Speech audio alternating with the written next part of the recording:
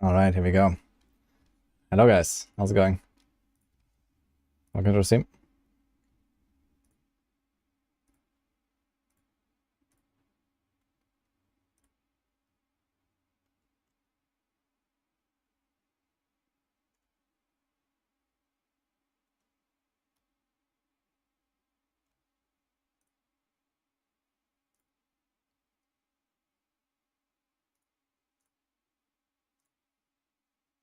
Okay.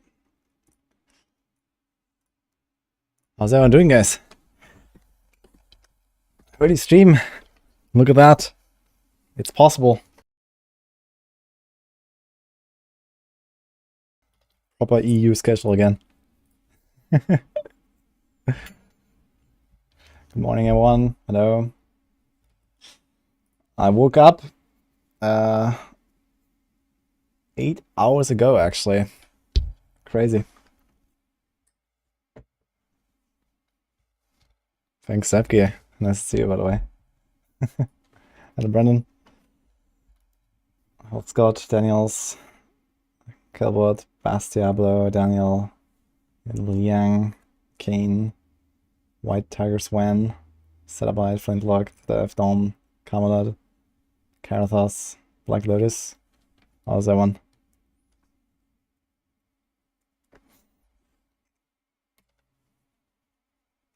Hey, Fish and Rogue.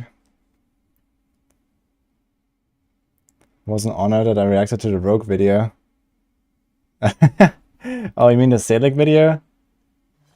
I mean, it was mostly trash talking it, to be fair. Well, okay. I think it's fine, you know, but I don't think it's like... I don't think it's good enough, you know? It's nice how you made the Selic work, but I don't think it's like, you know, as good of a build as it could be. That's basically my conclusion.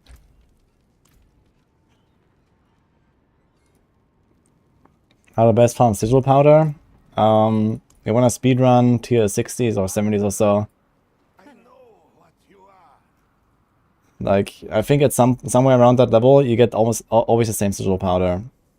So there's like a cap. So you want to just like speed farm, like mega speed farm those lower tiers basically, and do all the events. Yeah, I didn't like fully watch the entire video, so maybe you mentioned that. Efficient. So I kind of like went through it. I was looking at the setup mostly and didn't really listen too much. But yeah. I don't think like Selic on Rogue is really a thing. It's just like how it is. Like you don't have these like insane like infinite mechanics like other classes, for example.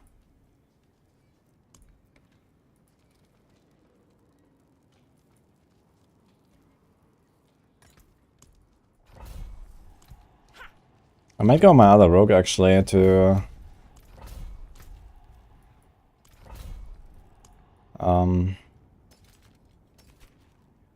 level those glyphs there a little bit, maybe. Or maybe go back on the Necro. I can see.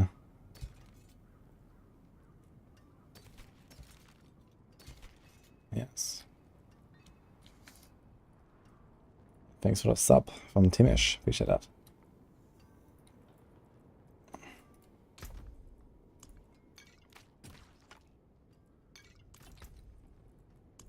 Okay, let's clean this up a bit here.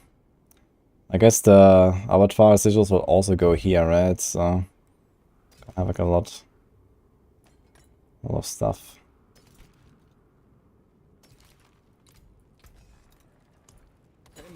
I guess he's gonna not have any sigils anymore. I was gonna like maybe for like 1 or 2 T100 sigils in my stash, and the rest is kind of like whatever.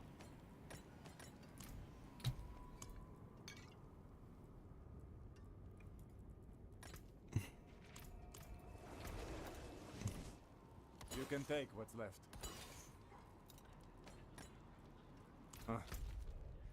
Just gonna like go on a little bit.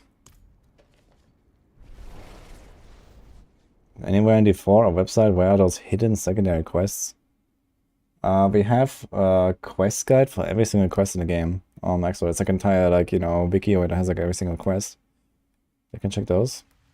Also on the Maxwell map, there's like icons on the map where you can find quests. So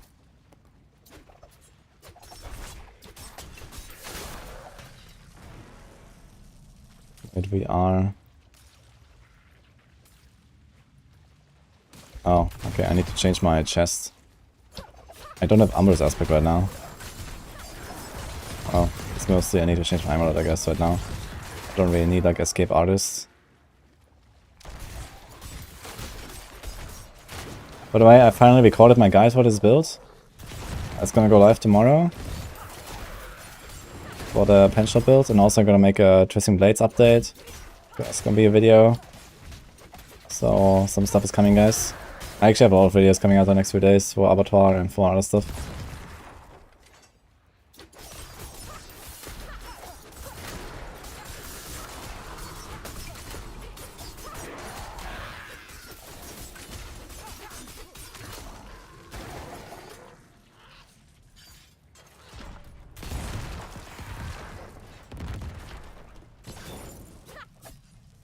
Somewhere.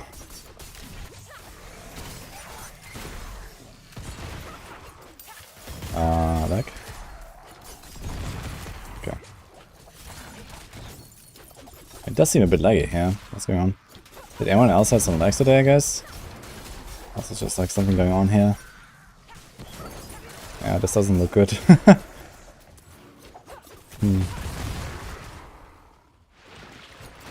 Maybe go on a Necro a little bit, guys. Although, I would like to like stack up a bit like Sprawl of Escape and stuff. Just like start Sork a bit, maybe? Could do that as well, I guess. Oh, we have like a Sork level 14 or something.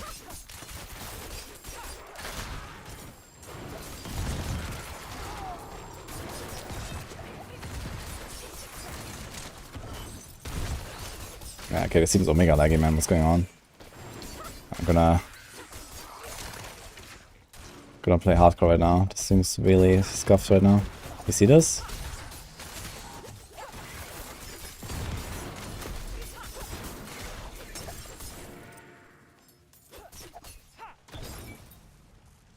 The 4 videos are nice, but cooking videos when? Oh boy.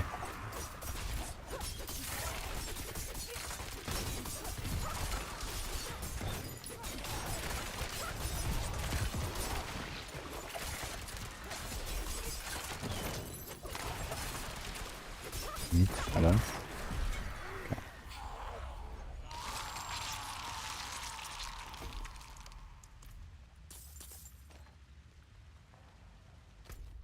Yeah. I have 150 MS just standing here right now.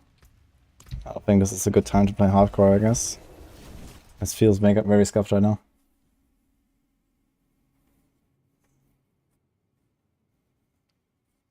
He killed a second Duriel and he got Hands and Doombringer. GG. I go.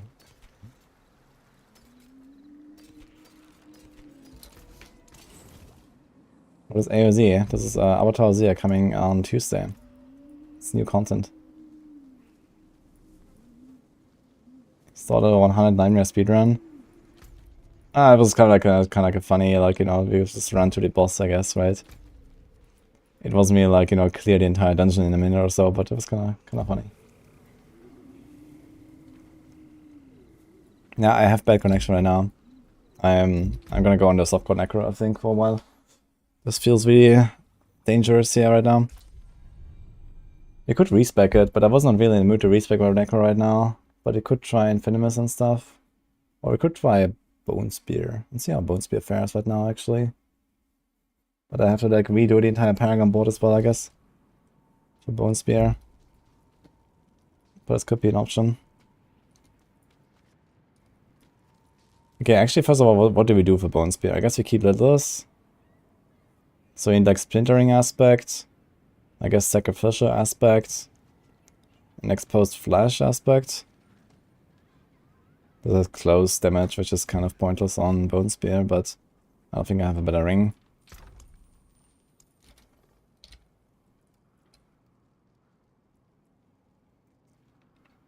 Yeah, there's crit resource bone crits.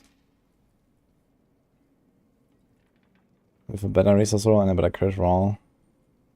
And a better res roll. But you have 1200 life there. Yes, crit vuln resource with perfect rolls.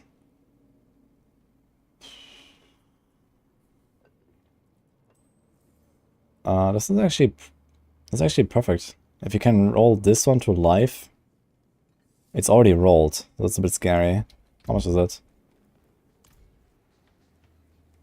The Hater Scroll of Escape looks like an ordinary item. Yeah, I'm not sure why they did that. I guess it adds to the excitement of playing hardcore. You have to look at that scroll. This thing is 4.5 million gold per roll, and I only have 70 million. That's bad. Good YOLO. Let's see if we get lucky. The other ring I got here.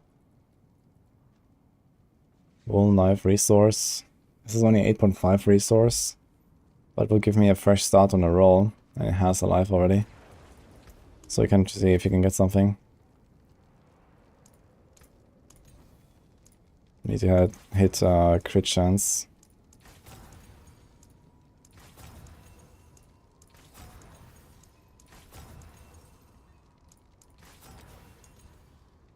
Yes, a whole 1.8%. Incredible. Okay, we could try a few more rolls here and see if we get any kind of life roll. 5 million. There's 9 maximum essence. I guess maximum essence is actually not the worst for a Bone Spear build. They're gonna be quite squishy, but I might just leave us there. It's Softcore, I guess. And then we can do Exposed Flash.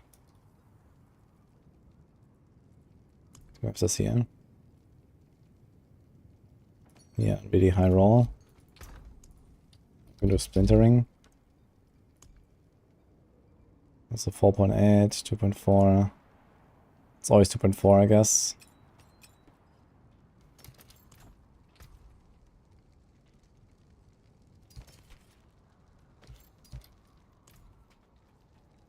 Need max resource or Bone Spear. Yeah, I guess it would be like resource, crit, life, essence. Would probably be the way, right?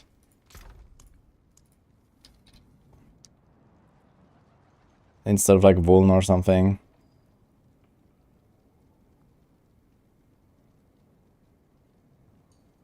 But I don't have such a ring. I could, you know, look for one or something and buy one. But yeah, I guess this is fine.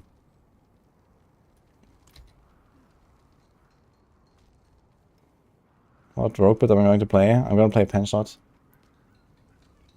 Will I end up playing the new PvE League? I will play the PvE League a little bit. I have a sponsorship actually for the launch. And maybe I'm going to play a bit beyond that. But we'll see. I mean, the timing is really bad though.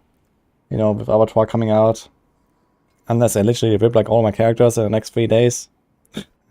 You know. I have pretty big plans for Abattoir, so I'm not sure if I'm gonna play PvE too much. But we're gonna try it a bit on League Start.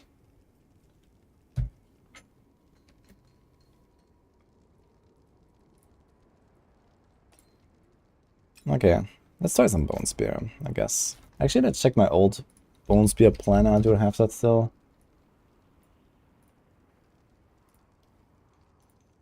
Here's my Bone Spear planner. We have Grasping Veins, Splintering, Exposed Flesh, Serration. Oh, we need Serration as well, I guess. That's really good now, right? It's like a multiplier now, instead of additive. So yeah, we need that. Accelerating is kind of whatever. Sacrificial, okay, so... I don't have like more variants here. So I'm probably gonna make this from scratch. But realistically, I think the Paragon and stuff didn't really change, right? So this might just be the same thing. The Stand of Death. Yeah, Necro didn't really change, I guess. Right? Corporal. I think I'm gonna make this from scratch and see how close it is to this. Just to like see what happened. Okay. I think I'm gonna start with a T100 variant.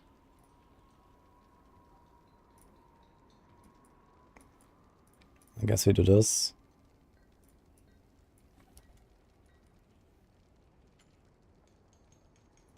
actual meta shake-up. Yeah, the meta shake-up in PoE is actually pretty insane.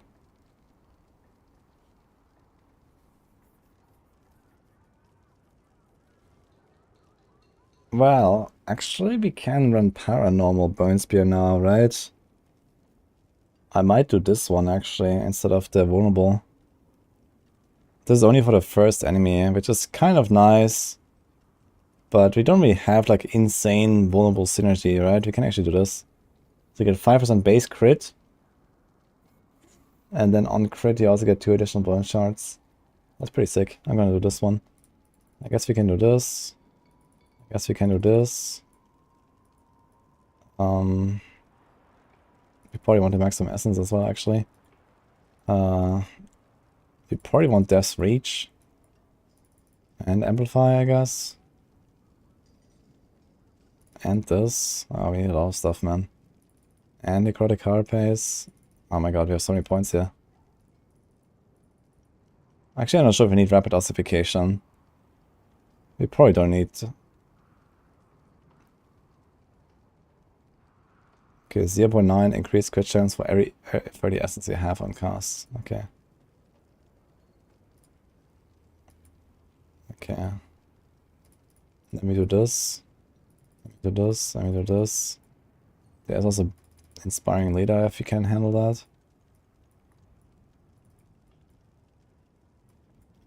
Do we even have like all the skills that we want?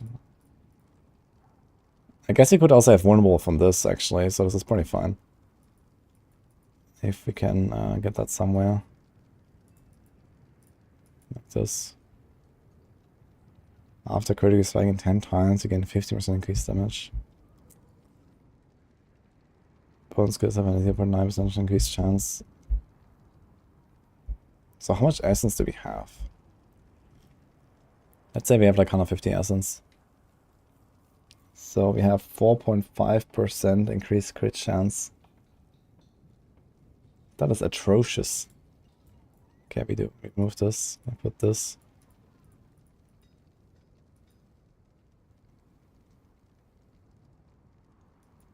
Okay, do I have all the skills? 1. We don't have the Cause Explosion yet. We need 2 points for that, I guess. Okay, so 1, 2, 3, 4, 5. Still need a Curse.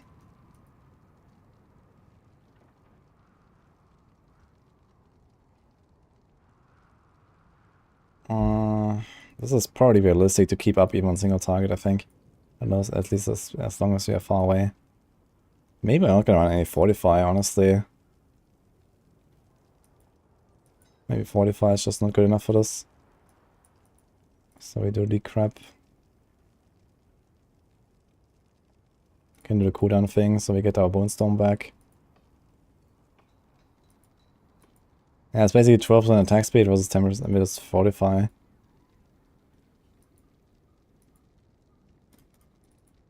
Kinda like the attack speed, to be honest. Especially if we go Shielding Storm, the Fortify doesn't even help us.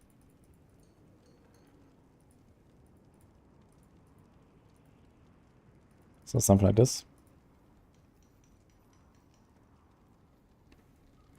Hat den Silicon in der Klappe. Did nerf Whisper Gold drop? I don't think so. If you don't crit as Bone Spear, you do Z DPS. Well, I mean, we are critting though, like crazy now. I mean, even on Blood Surge, I had like 90% crit chance. So I don't really see the problem.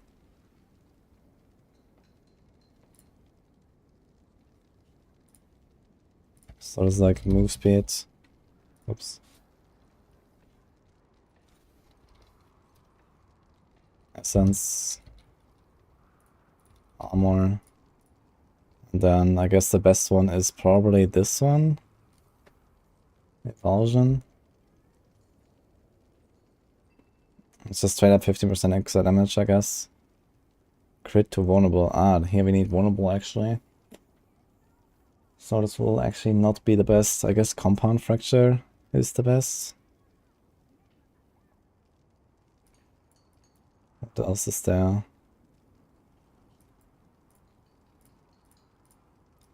think I like Compound Fracture the most. Does an Inspiring Leader exist? No. I think I actually have a Compound Fracture Amulet. Okay, let's put Splintering here. And we put Skull. I wonder if I can hit the All-Res requirements. This thing is fueled by death, which is also okay, I guess. Movement, distant, essence. There's no armor on this though.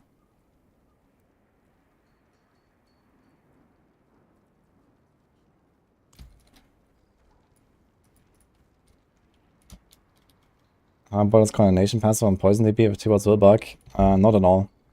I don't care about it. Okay, we have maximum essence 15 or we have 5% crit. I wonder which one is better. We actually have to do some math there. Let's go take the crit for now.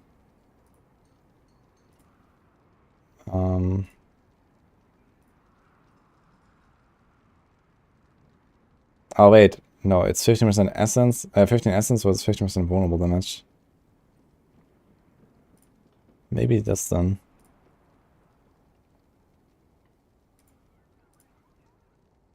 And here we have 30% crit damage as the sacrifice. We do this, this, this, this, this. So it's basically like pretty similar setup here. Lidless.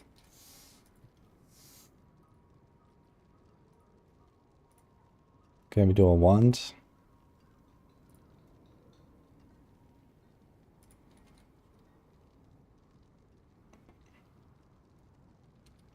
Oh, yeah. Makes them vulnerable for 3.8. The deal bonus damage to vulnerable enemies and pierce them. I guess we put splintering on the weapon. I think it's mostly about just having the effect and not so much about like how good it is. I guess we could run a emerald. Let's do this. Let's put grasping veins here. And then we have a ring. Exposed flesh.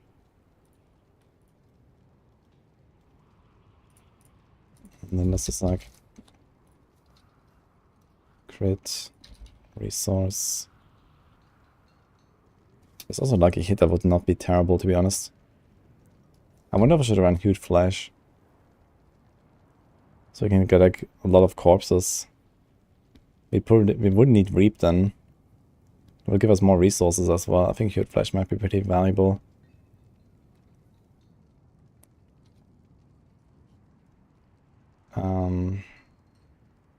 Wait, what else did I have? Resource gen, I guess maximum life. And then essence. 40 maximum essence, that might be worth it. Do sacrilegious.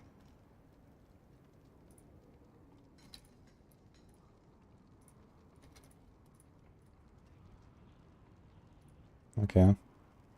Do random helm. Has armor. I guess max life. Essence. I'm not sure if I have an essence roll. It's kind of funny how in this game 13 essence times 1.5 becomes 20. When it should be 19.5.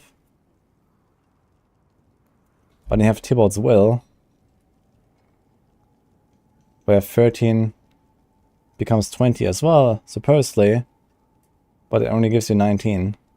And actually, I guess this only gives you 19 as well. It might just also give you 19, it's the same as Tybalt's, I guess. I guess you want to use Tybalt's here anyway. Let's just put this. Can we save this?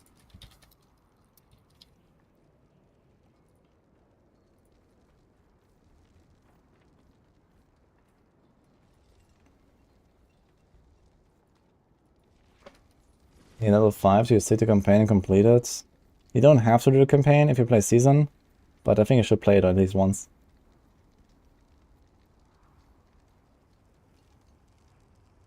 What's he start? Found Trios boots. If resistance are like 30% higher than they need to be. Any advice for getting closer to res cap? I mean, this is how it is. You're gonna be overcapped if you have res rolls, but this is fine. You know, you don't have to have perfect res rolls. Let's just do sacrificial aspects. Bone spear, crit, attack speed, and I guess we do a chance or resource procs. At least off season, I think this will be the way. The resource procs are probably really sick.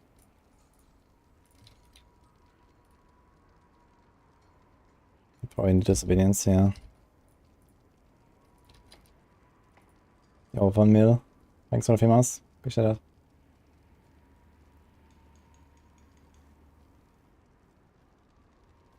Yeah, so the season 1 to 4 plus the other 3.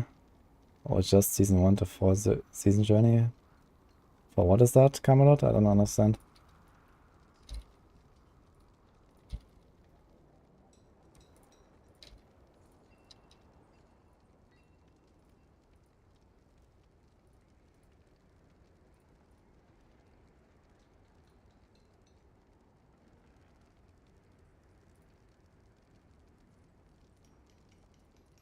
So you wait cooldown. I guess we do Ghost Walker.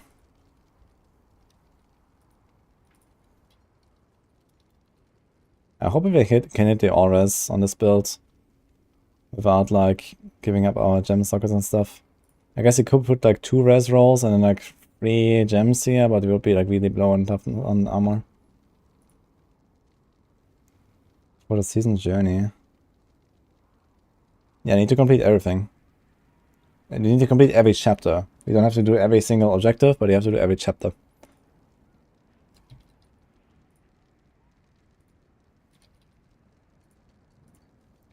Let's just put int here as the last one. So das.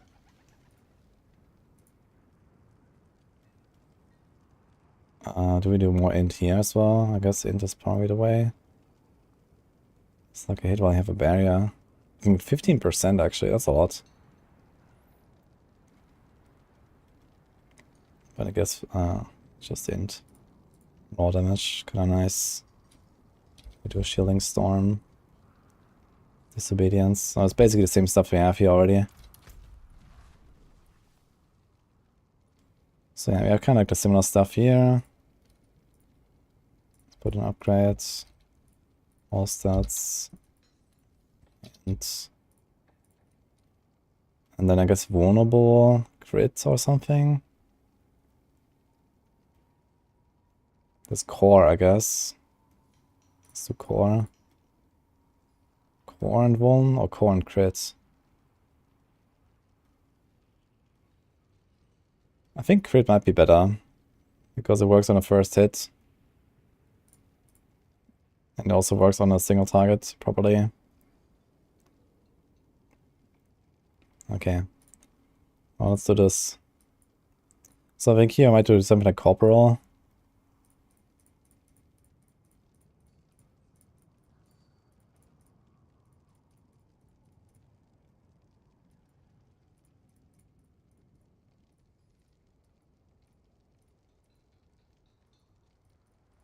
Okay, now we do, I guess, what is that, bone graft?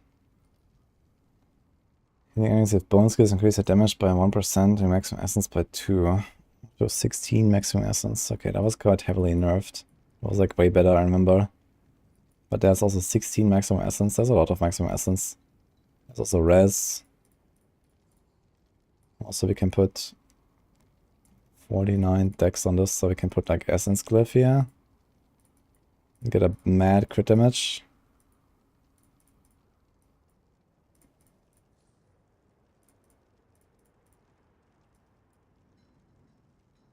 Do we want to go for this? There's also tenacity, and this is like really good. Kind of like picking it up. And I think you also want to pick this, yeah. So what is faster?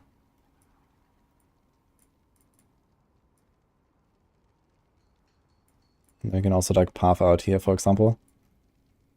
I think you want to path for this. Get all of the essence. Oh man. It's pretty far. There's only 2 travel nodes, so I guess we should pick this up anyway. At least a big one. Let's see if this makes any sense. This is 2, 4, 6. That's really far. 2, 4... Dude, this is actually faster for this side. What the fuck? You can also just go 4, take this, and then go here. 2, 4, 6. God, man. How far is this? 2, 4, 6, 7. Yeah. Bang booty. Thank you so much for the 9 months.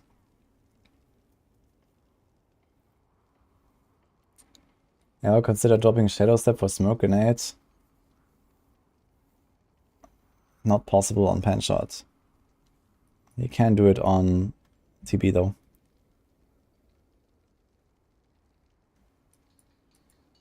What does AOZ mean? That's Abattoir of Zir. On Tuesday we have a big patch for new content.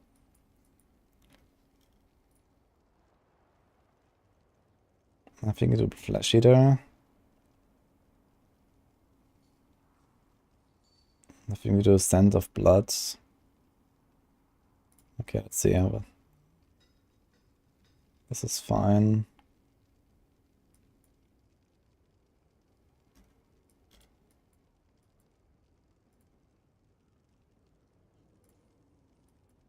This is a good layout actually.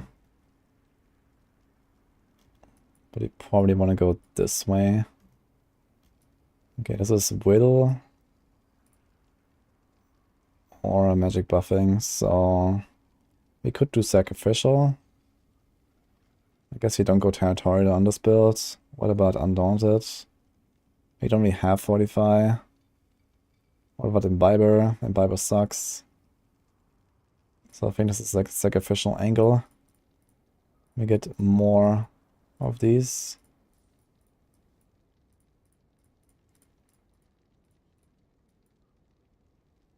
Already at 40.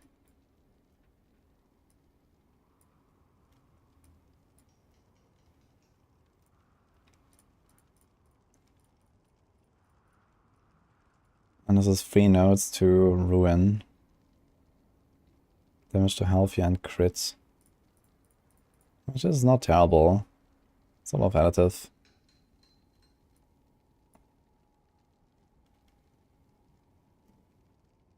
There's a bunch of armor. 2, 4, 6, 7. 2, 4, 6, okay. I still need to pick up the bone graft somehow, so I guess we're just gonna path for this now. 6.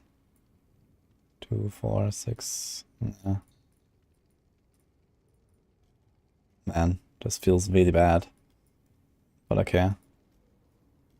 And here we have a dex angle. So I could do exploit actually. What else is still there?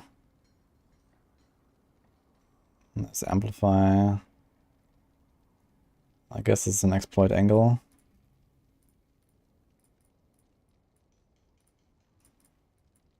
There's also armor here. 1, 2, 3. This could also solve like one of the res issues. If we have to go that res route, but I don't think you have to actually. We have like all of the res here. So I think this is kind of bad.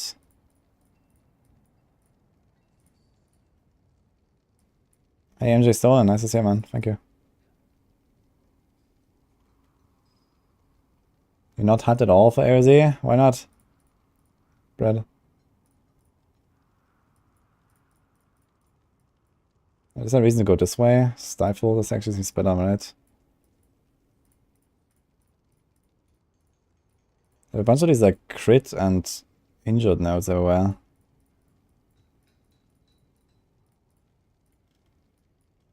Okay, we still have a lot of points actually.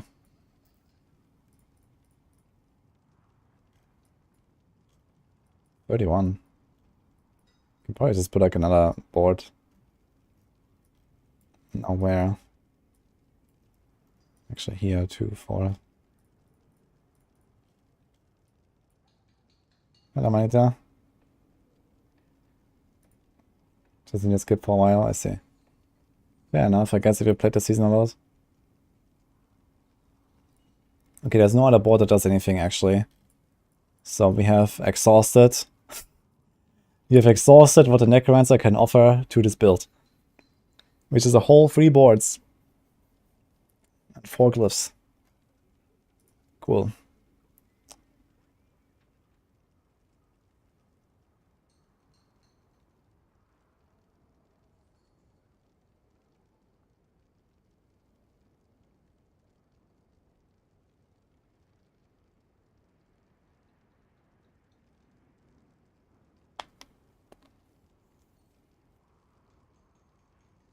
Yeah. I guess I'm just gonna pick up int nodes. I mean, is that actually a viable strat? Okay, let's see. So I have 31 points. If I convert this into int nodes, I get 155 ints, which at this point is like, yeah, roughly like a 10-12% DPS upgrade.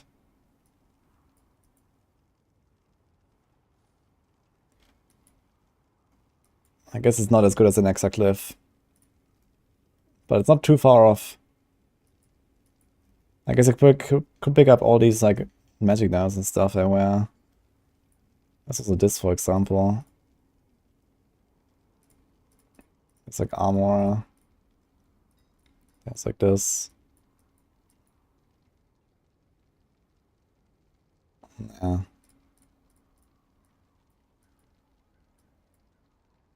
There's a bone skill damage. I guess I can literally just pick up all this stuff, to be honest. There's a life.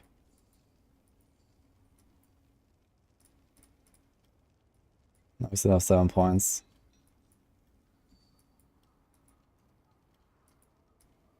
This is so weird. Also, we are only 5 points away, right? 1, 2, 3, 4, 5.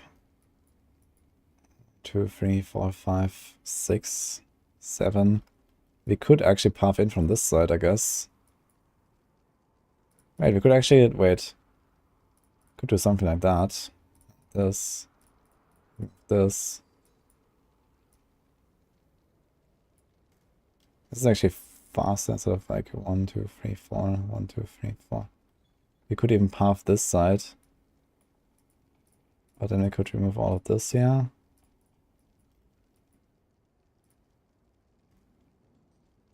$45. Can still remove 1.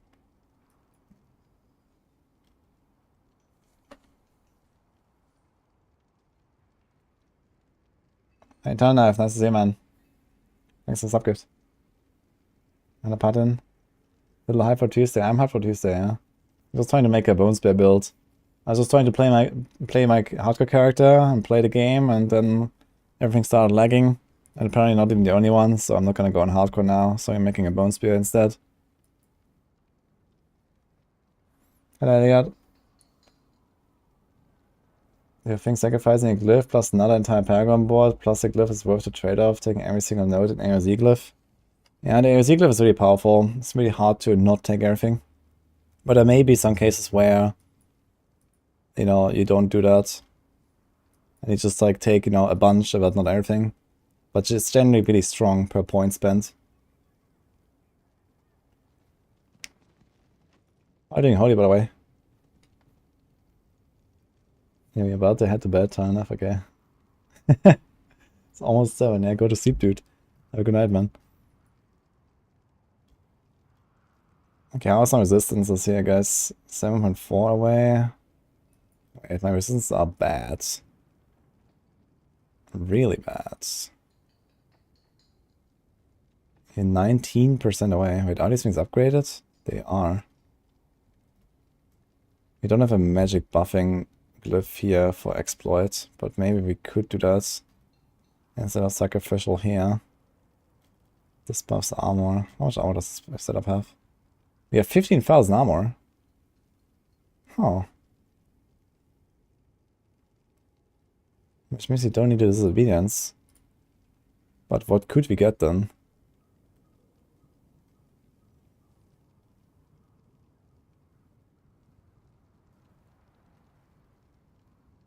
Nothing that I deem worthy. What about utility?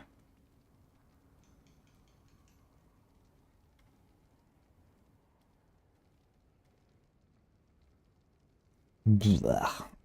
No, this sucks. I have neither a utility power nor a defense power I actually want to use here. What the hell? I guess protecting aspect. I don't know, dude. Can unironically run protecting aspect.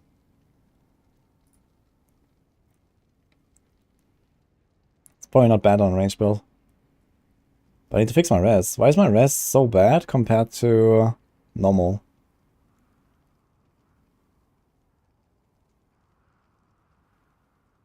We do have int rolls here and here. Okay, let me compare this to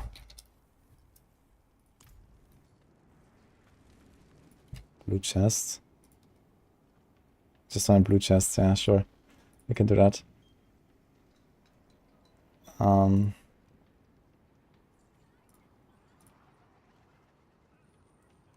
want to see Blood Surge.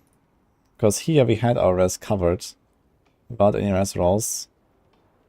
We are overcapped a little bit. So do we have like another board that gives us a res here? We have Bone Graft, I have that. We have, say, a Flesh Eater, we have that. We have this. Oh, here's more res, this is why there's 6, there's 9% on Bloodbath.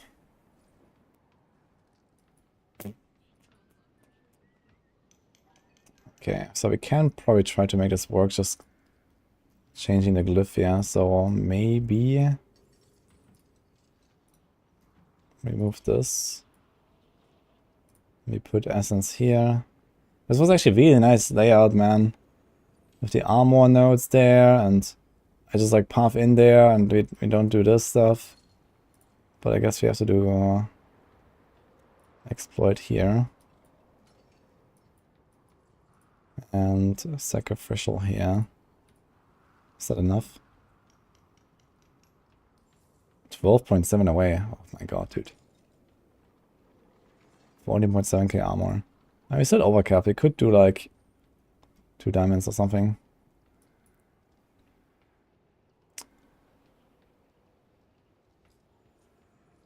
I don't even want to give up any of these, yeah. Even the 6-year int roll is kind of nice. It's like 4 or 5% DPS. Similar here. The essence cost is kind of nice. I want the movement speed.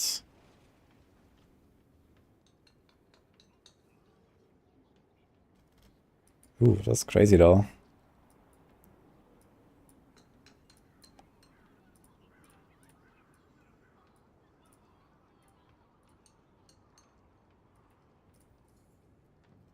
Also, I have 16 points left still.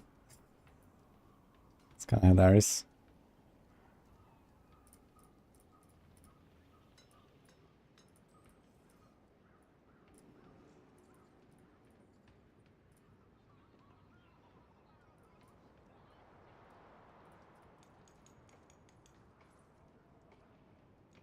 This is how much? 15. It's also 15. Get an extra int, I guess. Can remove this. Now I have to fix this here, so dex. So you only 34 dex. That's kind of sad. You don't need this and this and this though.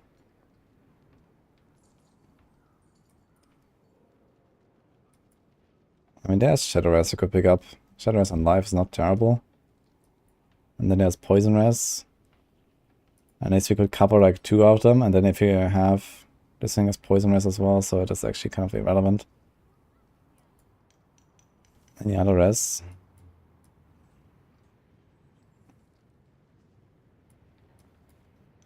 Here's res.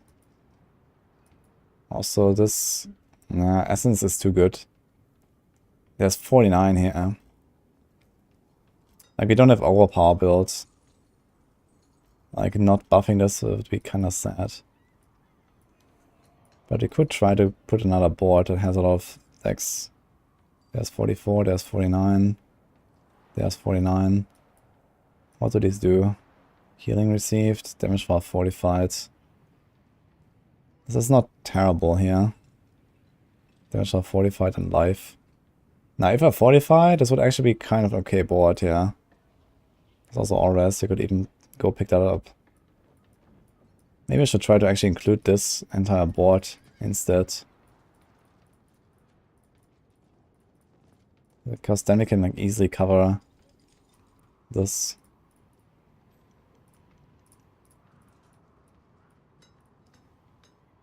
But we need a lot of points for this.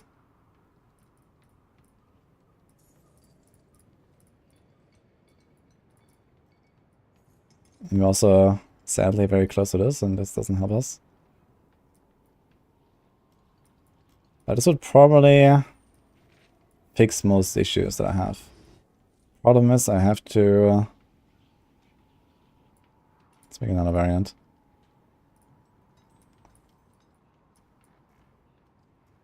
Okay, I have to like attach this somewhere.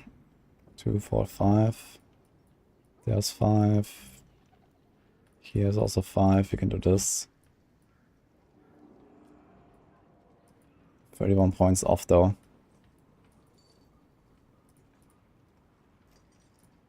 Boom. And there's also the life at least that we want to pick up, I guess. And now we can put... wait, do we even have like another magic buffing? Yeah, we can take Corporal. Let's take Corporal. Put Corporal here. So we get res. Now we are 3.6% overcapped. We can remove a bunch of these points. I actually don't have enough int, dude. That is kind of funny.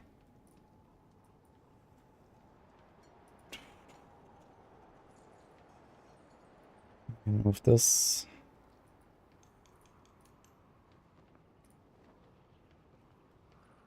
Okay, now we got this. Okay, we move a bunch of other things. Keep this essence. Remove the injured shit. Remove this stuff. That's a lot of points, man.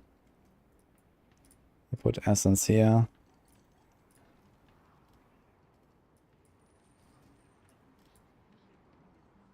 Now we're 4.2 overcapped. I want to keep this. I want to keep all of this, to be honest. Can remove all of these. There's injured enemies anyway, it's kind of bad. So maybe that's not that crazy. We're missing 12 points now, though. And we also need to put a glyph here. So I'm not sure what I would put here. I guess it would be Fortify. We put an Undaunted. Because it's like the only thing that actually helps us. So how's the armor now? The armor is 40.3k, which is fine. I can remove one of these. But we're still 15 points off. That's a lot of points.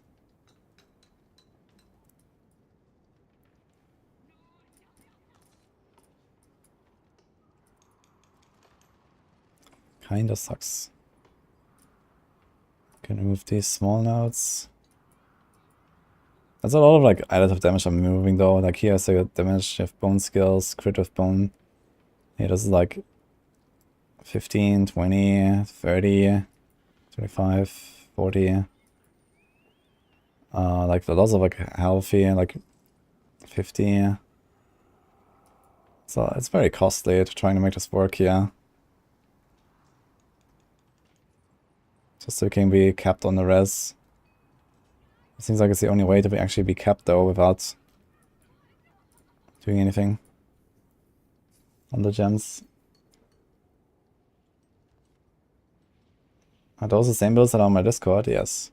But this one is not on Discord yet. I just started this planner earlier. Good to glyphs gets 125% on the auras node. You mean a rare buffing? Like, what is actually a rare buffing glyph that is good on this class?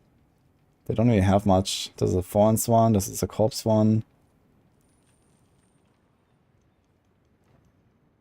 So, anything else that is like rare? It's like mostly magic buffing glyphs on this class that are actually useful. There's only 2 rare buffing glyphs. That's it. And they're both not good for the build, I think. So...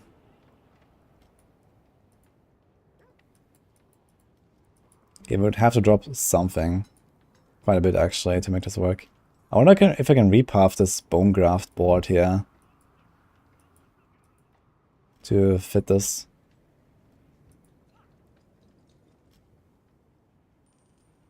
$800 int.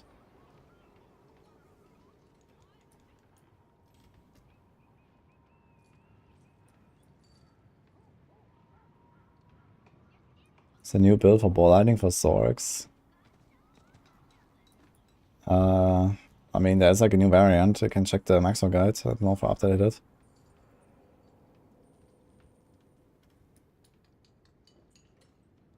Don't have enough willpower. I really don't have enough anything. Which one is number 4? There's armor. There's damage to healthy. There's damage to injured. I'm not sure if I want this to be in board number 5.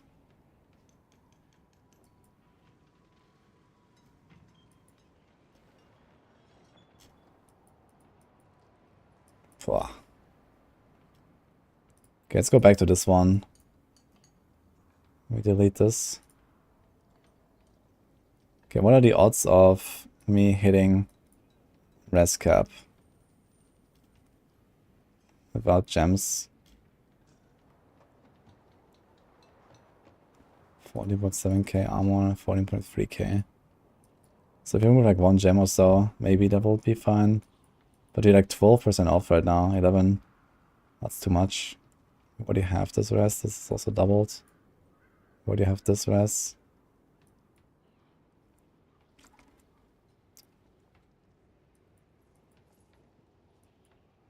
So I could swap Corporal on this one. Let's try this.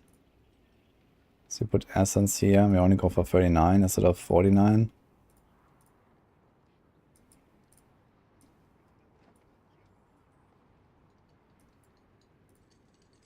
Let me do this. But we are still 4.6% off. So in that case, we put a diamond. And then we have it basically as well. And we have 12 points left. So let's compare the additive damage values of this setup versus the other one. There's maybe like more stuff we can pick up.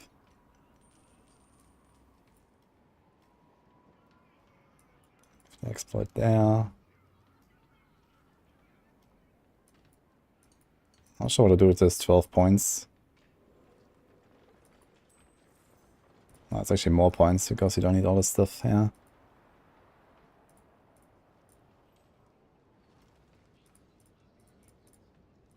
18 points.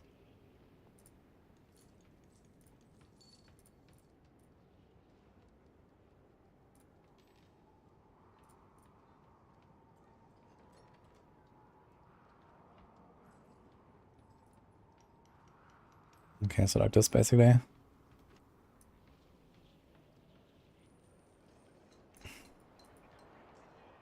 I could still almost go and just like add another glyph somewhere.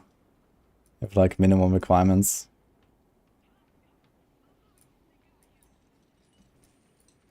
One, 2, 3, 4, 5.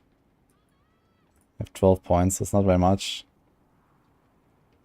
But there could be an Undaunted, I guess. We don't max it out, for example.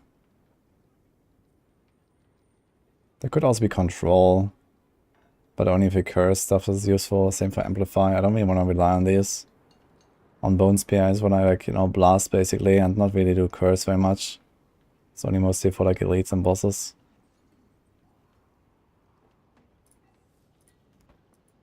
So let's see if we can actually make this work still.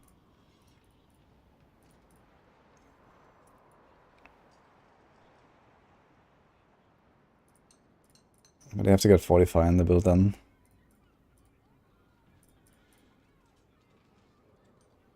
So it's 34. Now it's minus 12 again though. Kinda tough. This would be a better deck spot. Do we have anything with decks still? No.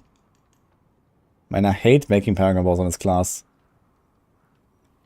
It's so bad compared to Rogue, man. Everything sucks.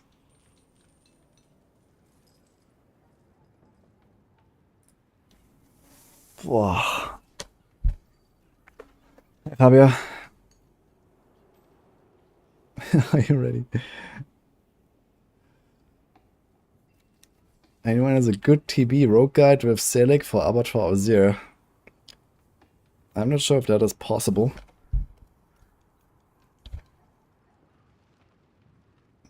There's nothing to do with ears. This is a trophy. Yeah, Rogue Paragon is actually good, man. This is just like, ugh. I'm not a fan, dude.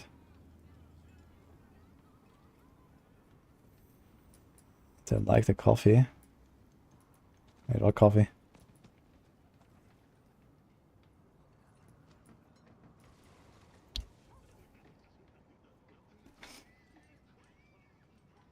Yo, what is... You did Bloodlines, but what does it change to do for bossing?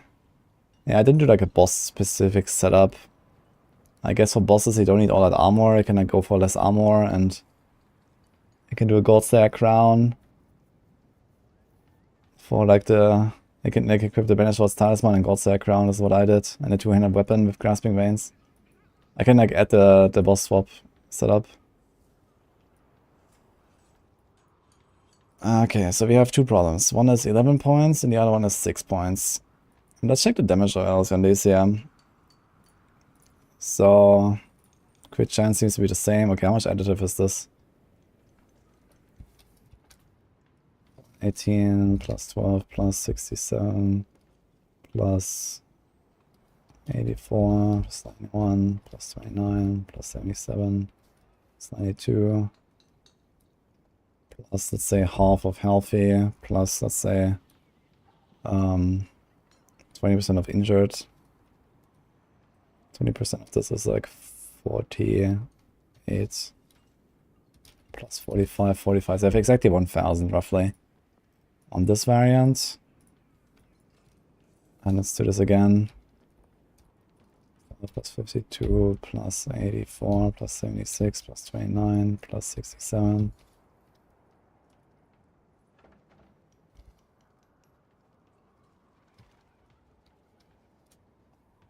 It's also the same.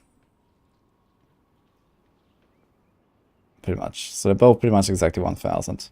But this one is 11% off. Has way better rest though. And this one also has an extra glyph that gives us 10% damage reduction and it's only 6% off.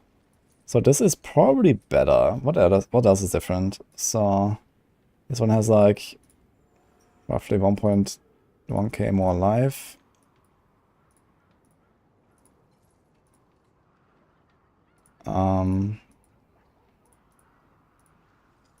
Same armor basically.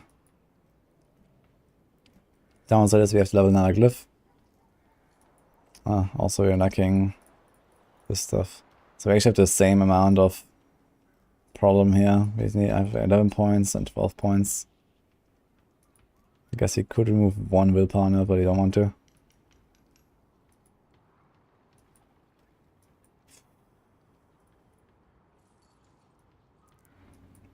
And here I removed all these nodes, right?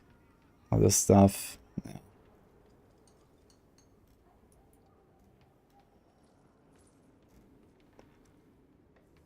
Now the question is like, how tight is it on the res rolls? He has 2.4% with this taken. This one doesn't have this and we have 7.7, so the rest is way better.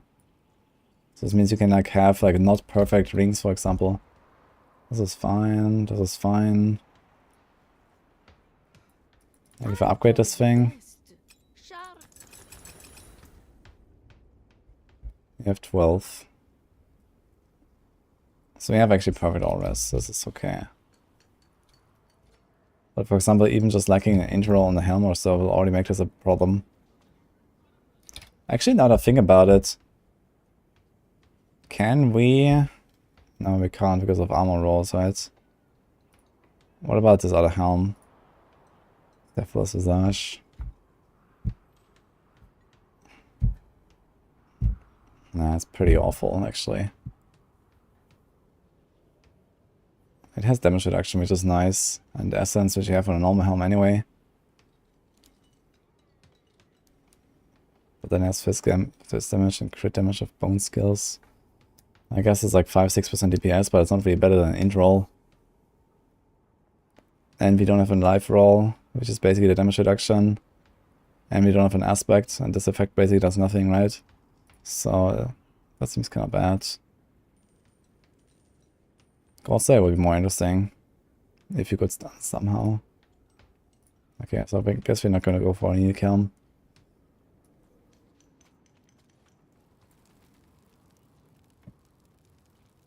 The base armor number for AOZ around 14k. You wanna have 14k.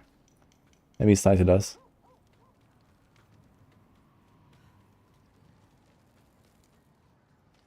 What time is AOZ tier list being released? I don't know exactly, but sometime today.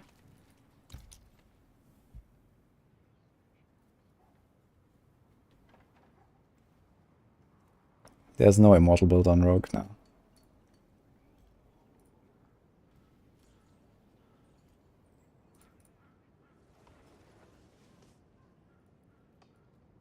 Do I actually have Undaunted leveled? What do I have leveled? We have Sacrificial, Essence, Corporal. We have Undaunted.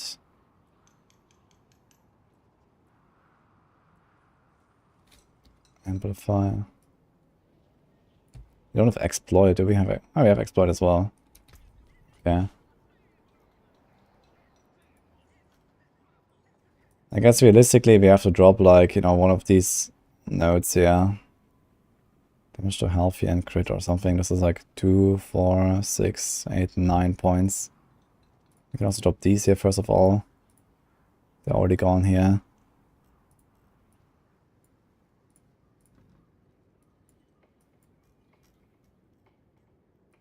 Can we just like move this to the same? 1, 2, 3, 4, 5. Let's move this up here. Hey, did we? Wait a minute. We actually have the same boards now. So I just went and actually added this. But here we went for all the way up to the all res. What is the difference here?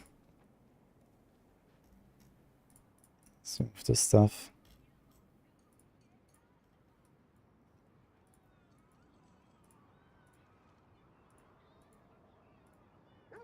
Where did all these points go?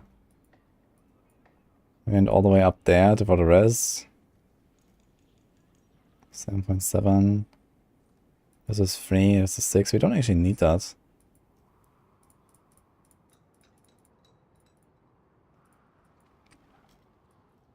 So we're 2 off. We still have the res. So go to this.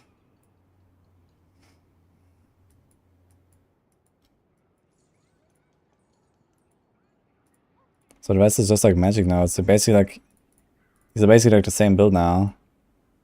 Right, if I do this here and remove those,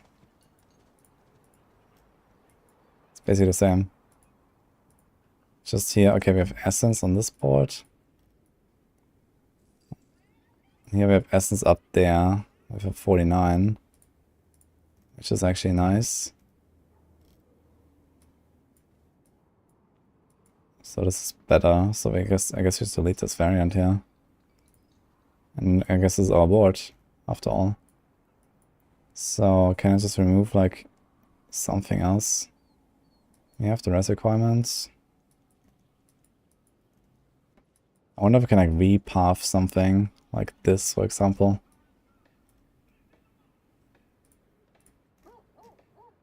What if we do this?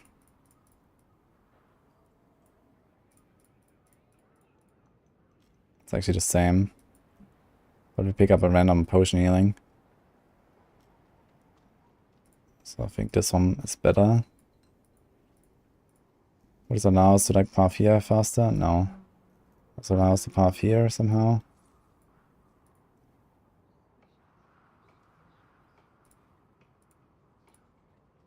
Yeah, so another variant. We can do this.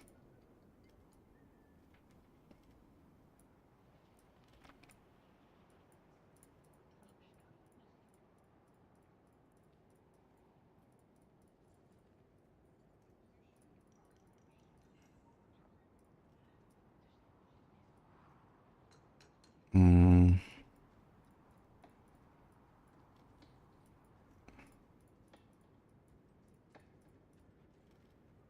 Yeah, no, I guess.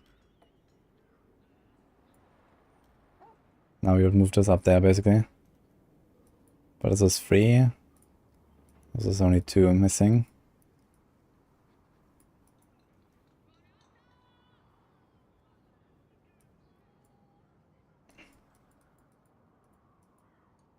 Okay, I already got 2 points. We don't need that, I guess.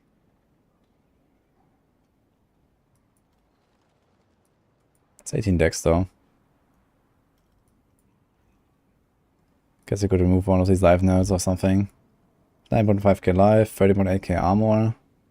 So we are capped. Even Abattoir we will be capped with the setup. It's actually really good.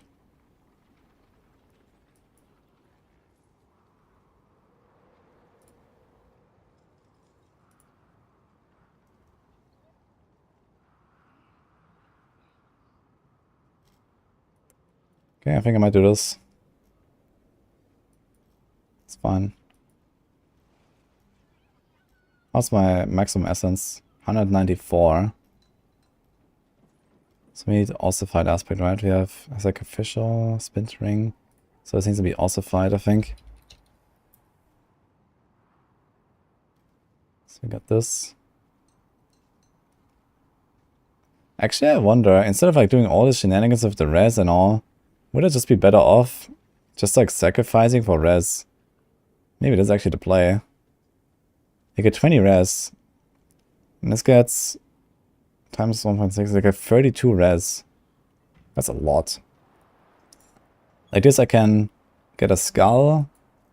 And I can remove all these magic buffing things and actually get like a lot more other stuff. Maybe I should try that.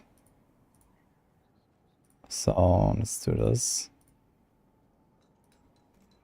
Get like all the res, man, that we can get here.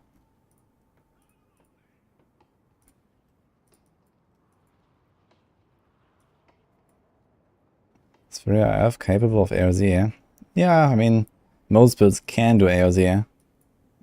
3RF is gonna be okay, but, you know, it's a rogue. Rogue is already not that hot, and then it's like, you know, the 4th best build on rogue or something, so.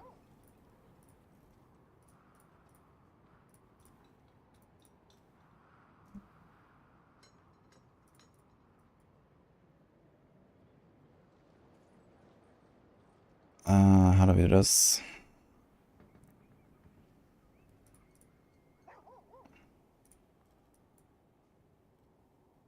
Could be like way overcut, right?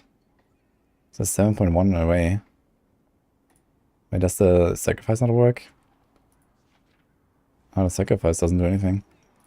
Wait, what about the crit? It also doesn't count. Or what? Oh, they don't count. Okay, interesting. Okay, but we can be like 30% away or something, so that's kind of nice. Let's do this. Give me like very far away from the rest cap and we're still gonna be fine. This thing has 49 decks, so we can put the exploit glyph there.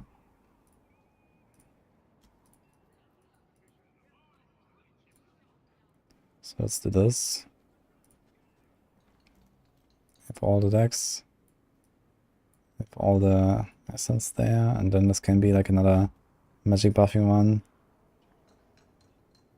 So we have sacrificial. Do we have corporal? We can do corporal here, I guess. And then we can do this cool setup that we wanted to try the other time.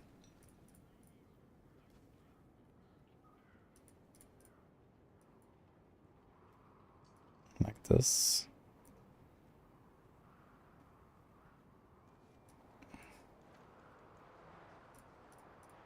Is this better in any way?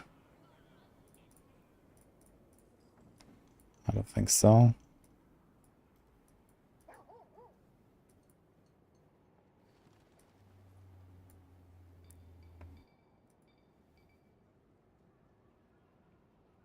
Like super overcapped on rest now.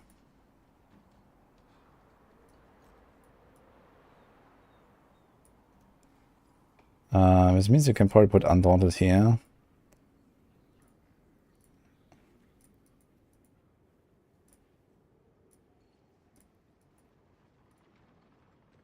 So you get more armor.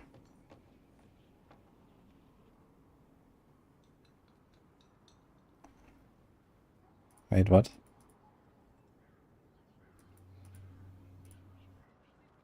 Ah, sacrificial.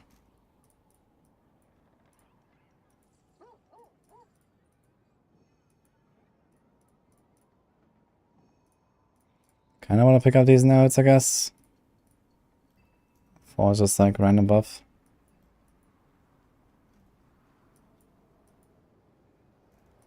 Now we also want these will nodes.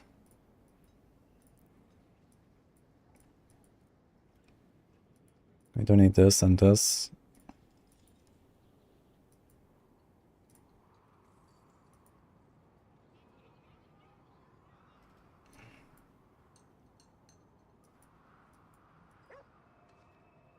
Now I need 4 points.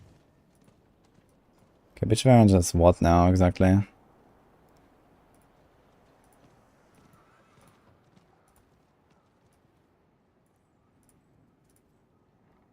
Missing 2 points. This is like the weird thing, so let's remove this one.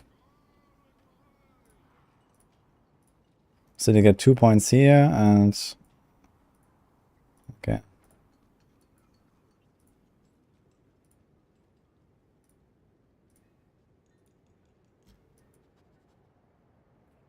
$1.2. Here we are not capped, but if we do this, we are like mega capped. 9 point... Now we're 21% away from cap. Okay, so this is fine.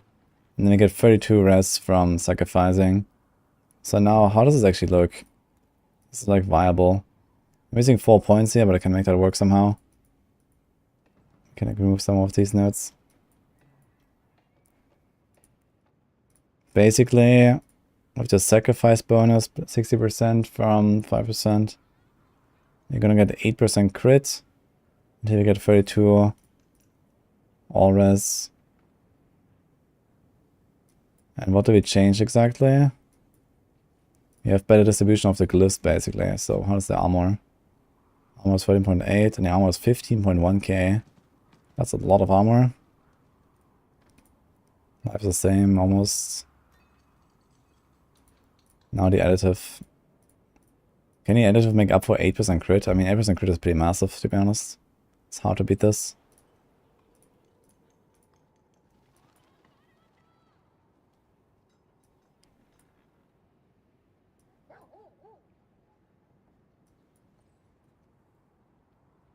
There's no way to find older versions of builds and Paragon boards on the side. There's like way back machine that some people use, I think, but I think it's kind of scuffed. But generally we don't really keep like the old versions of builds. But some of our writers do that sometimes.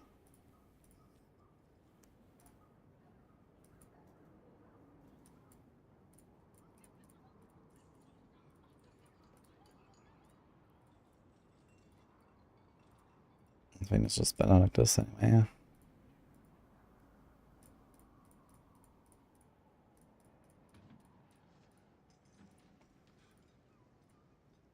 I mean, which one are you looking for in particular, basically?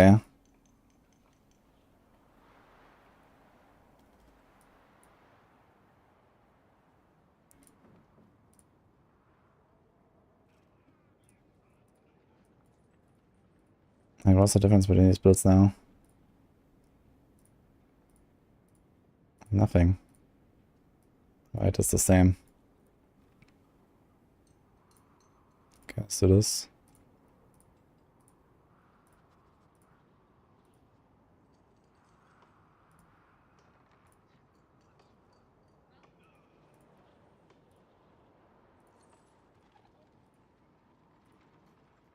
Let's fix this. So how do we get 4 points?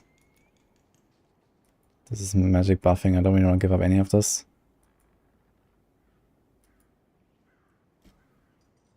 We have so much armor. We can probably move like an armor node.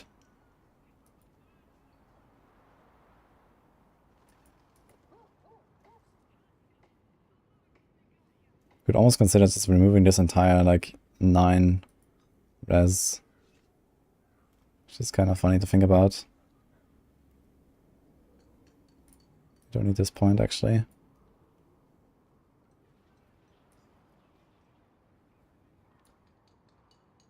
Can we move that armor node?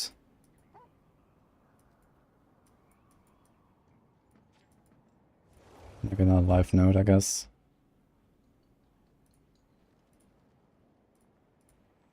So we still like 1.1k armor, almost the same life.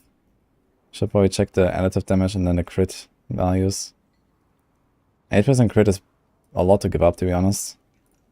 So I don't think this is really worth it. How does the additive change? I mean, here we have like plus 30, 40, 70, 90.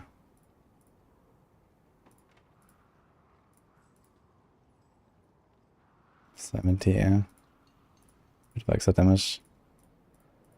Let's say 100% additive, maybe. It's like 10% DPS. It's actually somewhat close enough, I think, to potentially make this worth it. Like, sacrificing the defenders to get the auras is actually almost worth it, but I think you really want crit. Because Bone Spear without crit is gonna be kind of awful, I feel. Like, you wanna sacrifice these guys for the crit. Also, you have to check if you're gonna sacrifice for Essence, or are you gonna sacrifice for vulnerable damage? I guess the vulnerable is stronger, but Essence is more consistent.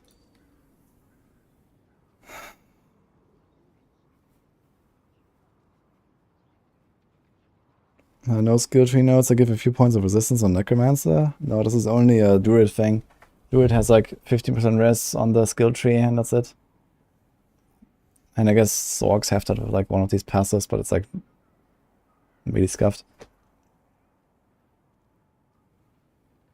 Otherwise, it's just some Paragons. There's like a few boards here that give res. But yeah, Necromancer, you can go full all res and you're fine. But it's like really tough. Like here, this is like really tight. I have 30.8k armor with perfect rolls. Right now I don't even have a roll on this thing. I guess we could run Disobedience instead of protecting. It's an option for sure. We have that here right now actually anyway. Protecting is not really required, but I would like to be capped if I could. Not sure what I have for amulets right now actually. That has like Essence and armor. Yes, Compound Fracture. So I guess you want Movement, Essence, Armor. Not sure if that exists here. Let's call these Blood. It's Compound Fracture, Armor. I guess this one would be okay. Bit low on the rest though. Actually way too low on the rest, man. It's an 802.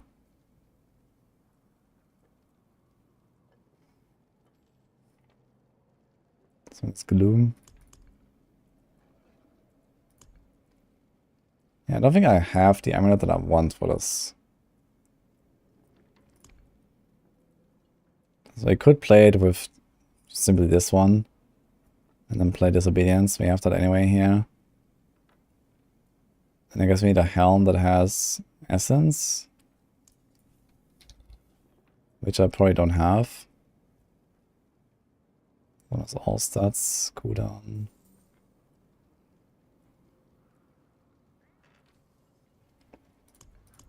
Yeah, I don't have such a helm.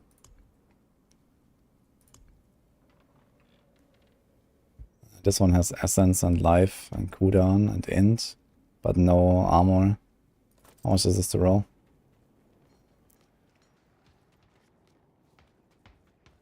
For Ball Lightning AOZ, will Melted Heart be best in slot or Legendary Amulet? I mean, no one knows. We don't know if you need Melted Heart to survive. I guess not really, so it might be possible to play without.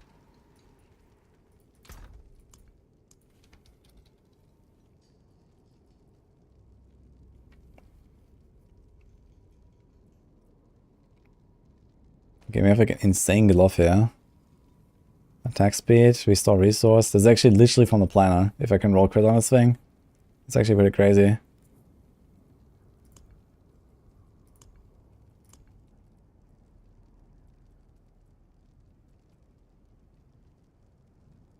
Also, do we have another wand?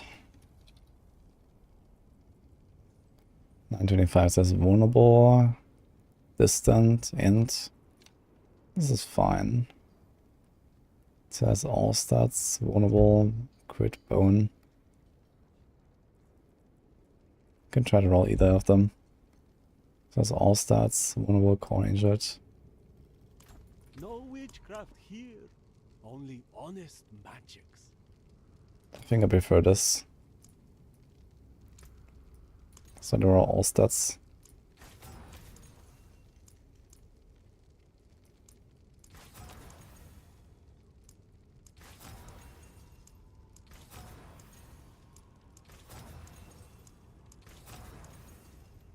Yeah, 25 all stats, that's kind of good. So those were also Bloodlands, I guess. You can try to get a crit.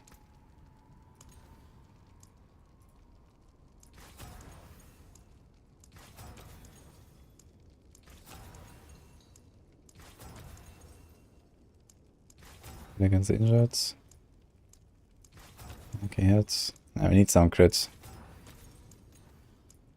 Come on.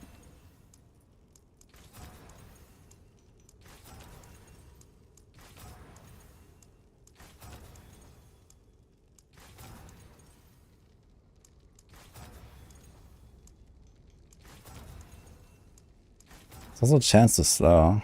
Okay, it's 4.5 crit. It's not great. Blah. Guess we'll do this. We do this. And we can keep this as this. I can keep this. Yeah, I guess you have to rely on disobedience now because you don't have armor and amulet. This should be armor. We could try to roll this to armor. And then I can not worry about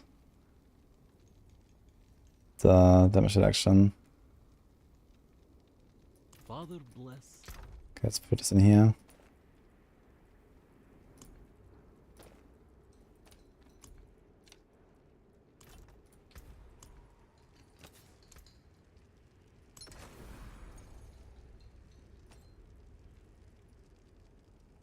You're not actually gonna run this ring, right? You're gonna run this ring. So let's put this here as well. I can take common, turn it special.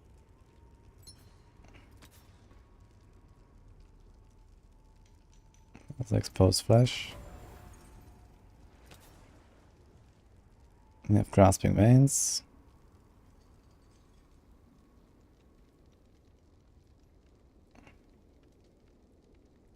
Here's a splintering. And then we also fight on a glove.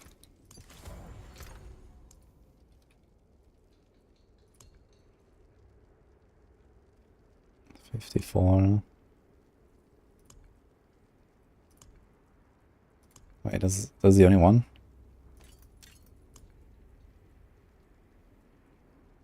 Apparently. Good bit left there. Fine.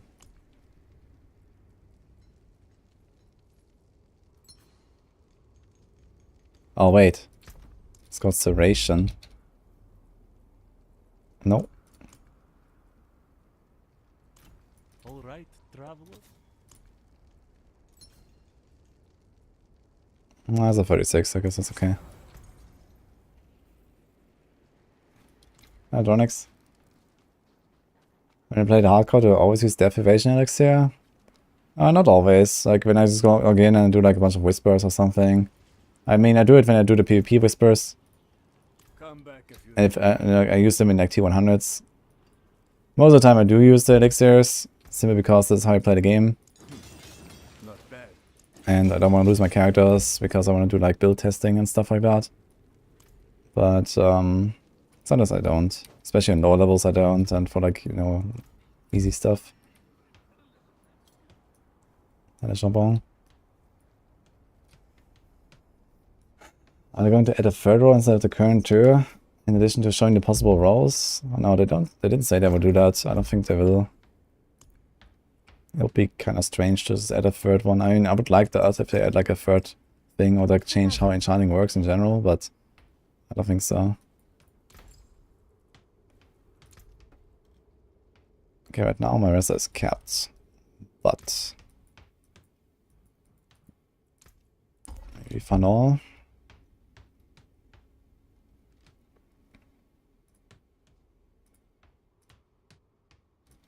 Okay, I'm gonna speedrun this real quick, guys.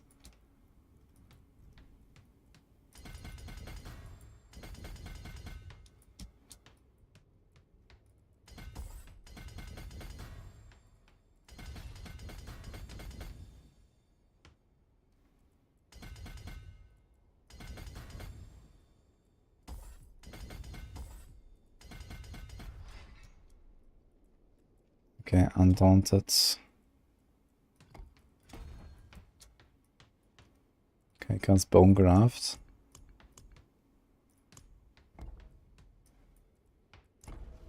With Corporal.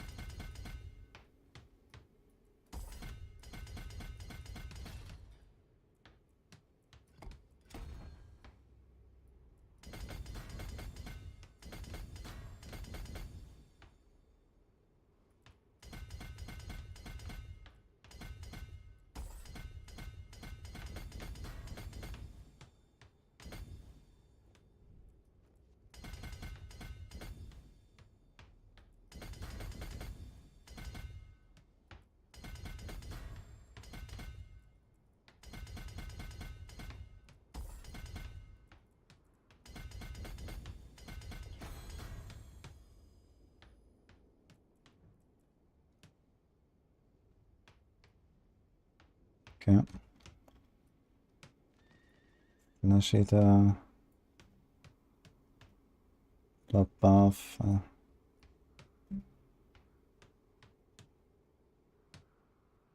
Yep. I guess we're gonna do this as the.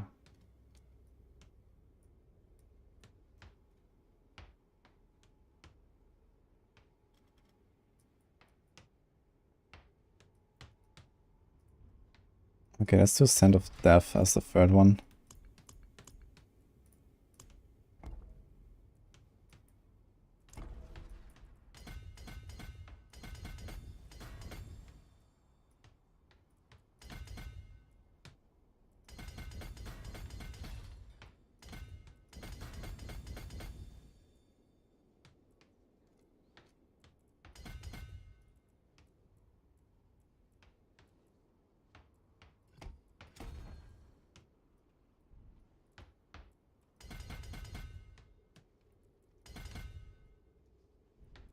We could actually do this.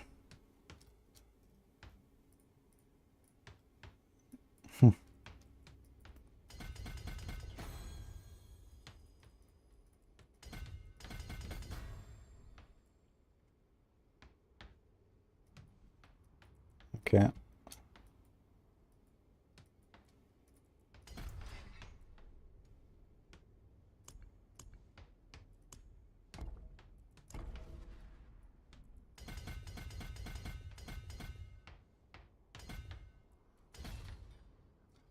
So this should be sacrificial.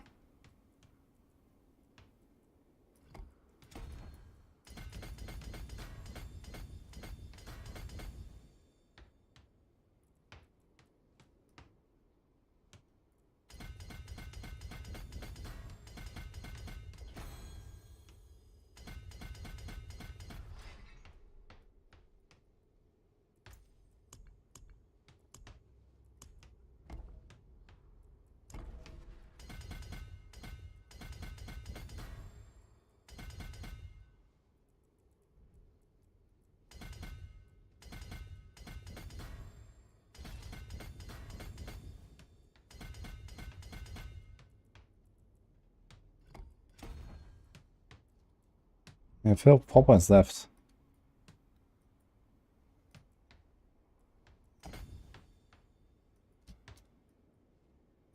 That was my res.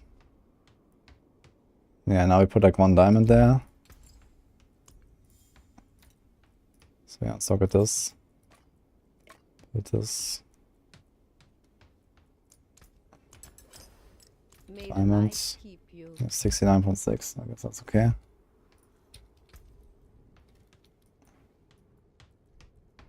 We have this. We have this. We have this.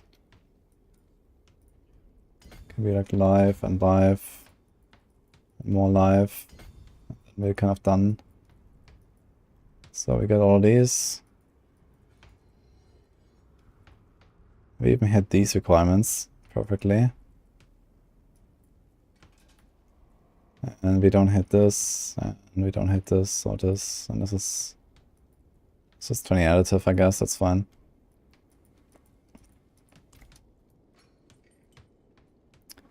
Okay, so we are changing this to be number 4. And this number 3. I think that makes more sense as well for the progression, because if you progress a character, like you're not gonna proc Flesh Eater without Sacrilegious anyway. So being this number 4 board is actually perfect, because you get the ring late. Let's save this. Okay, I guess it's just a bit of like skill tree.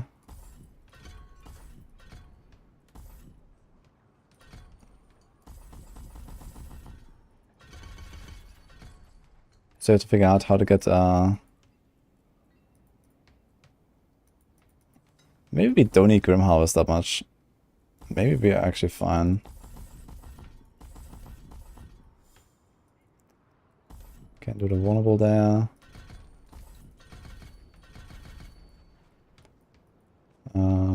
I guess Inspiring Leader is not that required. What do we need? Nick for the Carapace to get some Fortify. Yeah, Furious Pursuits. I guess we don't go for this.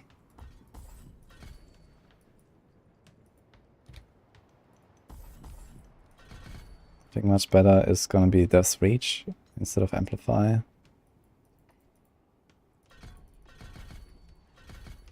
And we want to get those points.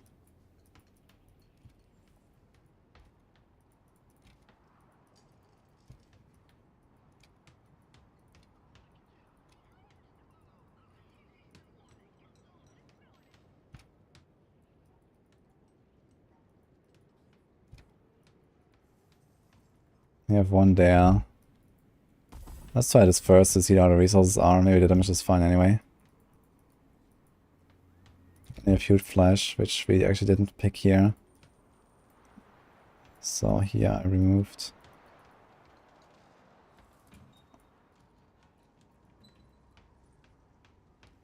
Item contribution 2.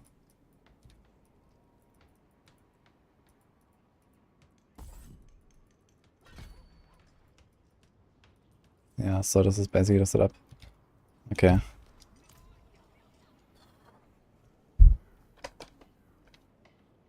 Glad you enjoyed the music, man.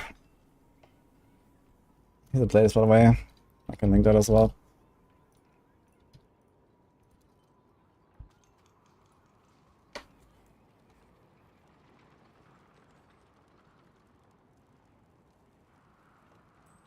Okay, let me catch up on chat a bit. I've been kind of zoned out here for a while, trying to make this build. But I think I have something good now. Let me go. Trying hardcore for the first time. Which class do I recommend? Barb or Druid, I guess. Or Stork. Yeah, Nika. Is this Dark Souls? No, this is not Dark Souls. I can link the Bone Spear, I guess, that I just made. It's still like a work in progress, I guess. So I think we delete this part here. This is gonna be like the like T100 version only for now. And edit.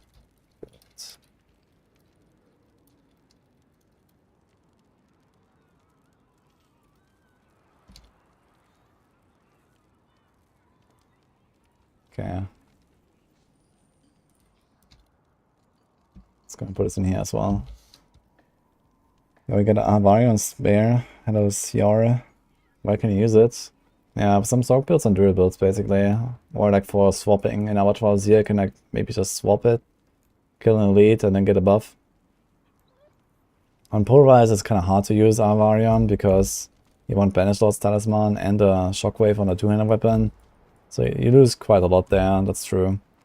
But I can still use it in like swap and, you know, do some stuff.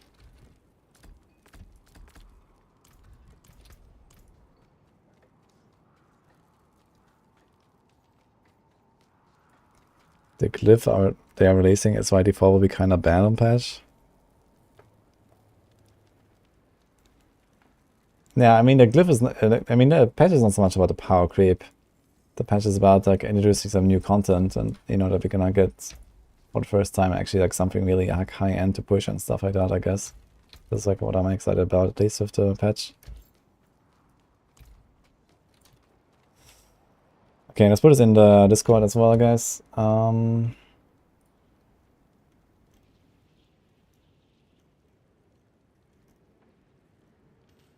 Yeah. So it turns out all of my Necro builds are like really similar. Just like Sacrilegious Soul and, you know, the typical Lidless Wall. I feel like that's kind of like pretty straightforward for most of these. Spear. Let's put this down.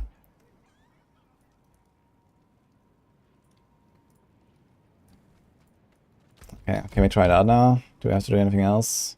I don't need Banish Laws anymore. I don't think I'm gonna do these shenanigans with... Let's try this without any item swapping actually and see what happens.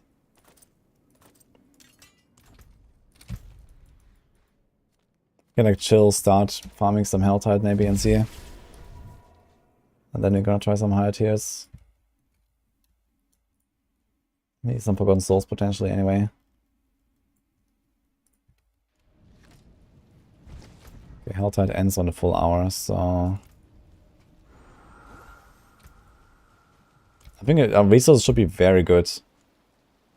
Because we have Exposed Flash, we have a 1 for extra lucky hit. And we have the chance to restore primary resource. So I did like some napkin math, and this looks to be like roughly like half as good as the exposed aspect itself. 5% chance for 21% resource. We have 180 resource right now. Actually, are we missing some?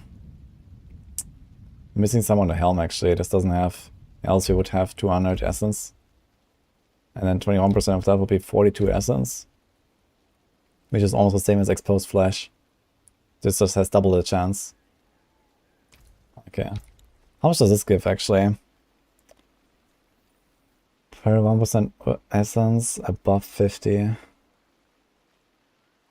Per 1% essence above 50.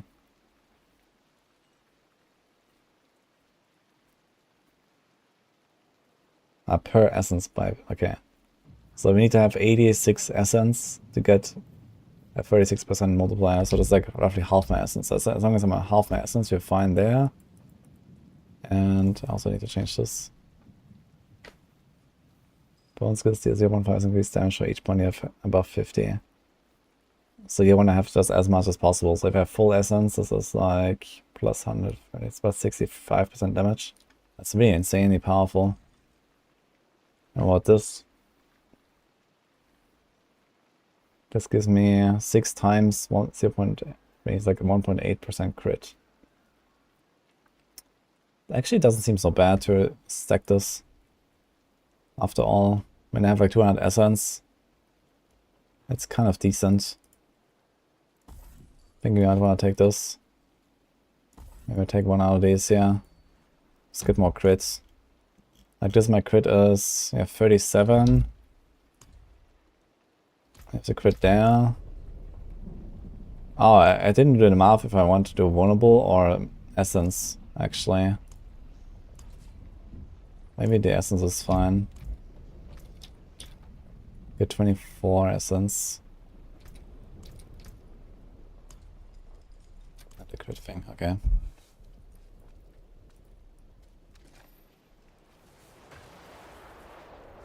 Steam charts has many people playing. I mean, Steam charts is probably also like a bit inflated right now because they had 1 week free on Diablo 4. Do this as reconnecting, by the way. Nice. Like, you could play it for free for a little while. I didn't change my vampiric powers actually as well as we have Blood Boil, Sanguine Base, that's not even online. Great. What did I change actually? The glove. Glove has like nothing.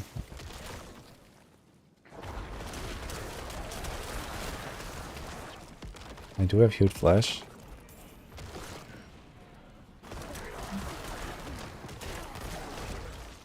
Wait a minute.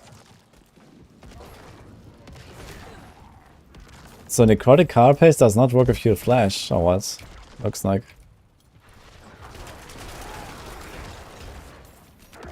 That's actually crazy. It's just like one bone spear and annihilates the entire bull. It's not nice. Even without like really buffing anything. What is this? Are there 2 caravans? No, it's just 2 guys, okay. I was wondering, like, there was like a jar of soul stuff here. What do we get for AZ? Prestige, I guess. And experience. Is Essence better than 50% on Bone? Probably not. I don't think it is better. I just like took it now. I also do some math on it. I mean, basically, 24 Essence gives me like 2.5 crits. I guess nothing for Serration. I guess slightly more primary resource recovery. But that's kind of whatever. And like 12% extra damage. But this multiplier is already large, like 5%, 8%. It's like maybe 10%. Let's say generously 10% damage. So the vulnerable should win. However, not everything is always winnable. Like, if I don't do Grasping Veins, my main target is not vulnerable. So we have to see like how boss performance actually is. Resources can be a bit of a struggle, it looks like. I thought I would get more resources back.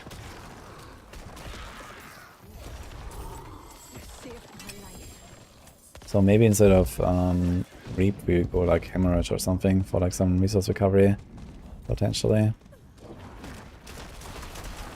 Okay, shooting in a pack like this stuff, we do get resources here quite a bit. There's a lot of a bit more. Huh? I guess if I had an offhand that has resource recovery, it would be more noticeable. Like speed farming, and then maybe for pushing it's fine when stuff lives longer. They actually get more resource procs. Here, I mean, just dies one shot. We should have like a normal offhand and put like, I don't know what, sacrificial or so. Or even accelerating. I guess accelerating might actually be the move here for speed farming, because everything just dies anyway.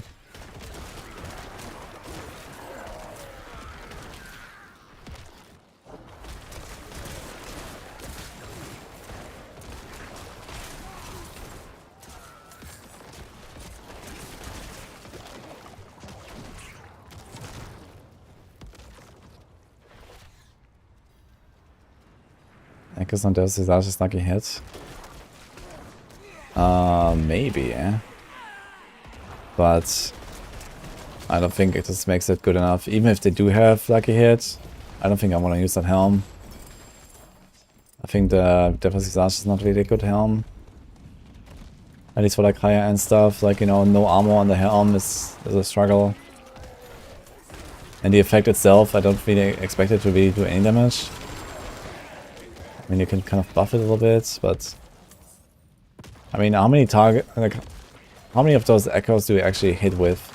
Like one, maybe, right? There's like no overlap or something, I believe. From Deathless Visage.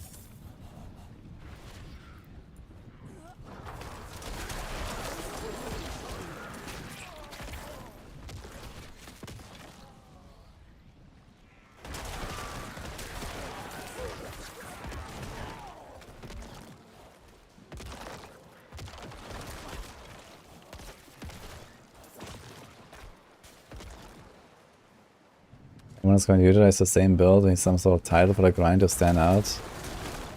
It would be cool if they would allow you to get like the title for like beating a tier 25 Abattoir or something.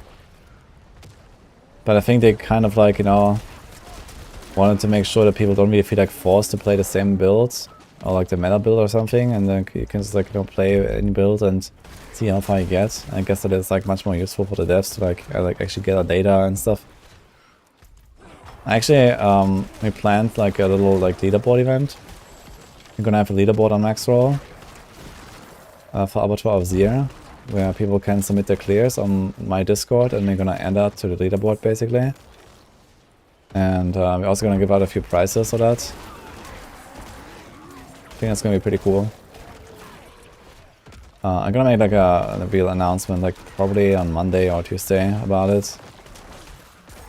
But yeah, we're gonna like maintain some unofficial leaderboard and see how that will go.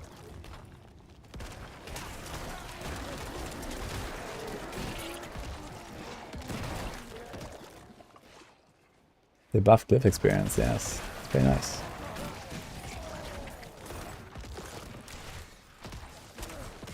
Yeah, tier list is coming today.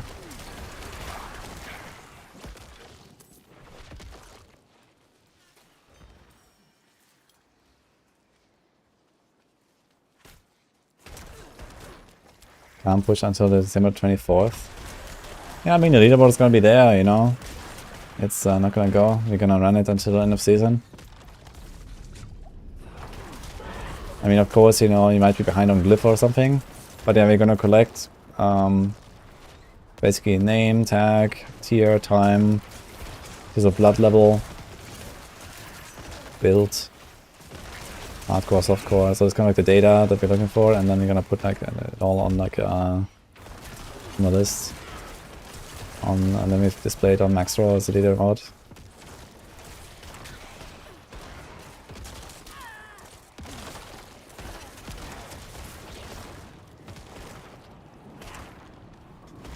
Hey Dini. I'm prepping. Well, I was actually going to like grind a bit more on hardcore, maybe get like some extra glyph levels or sigil powder or scrolls. But the server seemed kind of wacky today. I was lagging a bit and stuff, and I have this reconnecting to Diablo 4 all the time in the top left corner. So it doesn't make me feel very safe on hardcore right now.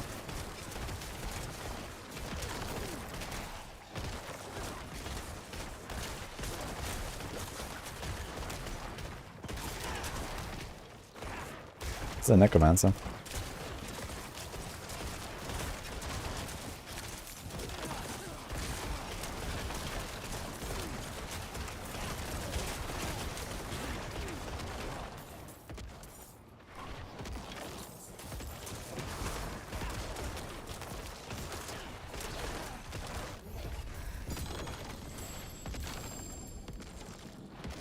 Oh wait, I'm running Blood Moon Breaches right now.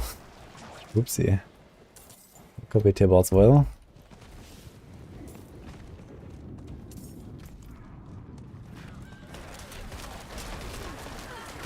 Okay, I wonder how the damage will feel in like T100s. Feels pretty good at least. It makes also seem fine.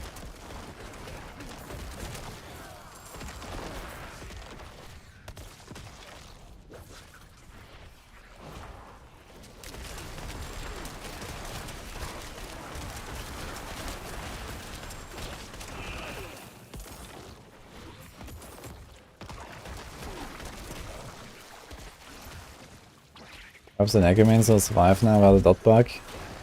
Well, I mean, you can test that right now, right? You can just go and do a dungeon that doesn't have dots on the affix and see if they survive. I guess they can. Since they only take like, you know, X amount of percent per hit or something. If there's no dots, then I guess they're fine.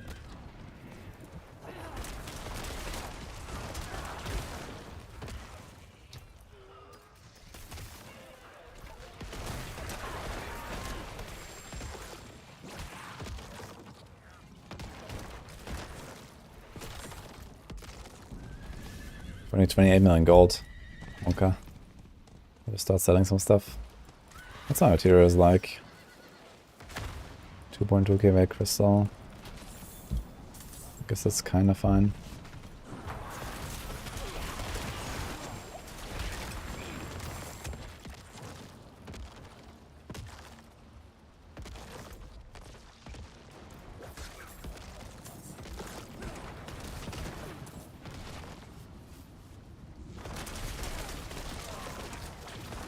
The new glyph is on the 5th of December when the Abattoir goes live. You can't get it before. This is Necromancer card. I said that earlier. What mount is this? That's from BlizzCon. I'm not sure if you can buy the mount just like that, but I think you can.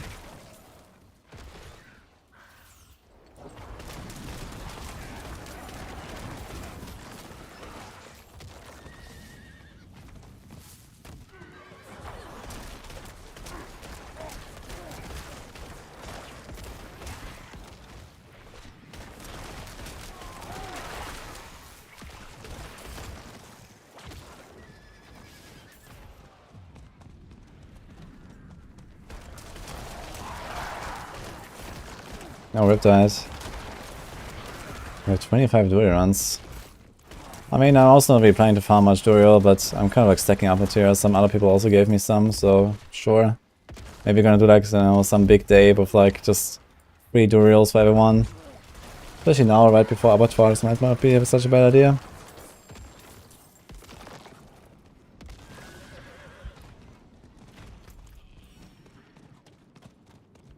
So, I take it. Even though I don't really want anything myself there. This mount is from BlizzCon. I think you can get it from the shop as well. I'm not sure. I just got a free code and used it.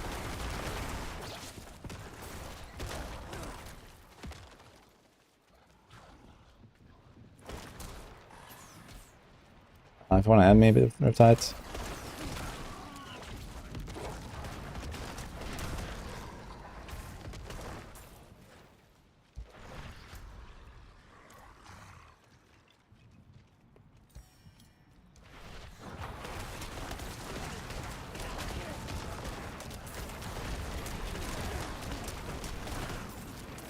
I guess I could level my Sork a little bit on hardcore after trying Bone Spear. I'm not sure how much I'm gonna play Bone Spear since I played last season already. I don't think I'm gonna do much, but I think Bone Spear might be better for PvP as well.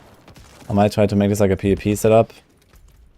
And see what you can do. It should be better than than Bloodlands, I guess. Although I wonder if like crit is still capped as hell in PvP. Maybe it's gonna be kinda bad.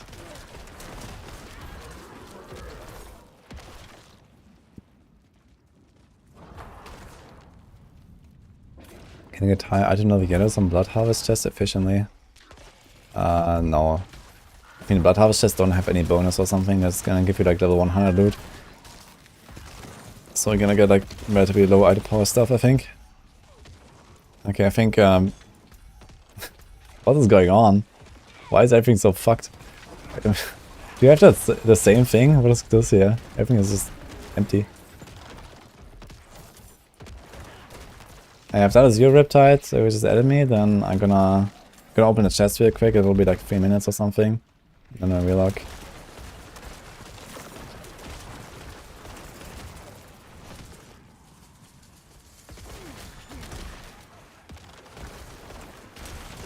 What is my favorite build? My favorite build of the season is probably Double Swing.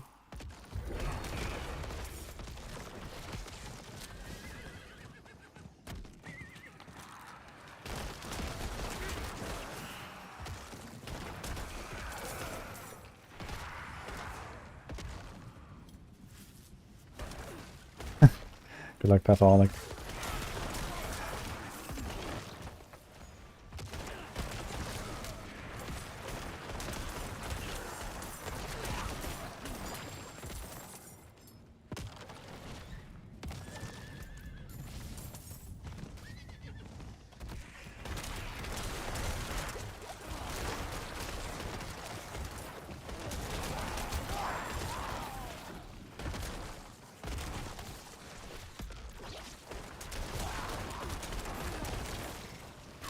Actually, what if I change this to the resource gain? Let's see how that feels. Oh, still don't curse. I should make it like really smooth now. Resources. The thing is, if I'm full and then I just shoot into the pack. If I'm not full, I'm gonna curse them. I guess that would be the idea here.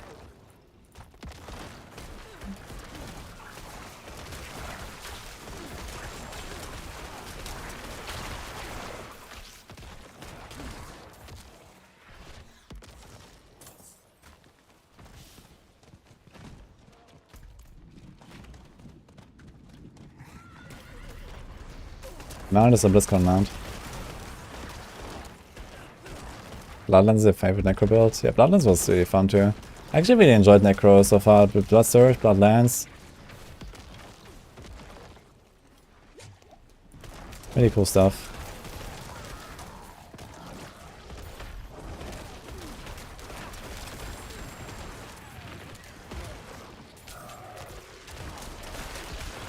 Two homages.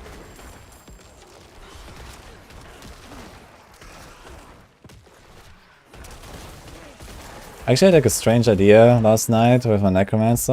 I might try this at some point. What if I play like a Mandelen build and just like use Bone Spear to make stuff vulnerable and get tons of lucky hits? It should be like one of the best lucky hit skills, right? Just spamming Bone Spear, rock Mandelen over and over. Might be pretty nice.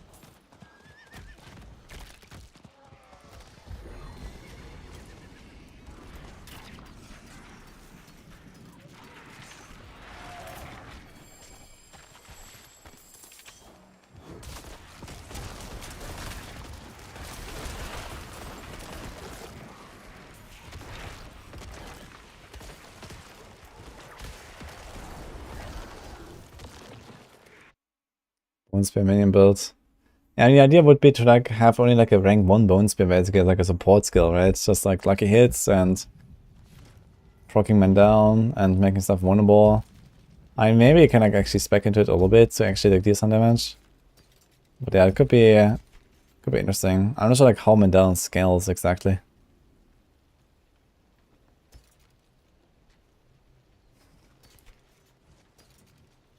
This thing has 202 life.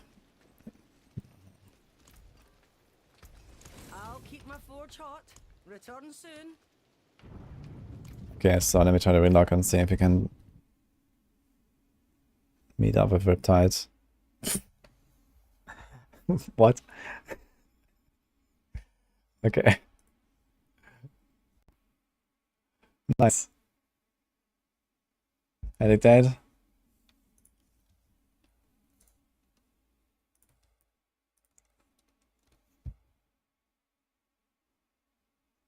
Someone played D4 with RG Ally. I did actually.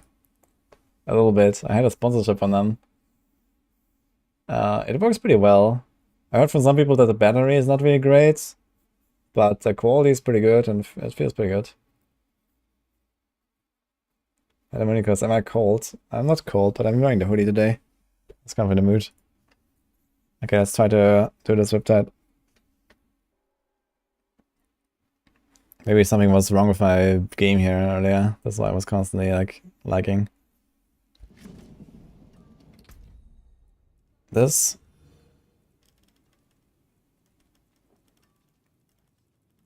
Imagine I could filter my friend list, that would be amazing.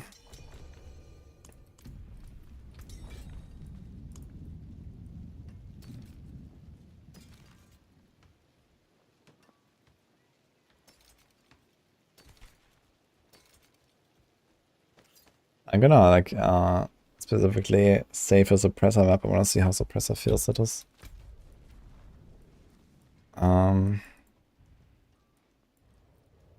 Wait, where are you? Oh. Okay, 1 second, I need to establish a few sigils.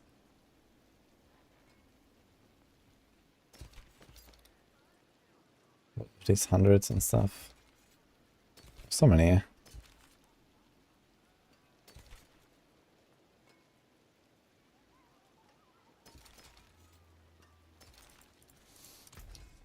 Okay. What's left, you ask?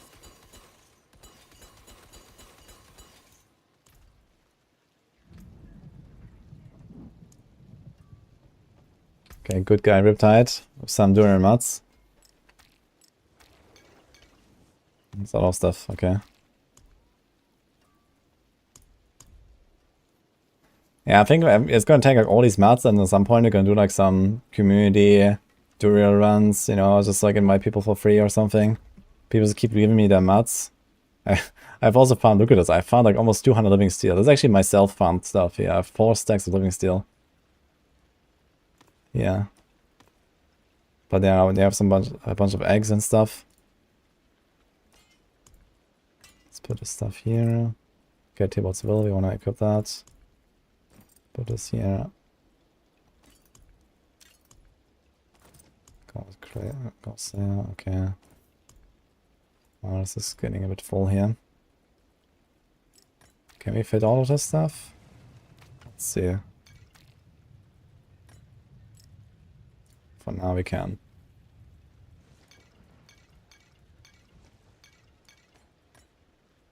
Yo, OG70, thank you so much for the sub.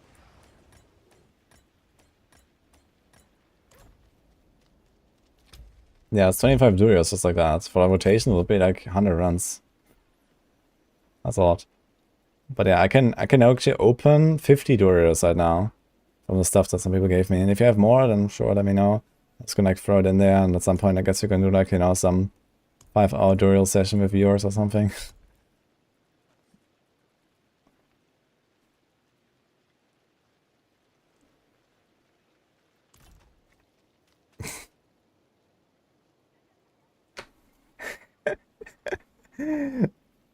Nice one, everybody.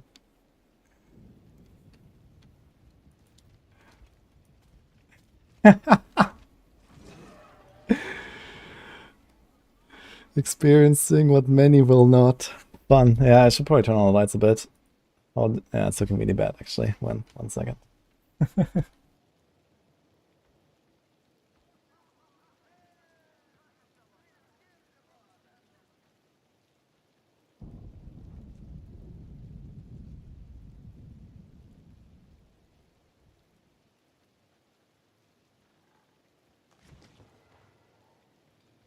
Okay.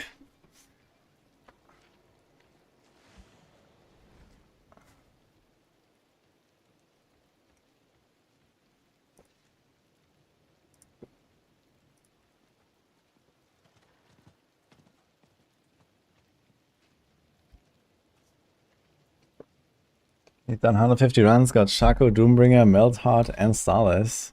Nice one. Do that on a weekend. Yeah, okay, maybe like... I mean, realistically, I would like to do it maybe today even.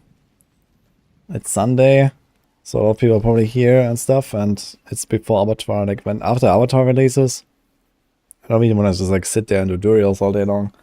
But you could do it today actually, since you have all these mats. I can just do like, you know, sponsor 50 runs. We can like, you know, rotate, let's say, you know, 3 people in every 10 runs or something like that. I mean, I also have tons of Marshan and like Living Steel. I don't really want to run these bosses though. If I could give my Varshan mats and my Living Steel to someone to like convert them into Durials. Here, this is 10, 20, 30, 40. This is 40 shards. It's like another 20 Durials here in Living Steel. And almost here as well for Varshan. We're missing a bunch of hands and these other materials. How do you sign up?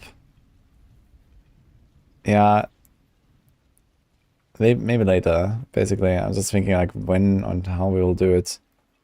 But yeah, I'll probably just like, you know, get some people from chat or something, and then we can do like maybe raffle or first come first serve. This is on Softcore, yes.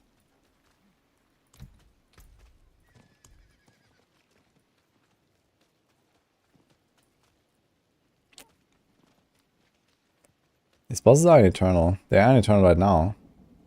Right? They're not like just season only. Okay, anyway, I think I'm gonna try some T100s first of all and see how that will go. So we're missing the armor roll here. This should be armor, and then we would be kind of fine with the armor. Actually, let me just equip an amulet with armor and see how that would go. Do we have one? This one is 19. If I could just have 12.3k. It's like plus 1.4. So if this was upgraded, this would be like plus 2.1. So he would be at 13k armor with an upgraded amulet here.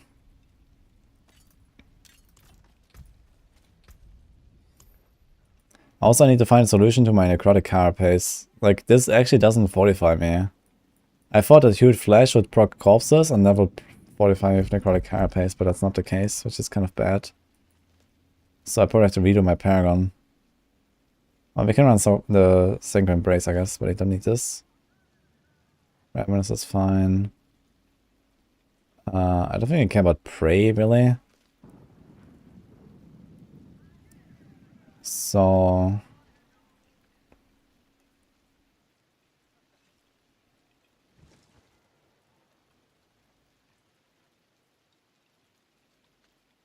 well, I don't think I care about anything.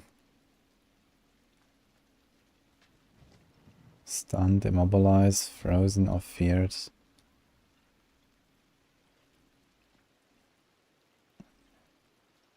I guess we can do resilience.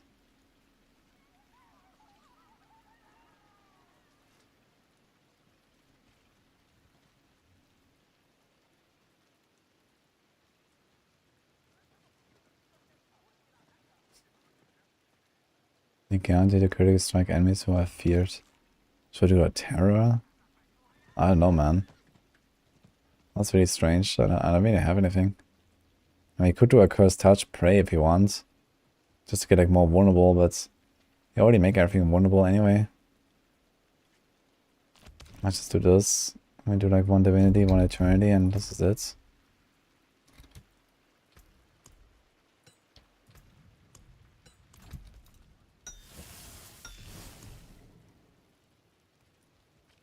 I guess Undying could also be an option. But let's try this.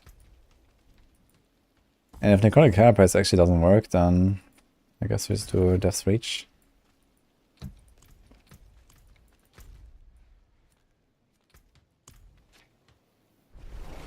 Congrats Ricardo for the Shaco. Sehr grandfather. New glyphs on Tuesday. Executors would be nice for AOZ. Yeah, maybe. But I don't think that even AOZ, like, the executor is not really that great. This one, I mean. Like, first of all, I have to trigger a stun. Or mobilize or fear or something.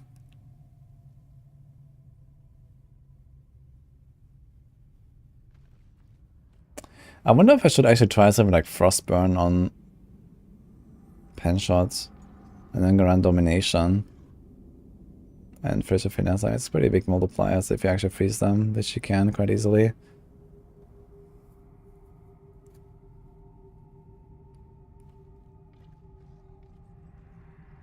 I wonder if you could even give up the cheats aspect, actually. Because there's a cost CCing everything. Might be an idea.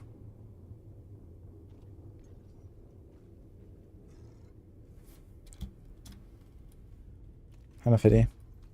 Anyway. Let's try this. Do this. Do the Crapify. Let's see if I'm actually doing kind of damage here or something. Or what is going on.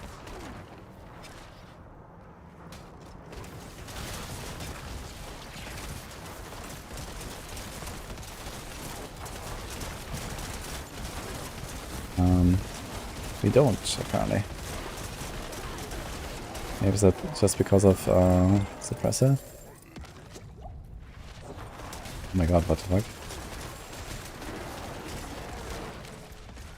With poison damage mod, okay. The rest is fine though, right? The rest is fine.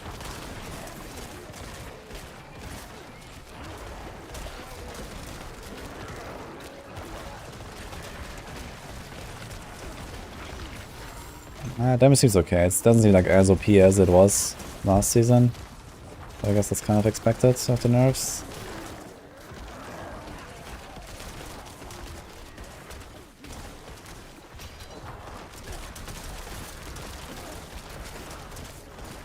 Okay, 15.8k armor with disobedience stacked. Which does stack pretty fast and easily, actually. I does feel relatively easy and smooth. Oh, this doesn't have a boss here, right? I wanted to try the boss fight actually, but there's no boss here. Will TB Rock thrive in ANZ? If you're good.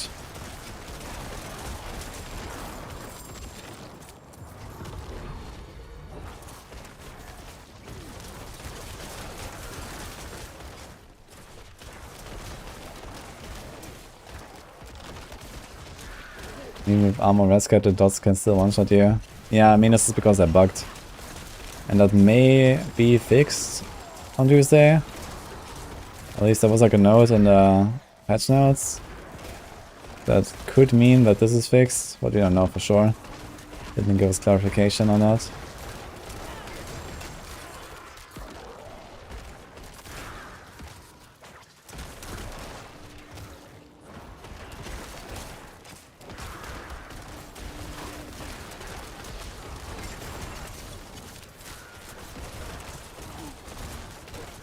We're gonna play the PTR.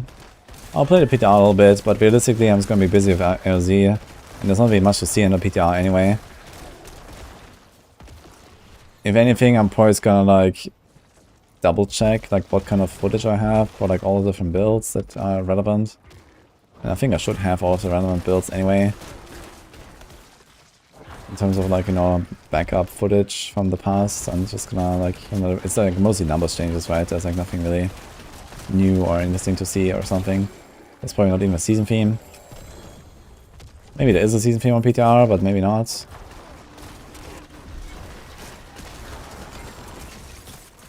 Okay, let's try to find a dungeon that actually has a boss. That's what was coming in now.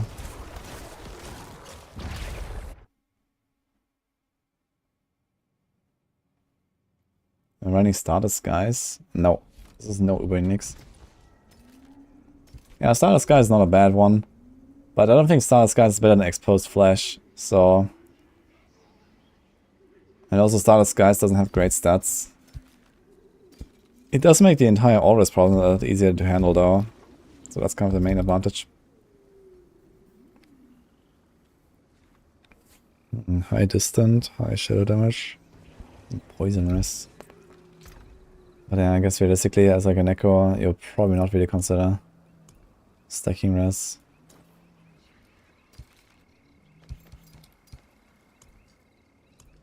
Oh god. Dude, my hardcore stats is so nice, and this is like really fucked, yeah. Great bone. Yeah.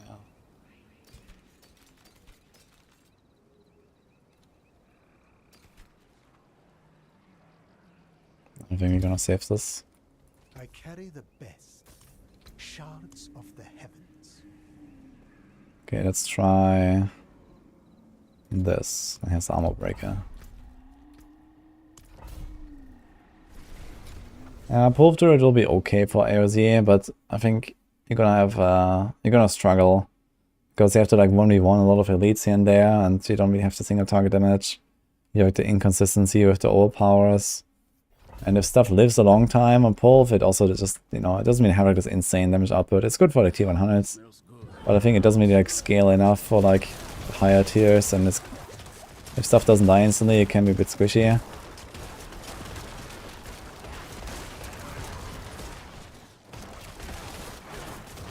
It actually takes a long time to gather my 45 if I can. I guess 45 is just not gonna be a thing for this build after the season ends, right?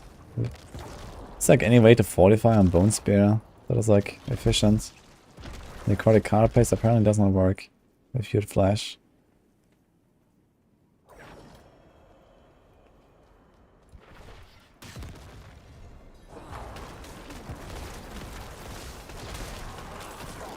It's kind of sad since we're running Hued Flash anyway.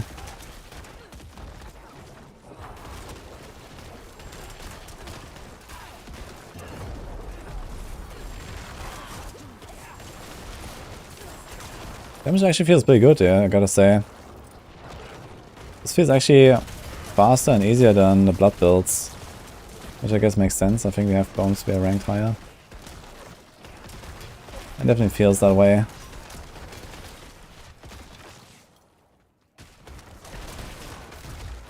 Plus have like the easy upkeep of Bone Storms.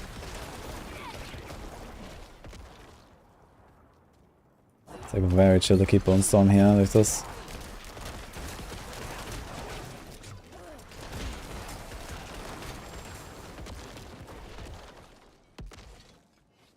Okay, I'm going to lose first in AOZ. Yeah, first I'm gonna lose my Rogue with the Shaco. And the Doombringer, and then I'm gonna lose my second Rogue with just the Doombringer. And then I got rid of all of my Uber Uniques. And we're chilling.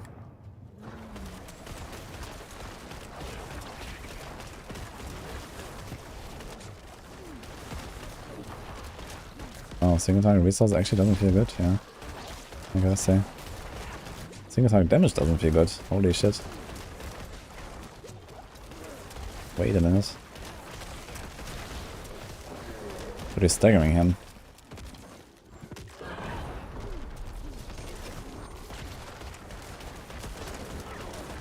Wait a minute, why? 10% chance to generate 46 essence when hitting a vulnerable enemy. Ah, so we don't always make him vulnerable on single target, I guess. I need to check my vulnerable uptime on single targets.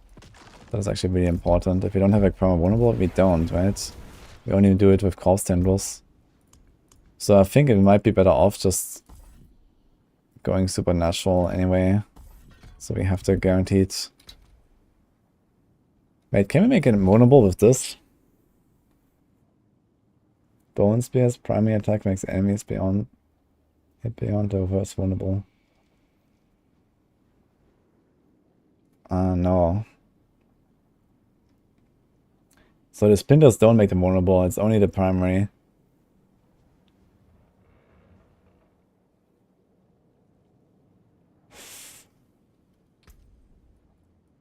So we don't actually have like really any vulnerable trigger, I just realized. On boss.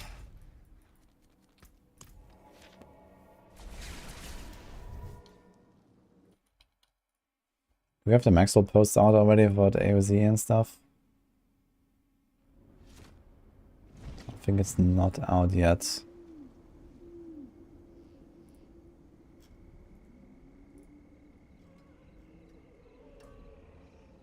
I think I'm gonna do this, yeah. We have this old post.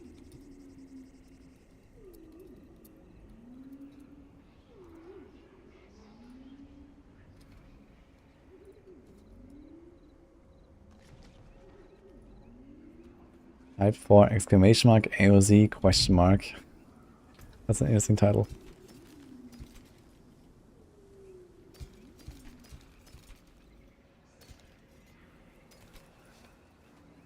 Have many fine pieces, rare and beautiful. Okay, let's try another run and see how this goes. Yeah, let's keep. One I just did, I think.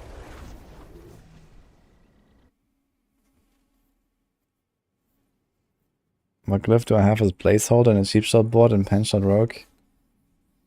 I don't know it by heart, but you can check on the Paragons. You can select a different variant on the bottom.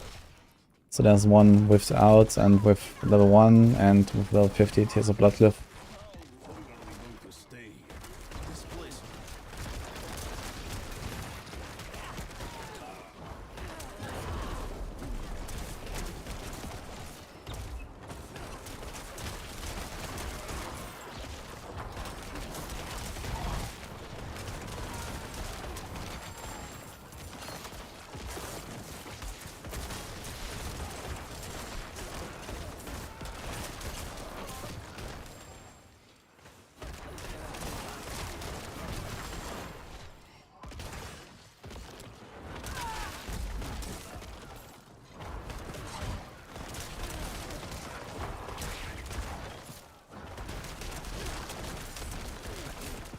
Yeah, I need to improve my single target damage on boss.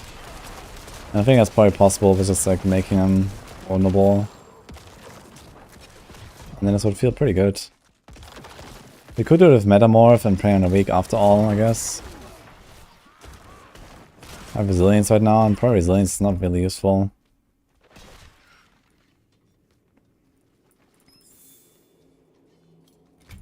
Where's the Inner Sanctum?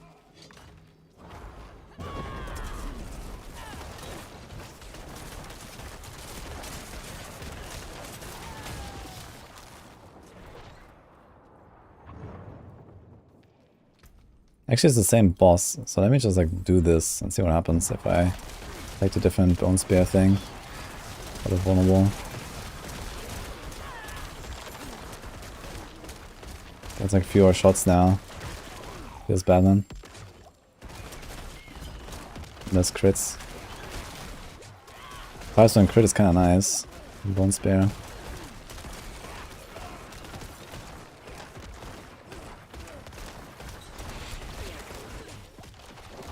Now, I'm not running the TS level 1 setup.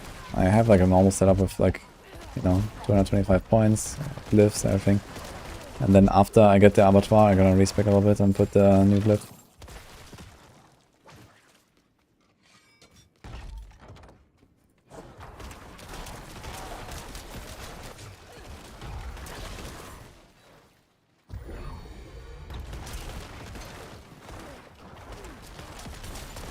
So use my basic attack. The idea is I never do it. So we could probably put like another curse there or a blood mist or something.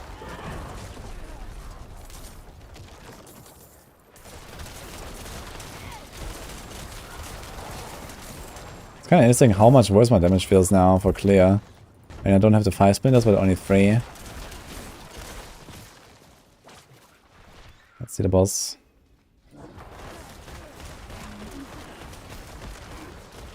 No, we are poking exposed flesh now more easily.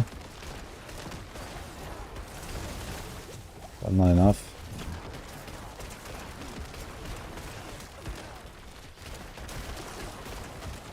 I don't like that they have to like kind of like off-screen these guys so much. Oh, it takes way too long.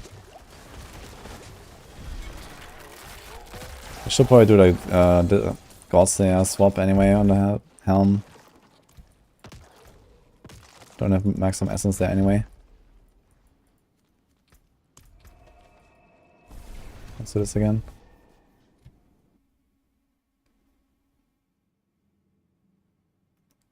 Hopefully do something like one universal stash tab and the others are unique to each character.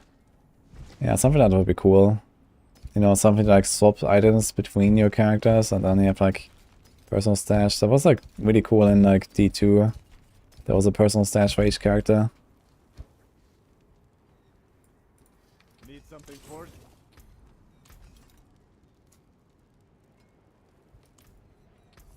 I'll take it. Okay, God's there. Where did they put it?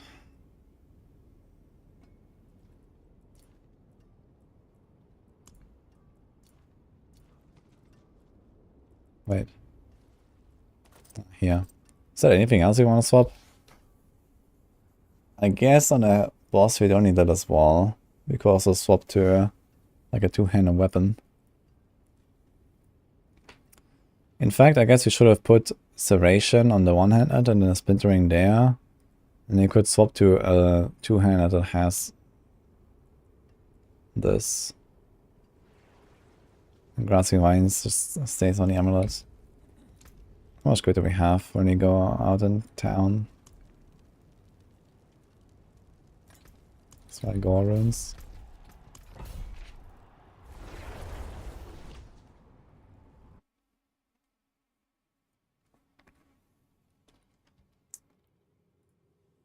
He's back.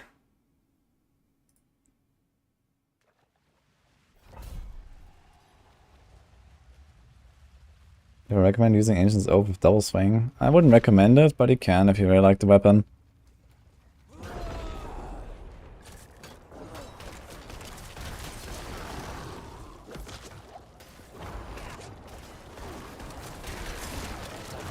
It has pretty good stats, Ancient's Oath. And if you know, wanna like Steel Grasp a lot more, I feel like it's not really necessary and just went for another aspect. But it's definitely usable.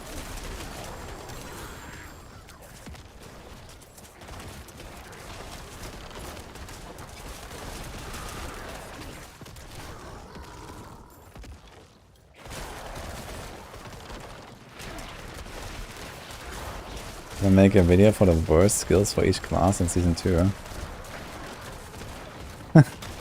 I think I'm well aware of like what sucks and what doesn't. I mean, you also have to tier list and stuff, and I mean, in some cases it's just like, you know, not enough support for certain things. Or maybe the meta just doesn't allow them to shine, like for example Rend or Incinerate, you know. Like the meta right now is like extremely fast, right? Everyone just one-shots everything. So stuff like, you know, standing still and relying on dots, or both, just is not good, you know, it's just how it is. Because the game is like so imbalanced right now and like everyone is so strong that it kind of like just completely kills, you know, certain archetypes. In terms of like viability. They need to like just slow down the game basically a bit.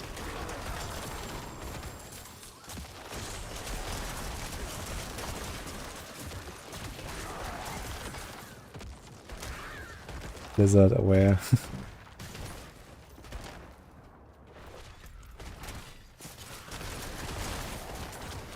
Maybe they are aware.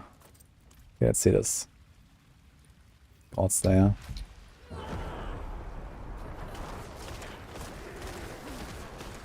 So you are making them vulnerable.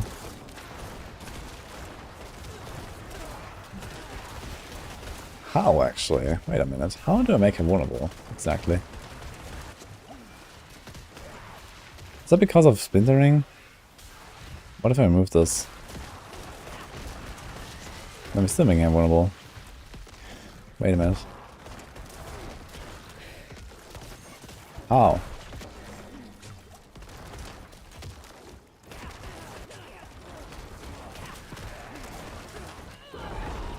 Actually, I have a perma vulnerable.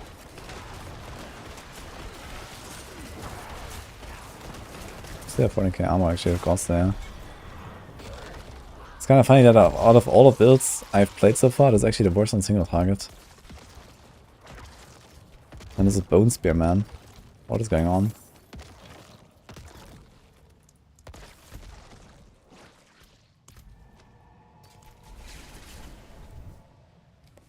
Nah, she's like basically perma vulnerable. Tendril is only 3 seconds.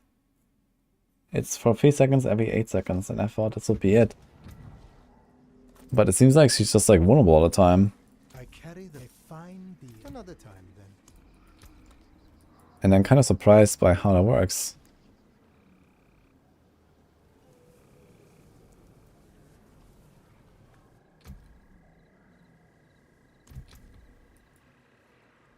Because here it says makes the first enemy hit vulnerable for 3 seconds, and we're not using that.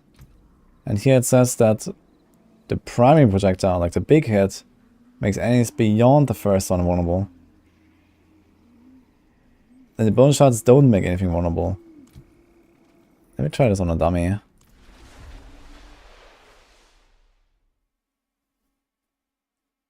Yeah, if the splinters makes them vulnerable, that seems like a bug, I guess. It doesn't say anything about the splinters.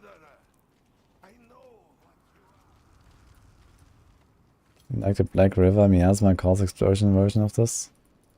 I guess it can fuel your resources a bit better. Seems like the exposed flash and the lucky hit thing on the glove is actually not enough to like give you very smooth resources. And this is with 3 out of 3 on Grim Harvest.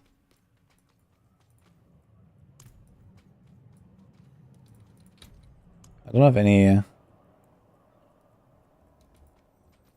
We don't have vulnerable here.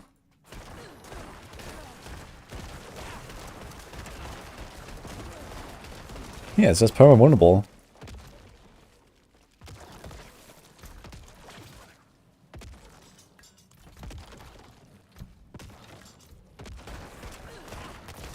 Look, now it's not.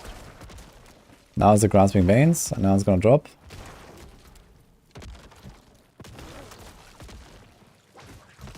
Yeah, it's the splinters, dude. What the fuck? So, okay, maybe what happens is that the first projectile, like the middle one, counts as the primary one? But it clearly looks different as well. Like, it doesn't look like the primary projectile. The primary projectile is bigger. And then you have the splinters, they're all the same, they're all smaller. You see, they look different. But what if I hit this guy with like one of the side splinters? Let me try that. God damn it. Kind of tough.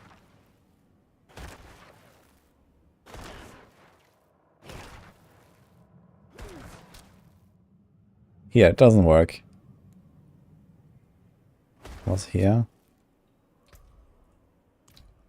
And now we get vulnerable. So the middle one makes him vulnerable. What the fuck?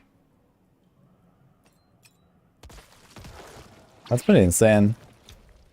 So this is like completely pointless here. The supernatural. Last season I was running supernatural. But this is just like way better. Because just make them vulnerable anyway.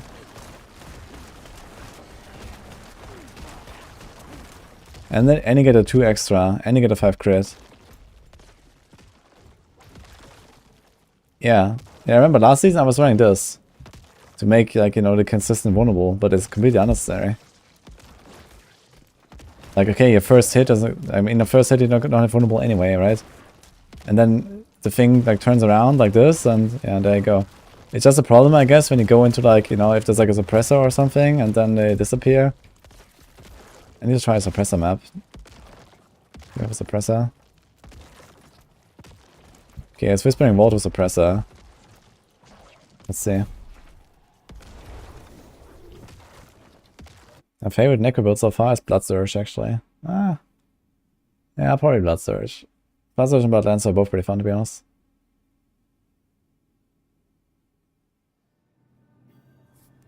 It's the aspect. Okay, the aspect says that it makes enemies beyond the first one vulnerable. There was literally one target. And it was vulnerable. From the bone splinters. Which, you know, this says nothing about bone splinters making stuff vulnerable. Why are you surprised that I'm surprised? Read this text. This makes no sense.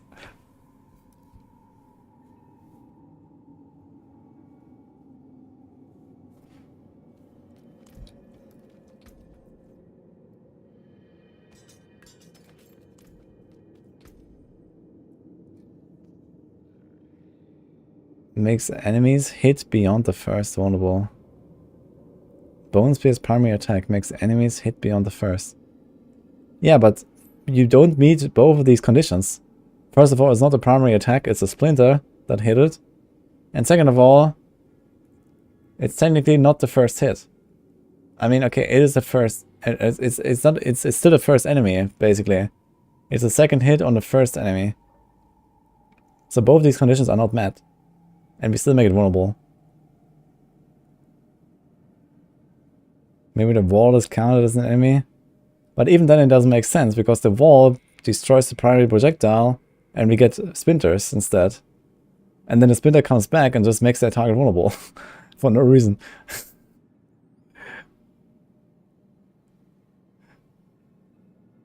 Yeah, the text makes perfect sense.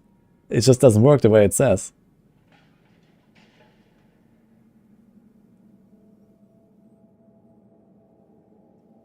Yeah, splinters count as a second hit, but only the middle splinter makes an enemy vulnerable, not the left and right.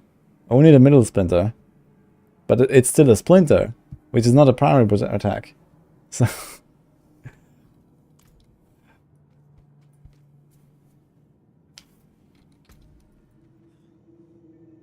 like, either way, it shouldn't work, but it does, I guess. And I guess this just makes, you know, what is it, supernatural bone spear completely pointless, right? So I think this is a bug.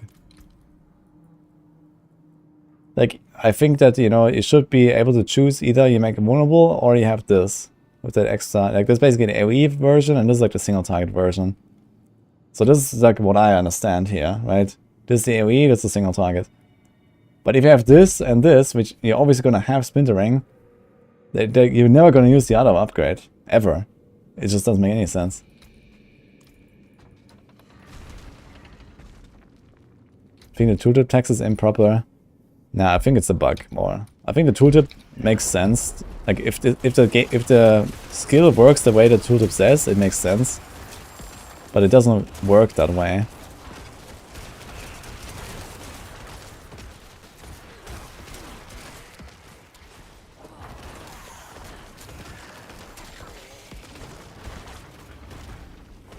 You have to hit the target of the primary projectile, then the splinter to make them vulnerable. Yeah, but the splinter is not the primary projectile. That's the whole point I'm trying to make. The splinter is not the primary projectile. The splinter is a splinter, you know? This is what comes out of the primary projectile. That's the whole point. And the splinters don't make anything vulnerable. And you can see that because the left and right splinters don't make anything vulnerable. It's only the middle splinter.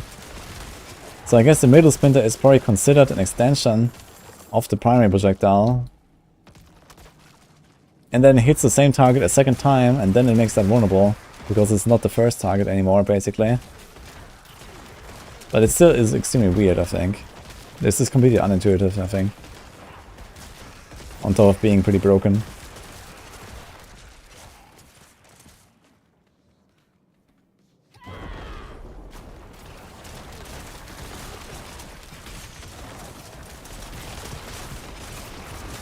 Is splintering actually in the codex? I need to check that. Gotta make like a codex version and stuff later, I guess.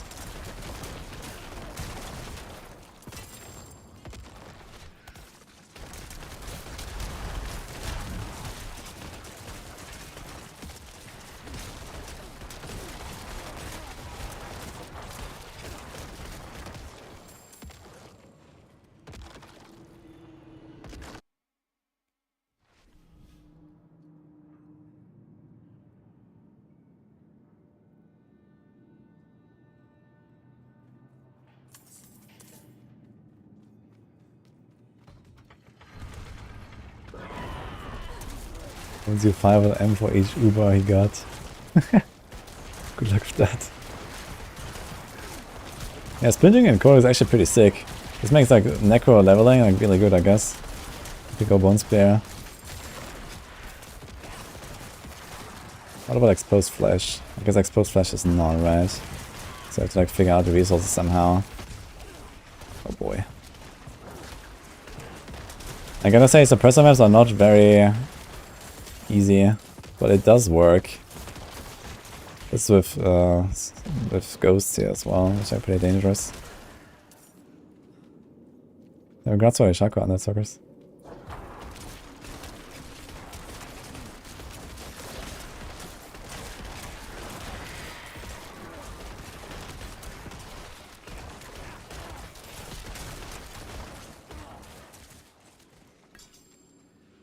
Dude, my latency is still awful. I have 130 latency right now.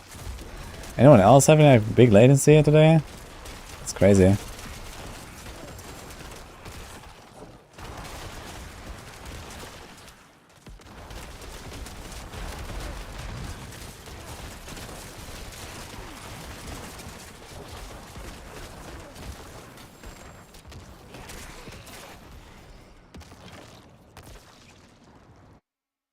Sent a queue to log in and got disconnected.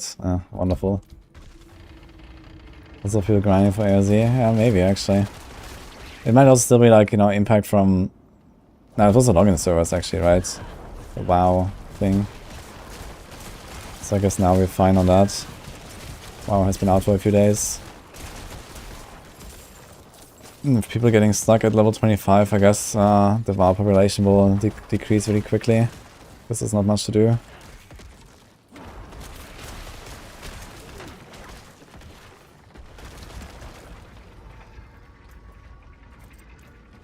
Let's again.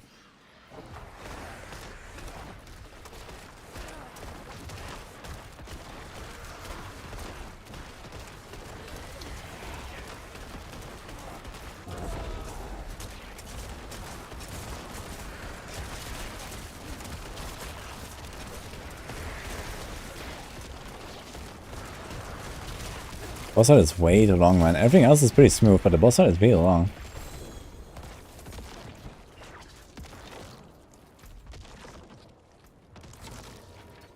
Despite being at like max range and stuff.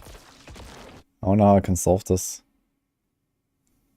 I guess you can go for like another two-handed weapon and then do something there.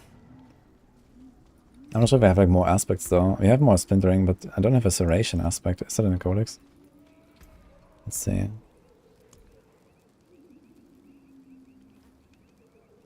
So here's splintering. Golden slums.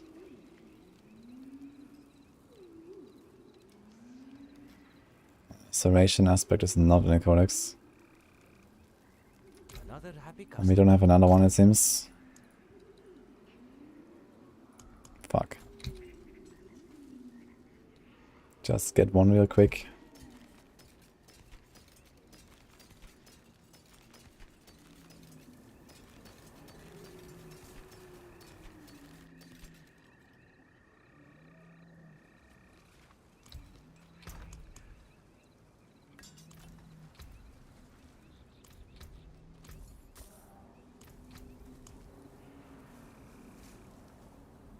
Gotta say, for a suppressor, this was actually surprisingly good. To be honest.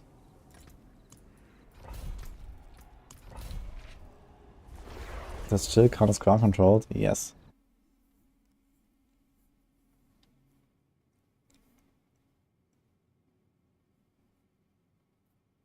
If Ubers could be traded, how much do you think that would cost? 1 billion, 2 billion, 5 billion? I mean, 5 billion is a lot of gold. I mean, who even has 5 billion? Who's not like some big trader? I have 1 billion, you know, after grinding all this stuff. So just by grinding, you're not gonna get like, you know, that much gold, I guess. And you have to trade for sure to get a lot of gold like that. But I don't know. I don't think people will pay like 5 billion for a Shaco. That would be a bit excessive. Unless some people get like really, really unlucky. Starter Sky would probably go for like 20k.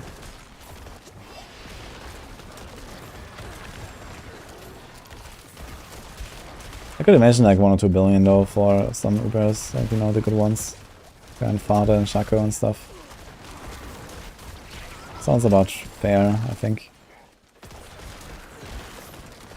I actually wouldn't be surprised if they actually make uniques tradable at some point. Maybe it's fine to have them be tradable.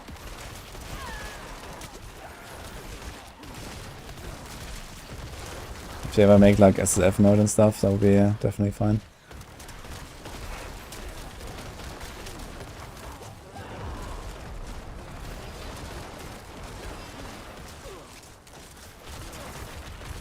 Yeah, resources actually do not feel okay. And I'm kind of surprised because I remember last season I was like, I was chilling. And now we have like automatic corpses all the time. We have an exposed flash aspect of a good roll. We have the glove if the lucky hit. Now resources do not feel good. And this is even with running the other mod on what's that called? Paranormal Burn Spear. Which I also wasn't running last time. Let's see if I'm missing something. I guess otherwise you can just do like hammer range a little bit and do like a bit of left clicking. I think this reap is just not the way.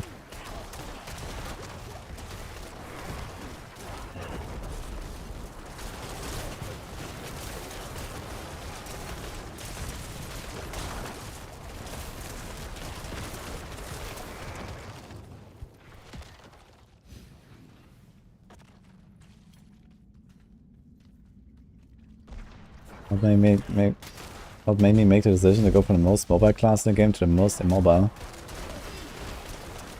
I mean, it's okay, I think, on Necro. It's just the early levels that are kind of scuffed. And later is better. Like, once you have like movement speed on a need kill and stuff like that, you know, you're gonna be like perma movement speed cap. And if you run like perma 200% movement speed, then Necro feels pretty good actually. Because Necro is like a relatively, you know, simple, strong class. It's not like as strong this season as it was last season. But you know, it still like works just fine. And yeah. The early game doesn't last very long, right? It's like maybe the first 5 hours, the first maybe 10 hours or so, where you're like not at full speed. And then you're like pumping.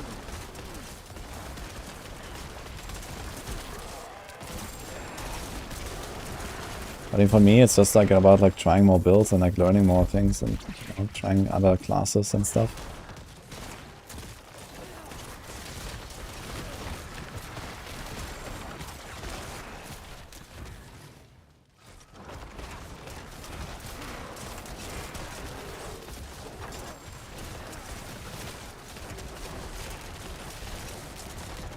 It actually feels like the safest build so far, interestingly, even though it doesn't even have like more defense than the other builds, right? I have like similar life, similar defense.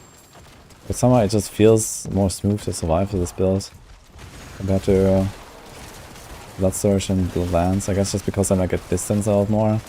Stuff just kind of dies faster.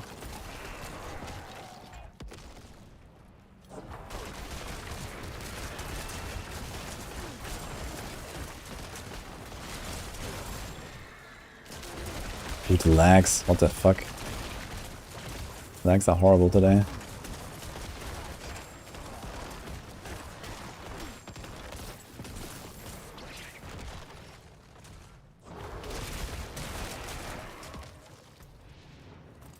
I need to check my stash for like 200 weapon if I can do some shenanigans.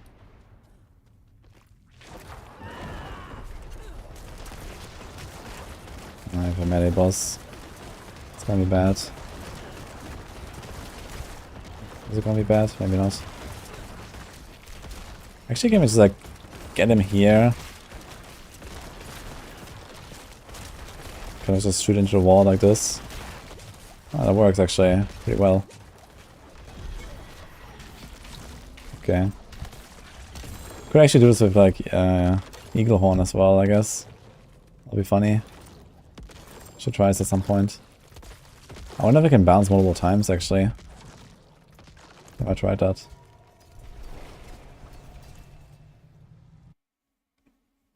Maybe Relog will fix lag. Yeah, I did it earlier. Then my game crashed and I went back in and I don't know. I could try to like remove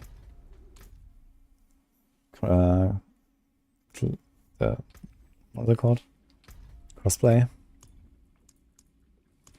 Maybe that is better. What build is that?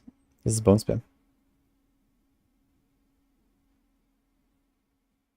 You're waiting for Woody Shadow Clone build. Yeah, Shadow Clone. It's not happening anytime soon, I think.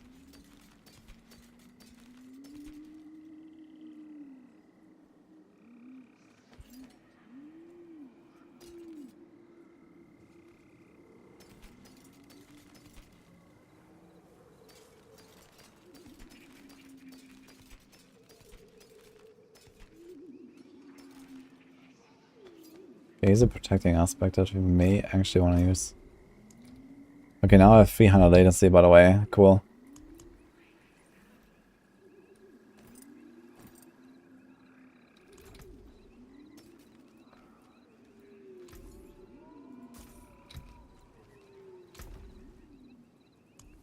Okay, do we have like a two-handed weapon?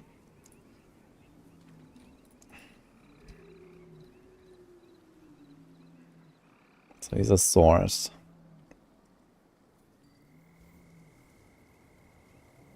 like at least one uses that. Close is also not really useful here. This one is overpower. I guess shadow damage over time affected enemies probably works for darkness, corpse explosion, I guess, right?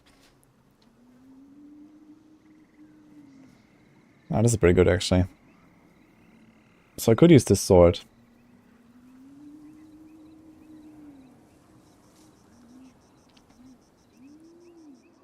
But yeah, we need to get a serration aspect, put it on this thing.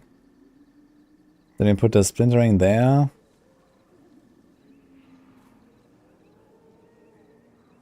And you get two serration aspects actually, so there's like no way I can actually try this. Right? Is Is there like something that was like close to this in power?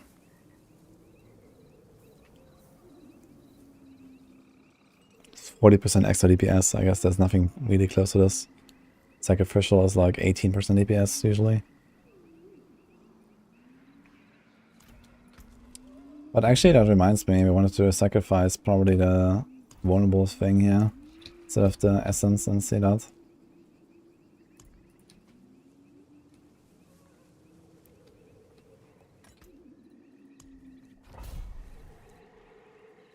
Actually, maybe I can just go with an offhand. Do you have like an offhand? For the bosses.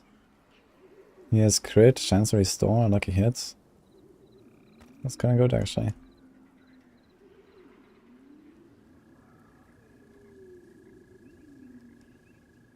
I know she's like 925 offense. So maybe just go with an offhand and put like sacrificial on this thing. And then you have more power on the boss. So that's pretty good rolls actually, pretty much exactly what you want.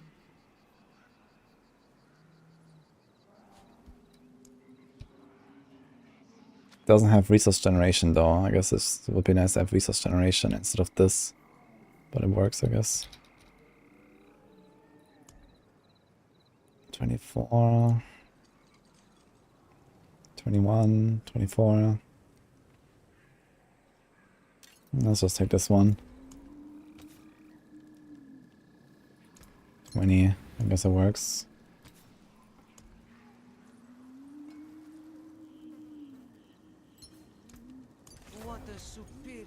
So let's try this swap here on the boss. So you swap the Litter's Wall and this. I'm gonna have like very low life though, very low armor. Oh. A wing for Bevis.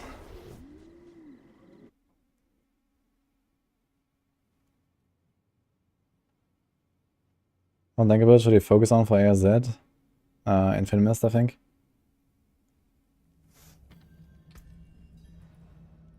I think I have to remove this here as well. Do we want to go Bone Splinters? Generates 7, generates 9.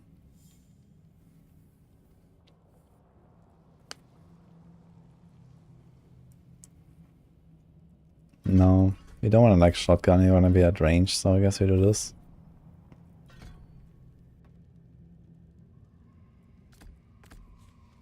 Okay.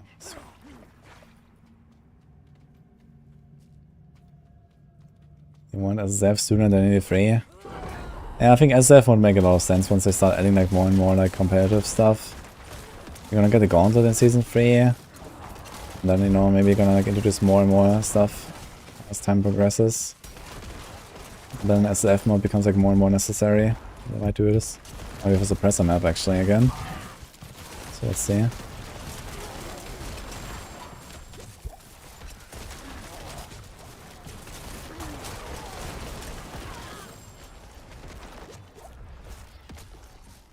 Burning damage. Suppressor map. It's cool. Very fun.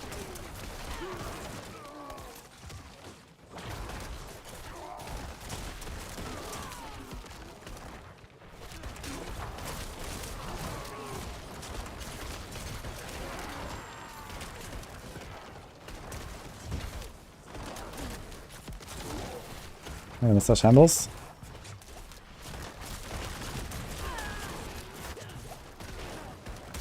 Oh my god, the lags, man. Why the lags so bad? I think I have to go back and put crossplay again. It was better when I had crossplay on for some reason. Put it back on. It's so laggy.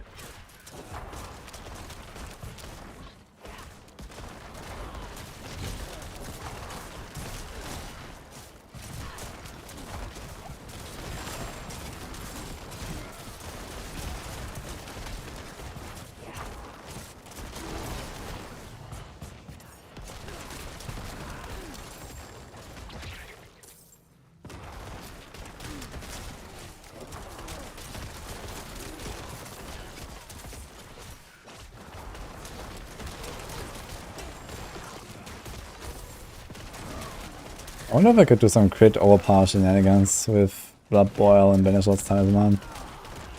How much does it cost? 21. Nah, it's like 15 Bone Spears to get like one that is overpowered. It's not really good. But yeah, like 3% base chance overpower, and then we have 1 in 15, and like 1 every 20 seconds. We have 93% crit chance right now, by the way. That's kind of cool. Actually, we should be like 100% crit, right? Oh, no, 98. We get like plus 5%. That's not included on the tooltip, I guess. So yeah, we don't get any non-crits. Yeah, that's awesome at least.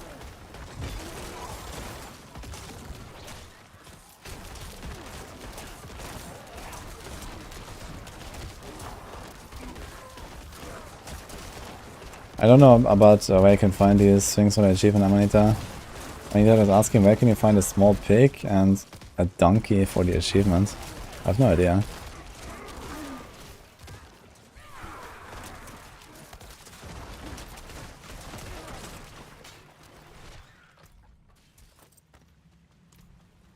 Let's see, this time we have an offhand.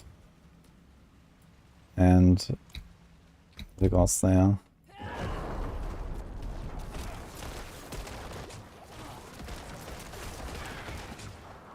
Oh my god. How do I improve my boss damage, man? Not sure what I'm supposed to do. I mean, it is okay for T100 bosses, but this is an outlaw sharpshooter, man. He's supposed to die fast. We have all the glyphs leveled, so... I also need to find a replacement for the Undaunted glyph, I think. It's Undaunted and Fortify stuff is not working out. Am I going to go ham on PoE launch? No. I'll play the PoE launch a little bit. But we have other things to go ham in right now. That are... happening here.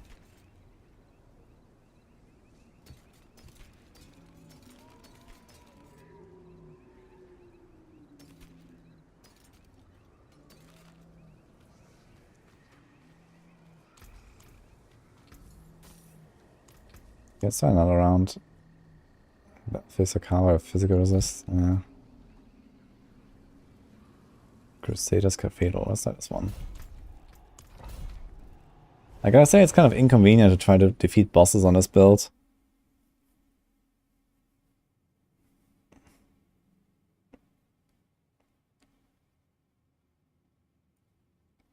Yo, Rish, you just got to World Tier 4. What would you prioritize? Cappy resists and then get armor. You can do some Blood Harvest to get like easy Ancestral gear. If you have a bunch of these keys on a Blood Harvest, you can just like go there, open chests, get some Ancestral loot. Or maybe there's people that are farming Blood Harvest, you can like leech a lot of gear, do some world bosses whenever they pop up. There's actually one coming in a moment. You can maybe get lucky with a 925 item or so.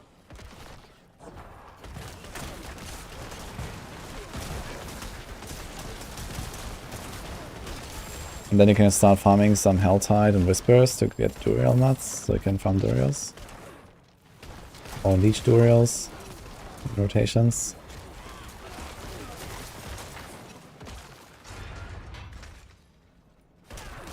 Hey Mark, thanks for subbing. There's no alert.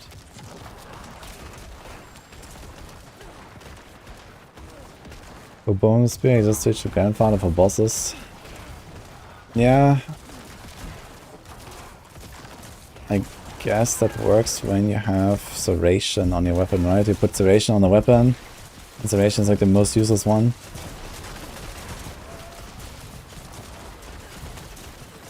I don't have a Grandfather though. Yeah, but we go one-hand offhand and we go Serration and Sacrificial. Grandfather should be better, I agree.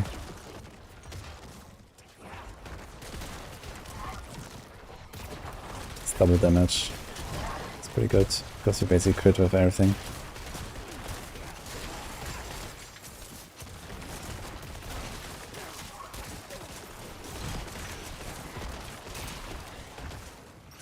My favorite flavor of Hot Pocket. I don't know what that is actually.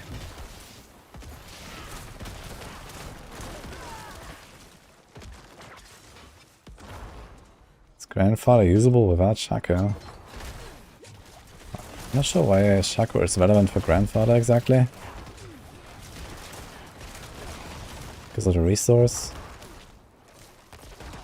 I think you can get away without resource.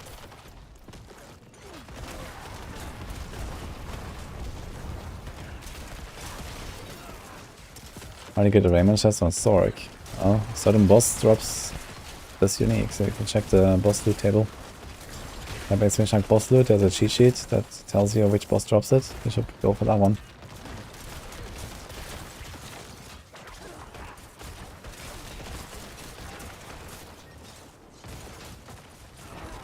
Yeah, I don't think that you want to use Grandfather on a Necro in Abattoir, honestly. Know that this wall is like suicide, I think.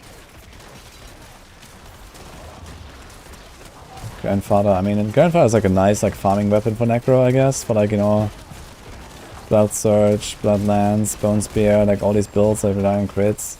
Sure, but like for Abattoir, like there's no way I think you're gonna run a Grandfather on the Necro.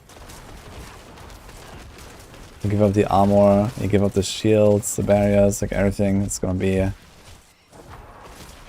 It's not gonna be comfortable at all, I think.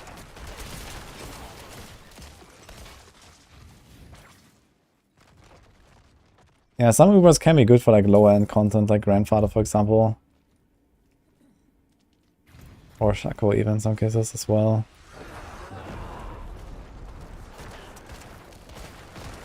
Okay, let's see how this feels. Just standing here. I'm not gonna activate Antibots will, just see what happens. Just wanna see how the resources are.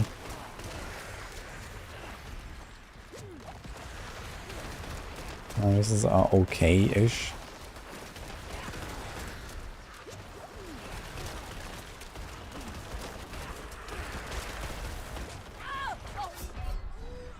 Wait. The explosion from the wall is physical damage and gave me the burning dot. That's kind of funny. I did not expect that. Okay.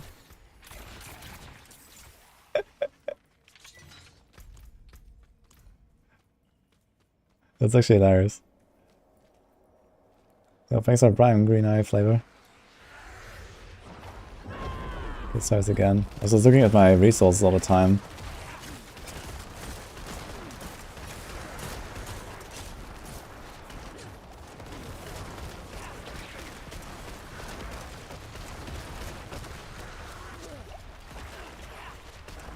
I think actually that's a surprising amount of damage. Yeah, I think I need to like be at the right distance. I think it was not the right distance. This bone spear goes so far, man. Like against these bosses, okay, this was like a pretty stationary guy. But then you have the Khazar abomination just running at you and stuff like that. 6 minutes until the boss. Like it's kind of tough to actually get like the overlap. I'll check it out. Ponyoff has some necro builds. His AOZ bone spear build seems pretty decent. Yeah, I need to make the planner for AOZ. I guess in this case, if we do AOZ, we have to like drop one of these glyphs and probably like stack up the armor somewhere. I'm not sure which board. Because, okay, we can stack up the armor from the AOZ glyph and probably just put like another diamond, for example, and that would probably make up for it. So I'll probably drop the 45 glyph. You want to drop that one anyway, I guess. That's also damage reduction though.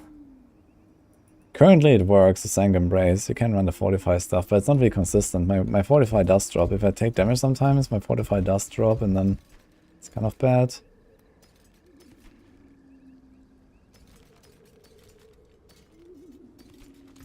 Bless and another time then. Let's go try some other bosses here. It's the Balkan Bulwark.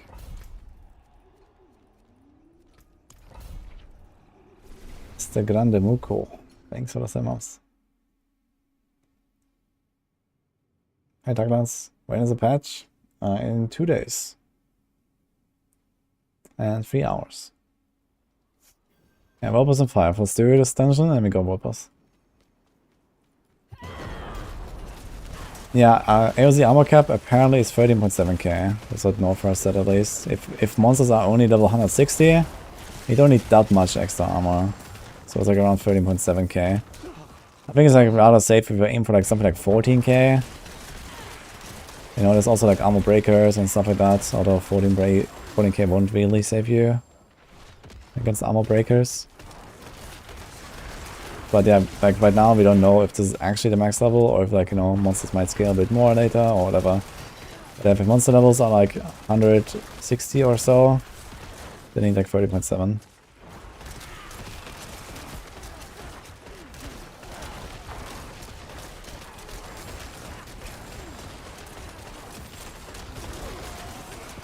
I like how smooth Bone Spear feels. Feels very chill to play this in even T100s. Defense is fine. You have to do this wall proccing everywhere. It's like very easy to proc this wall because of the high lucky hit and the insane range. Just the bosses are a bit inconvenient sometimes, but they're not the worst. I'm gonna see a Lilith actually. Let's do a Lilith after the world boss.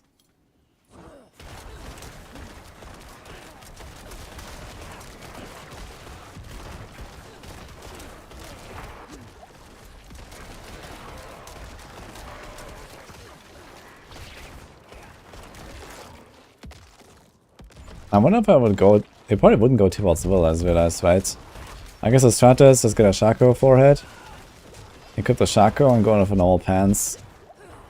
And then you should probably be fine as well if you have resources, even without like the towards Will and stuff like that for like off-season.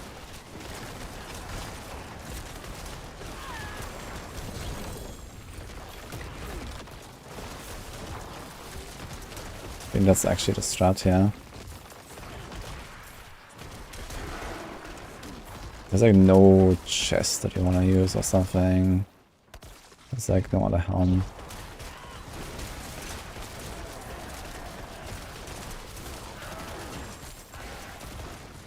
I mean, we do stun, right?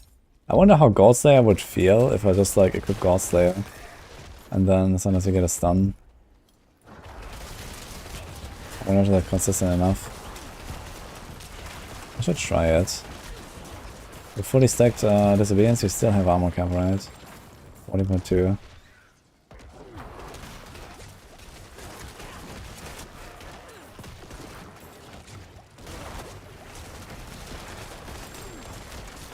Okay, I did get a stun there, I didn't see the pull.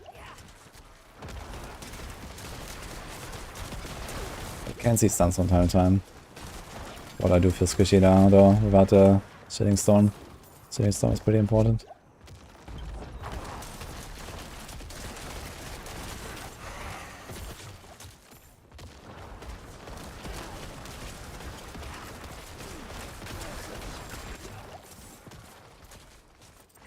Go back to normal helm. Win this for the world boss.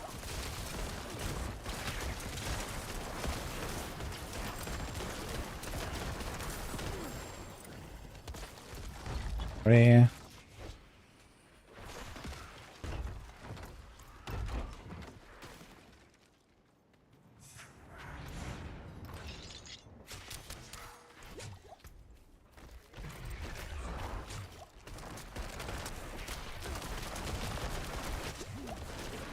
Maybe just kind of like the wall and then chill.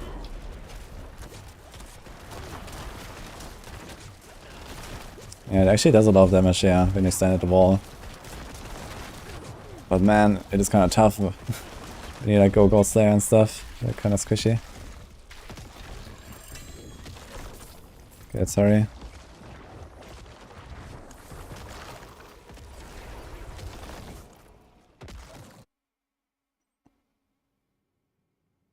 Does anyone calculate live armor thresholds to avoid one-shots? I mean, we don't know how much damage everything does in the game, so I'm not sure if it's like data mineable or what. And if anything, we have to like start making like, you know, a huge data set of, you know, like, okay, how much does this monster do, how much does this attack do, etc. And then there's still like variants and all these things probably. So that's like a huge undertaking. I don't think you can really do this right now.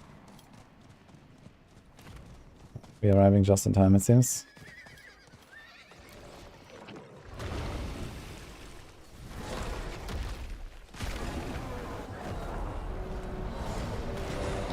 Perfect. I like it. Thank you.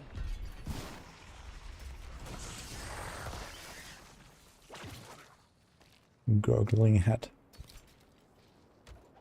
Okay. Cool. Hi, Carlos. Am I helping people leveling? Usually not.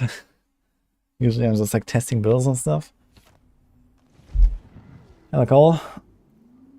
You hyped for Zir? Nice.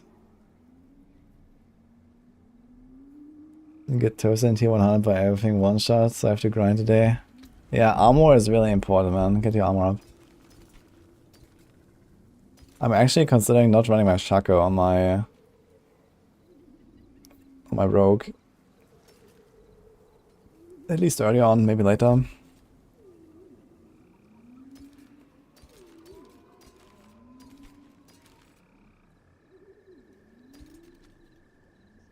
I got a perfect sacrificial aspect, that's kinda cool.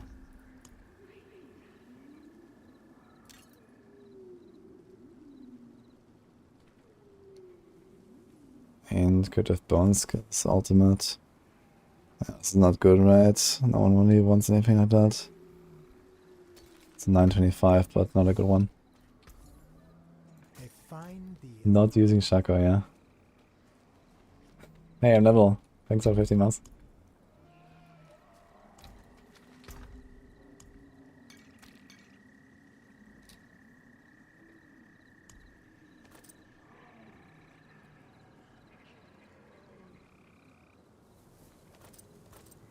Yeah, on this build I would run a Shaco actually. On Bone Spear. I would replace Tibbot's Will. Get a real pair of pants. Put the Shielding Storm there. And then use a Shaco. I think this would be the preferable choice here. So I get the armor from the pants instead. You get 2 extra damage reduction mods. Like a normal DR and a close DR or something. Or a distant DR. You lose the 40% multi, but you gain like a 20% multi, and it's like up all the time. You get cooldown, which helps slightly. You get lots more life. I think Shaco would be the way. At the very least off season, Shaco would be the way. Like Necromancer doesn't have any unstoppable, really, to like trigger Tibbot's Will. So Tibbot's Will is only a season 2 thing. Now, what would he do when... Actually, in that case, we can try. Do we have... Deathless Visage? Here, we have one. Do we have a pair of pants that actually that works? Let's see. Pants. Something that is like not shit. It says DR. It's like everything's kind of like low. But maybe it's playable. It says armor, life, distance.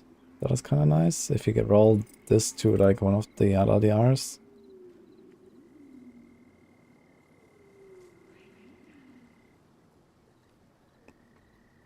This one is also armor, distance.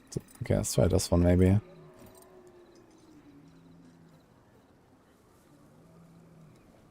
Just for science. You want work done? Let's get started. Wait, that's the wrong one. 3 makes a Calls Explosion. Do we care about the Calls Explosion build? Maybe you want to keep this in case you want to do a Calls Explosion build actually. On the other hand, on a Calls Explosion build, we're gonna have Black River that gives us like 4 ranks. You're gonna have Sacrilegious that gives us like 3 ranks. So you have like 9, 12. You can also have like Amulet with ranks. So 3 or like 4x rank is actually not even that crazy anymore, but it's still pretty good. So this is probably still a preferred choice. Yami no Rio, thank you for the prime as well. Appreciate that. Spring of Starless Sky is good for DB Rogue. No. It's not good on Rogue at all right now.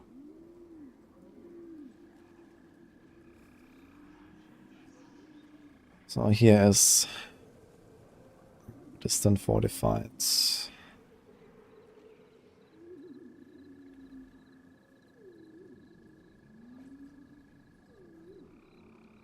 Okay, let's just roll. Well, let's have a look. This one is like 4, 11, 11 man. And we have to roll armor. Let's see if we can get anything.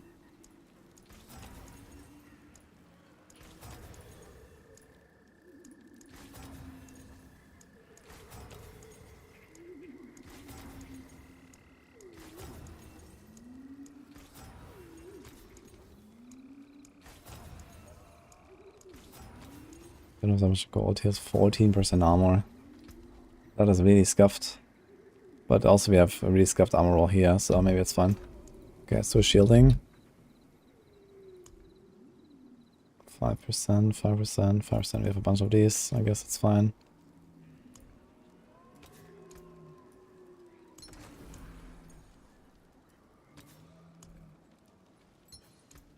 Splendid result. Okay, let's try Deathless. Shielding stone thing. And put these back. Save this and this.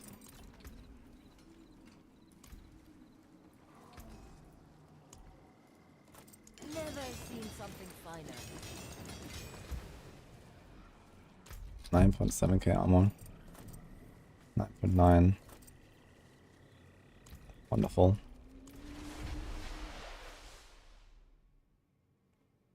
You can offer me gloves that I deserve. What is that, Jackie-chan? Send me, that was perfect. Wait, where? What? Ah, this one. Rapid fire, pen shot, 925. Holy shit. Did you guys see that? Okay, it's 9.6 attack speed, 3 rapid fire, 3 pen shot. Well, that is pretty crazy. But I already have a really good glove. I bought one actually from on Crimson Market the other day for 80 million. That's like nearly like this. So I'm kind of happy with it. But it's a crazy item for sure.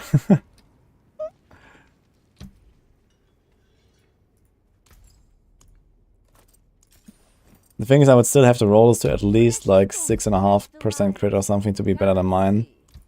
And that's kind of tough. So it's likely that I'm gonna just roll it and then never get that, basically.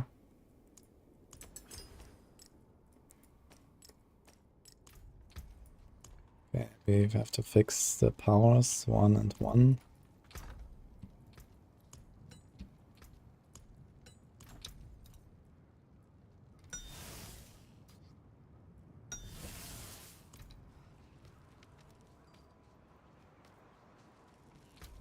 It's fine, Jackie-chan. It's, wait, is it on hardcore even? Are you on hardcore? You should try to sell this thing. Like, you know, this glove is worth like hundreds of millions, dude. Yeah, I don't need this thing on softcore anyway. I don't have a rogue on softcore. And I have a glove that's like this, basically. Just sell it, man. This thing goes for a lot, for sure.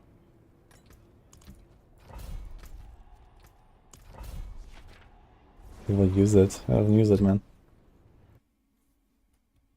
Where's my bone spear? I put the new one in Discord already. Here. This is the new link. But it's a kind of work in progress. It's not like fully ready yet and stuff. I'm gonna be updating this. Yeah, thank you, Jackie, but I don't need it.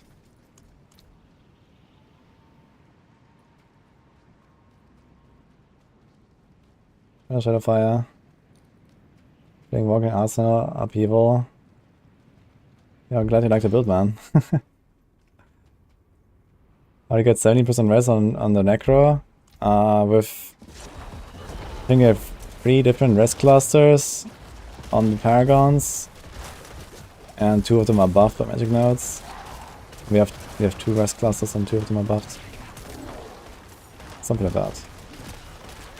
It's kind of tough to go like all rest only without individual resistances, but it does work.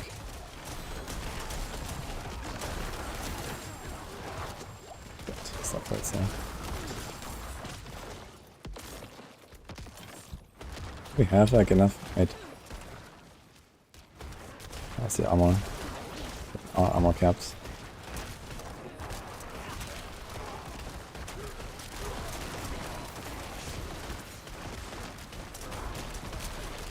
I wonder how different Visage just feels like on a boss, for example, if you just like keep it equipped, see what happens. But it seems really bad, man. Different Visage, like these explosions, I don't think they overlap at all. My god, the game is so laggy.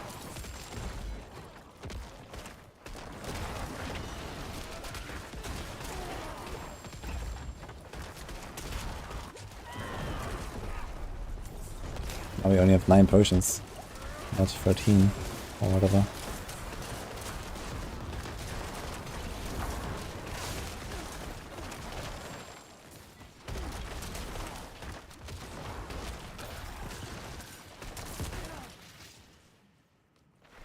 This is a softcore necro. I did it on softcore, so I have a more stash space.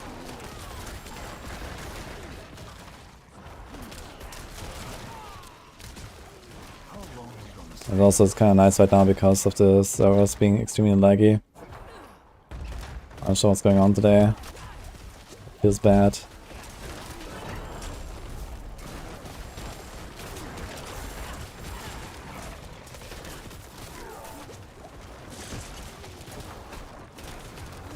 I didn't know softcore and hardcore can't trade. Yeah, of course I can, man. It's completely separate. That'd be hilarious. Just farm all your stuff on softcore and then equip it on hardcore character. Easy.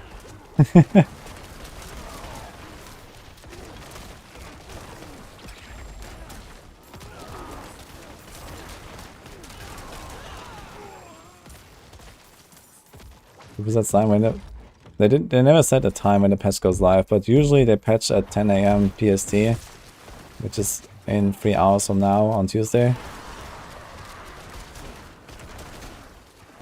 And usually they are like on time.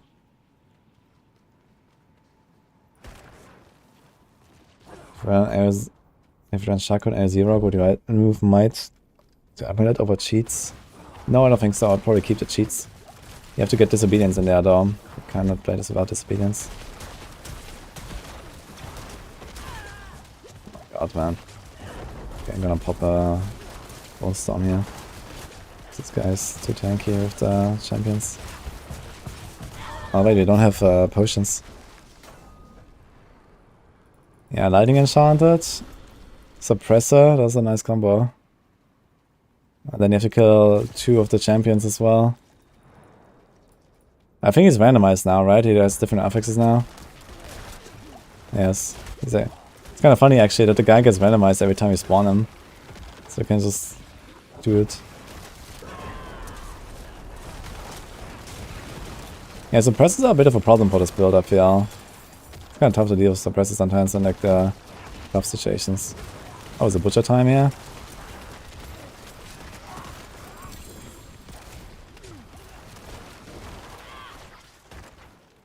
I also want to try some PvP with this build actually. This might be better than previously.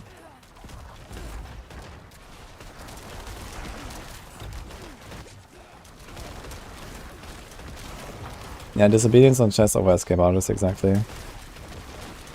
We go Shaco.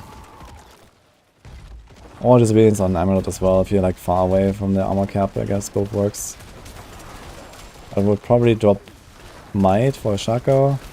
And then escape artist for disobedience.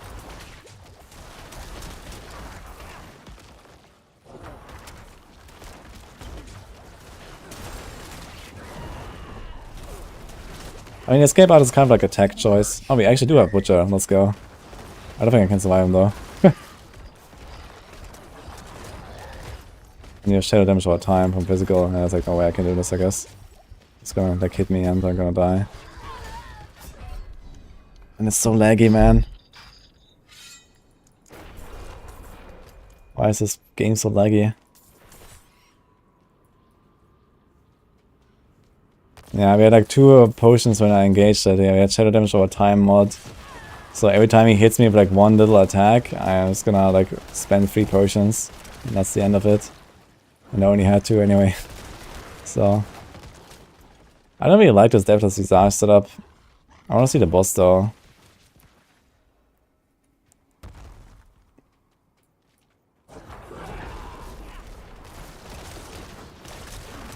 Wonder if that is gonna be a good.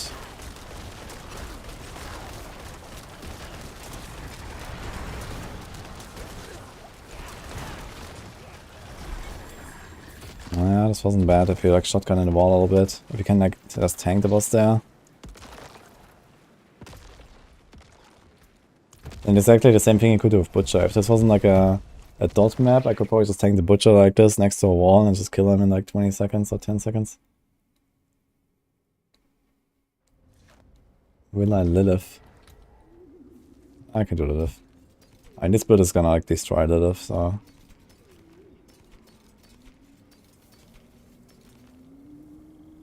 You can see it real quick.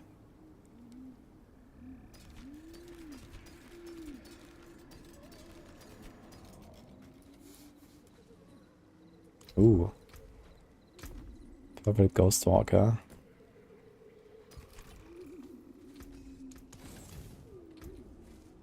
I guess I could God Slayer. I can give the offhand. Wait. Wait, did I change to the offhand? Or was it just running the entire run with the offhand? I think I was running the entire run with the offhand. That's why I was so squishy in this run. Rare to have something so fine. Yeah, Vex Post Splash.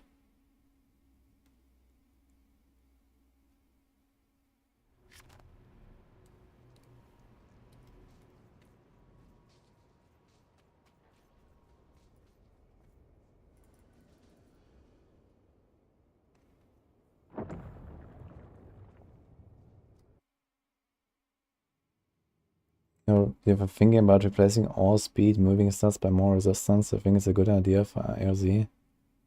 Yeah, boots without movement speed aren't the boots. Jackie Chan, so like you're gonna have that at least. Okay, we can just go Tibalts and Gods there, I guess. Let's do this. We have everything online here. I mean, Necromancer is kind of whatever. I do have Ravenous? We have Ravenous, okay. It should be extremely easy, I think, yeah.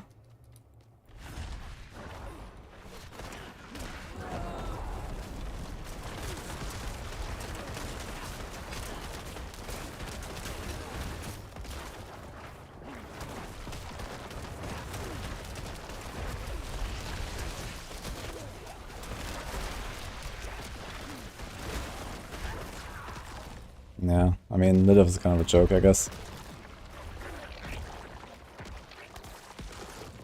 Didn't really have to do anything.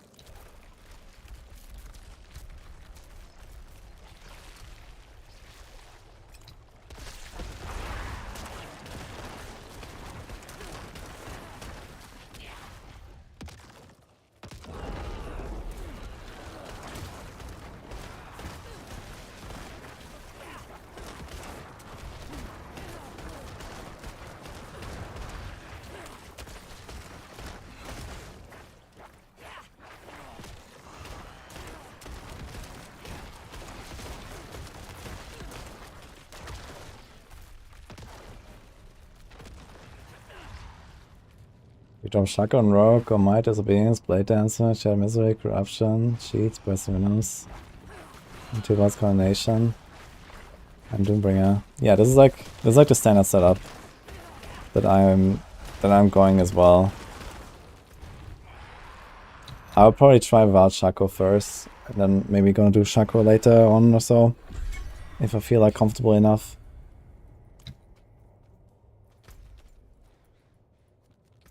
But yeah, it's really hard to get Shaco in there when you are forced in Tibalt's Will. If it wasn't for Tibalt's Will, then it would be very easy to run Shaco on Rogue right now. I would definitely do that. But since you have to use Tibalt's, I don't really like going Shaco with Disobedience and everything.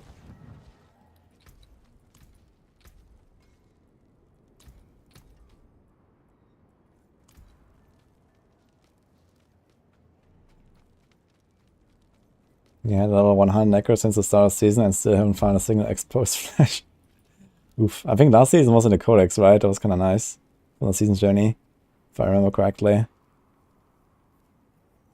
But yeah, I found one, and this was a pretty good roll too.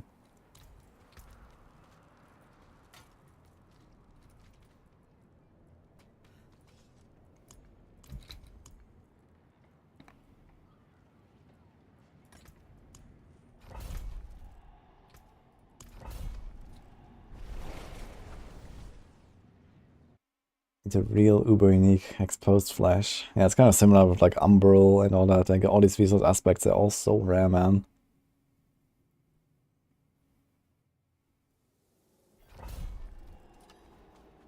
You must on coordination of Tibalt's Will, yes. You must use Puncture. Well, I guess you can use Blade Shift or something, but that's not really the play.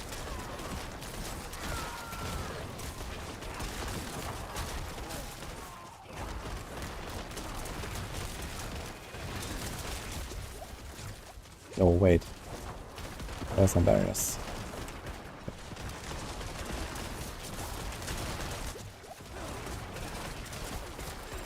Dot mods are actually crazy. Sometimes, yeah, this shadow damage over time. So much damage.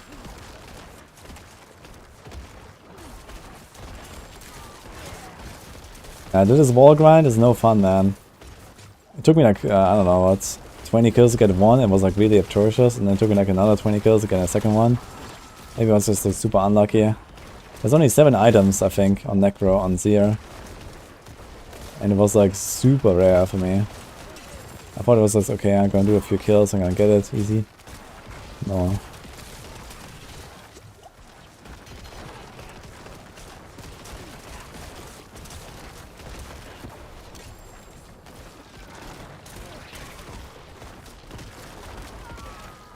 How big of a DPS stop is dropping X-File? It's not too bad, I think. Talking about like TB. I do get procs and stuff, and it's kinda nice, but it's not like required, I think. I would definitely drop X-File for Loombringer. That's actually what I have in the setup.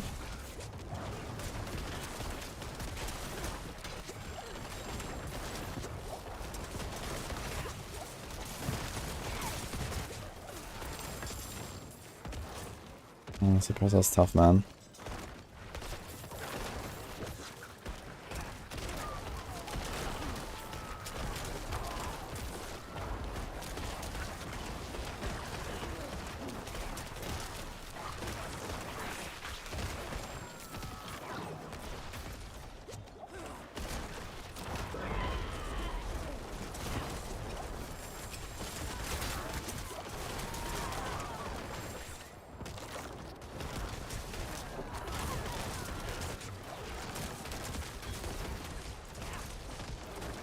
And where the hell did I go?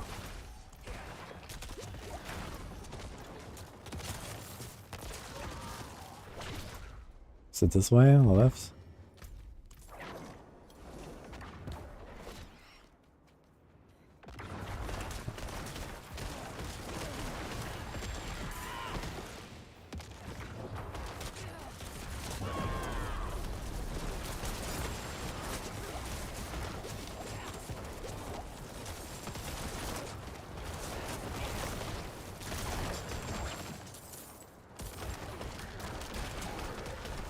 Also playing Softcore now. Yeah, this Necro is a Softcore Necro. So I can potentially use some group play and I have a fresh stash. Also kinda nice for the stash. Because I'm playing like my third Necro build right now, and that would not be possible without like, you know, having a stash for it now, I think. I mean, okay, a lot of the stash that I need is actually like, you know, just like random rares and stuff. But still, there's like a bunch of Necro uniques now that I have here. There's a bunch of Necro aspects that I have saved. So it's kind of nice to have a stash for just one character. Even that is full. So.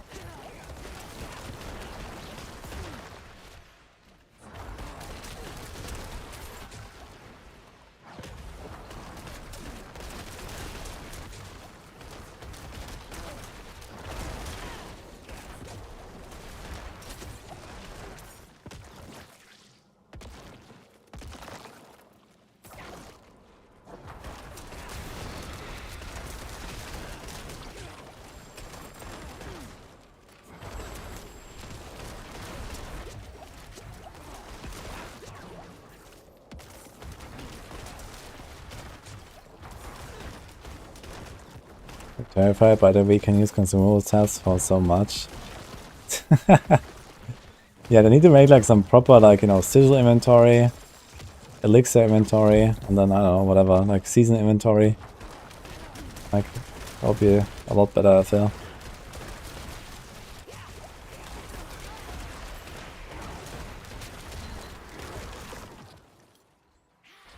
Help, please!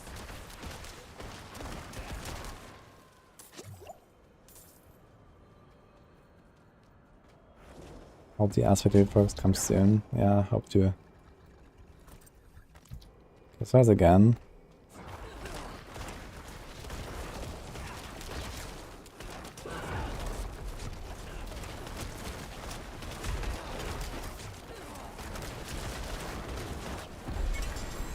Yeah, okay.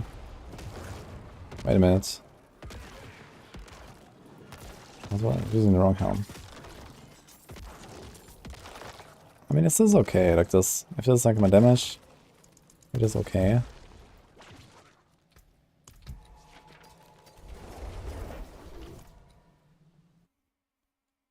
I'm using Flicker Step. Nah, Flicker Step on Necro. I mean, I don't need res on my boots, so Flicker Step is actually almost a defensive option, right? Because it has close damage reduction. But yeah, I mean, it doesn't have any stats that you want. The effect is useless. Ooh, big ring. Very big ring, actually.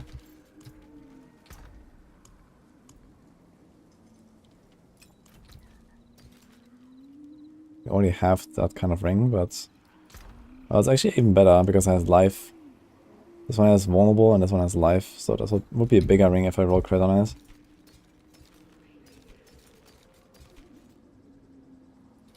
It's a nice wing striker.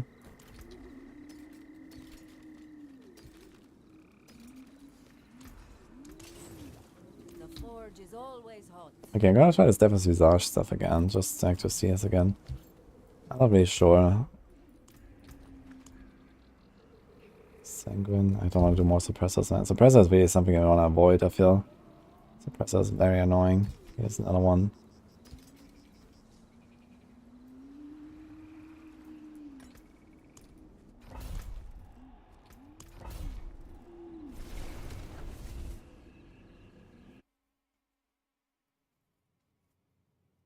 Resource max life crit and damage to CC, not lucky hit chance. Yeah, that's correct. Lucky hit chance is not bad for the B rings, but I think the life is better. Maybe you can get away without the resource, honestly. Maybe you can go lucky hit instead of resource, that would also be an option, I guess. With the calm points right now.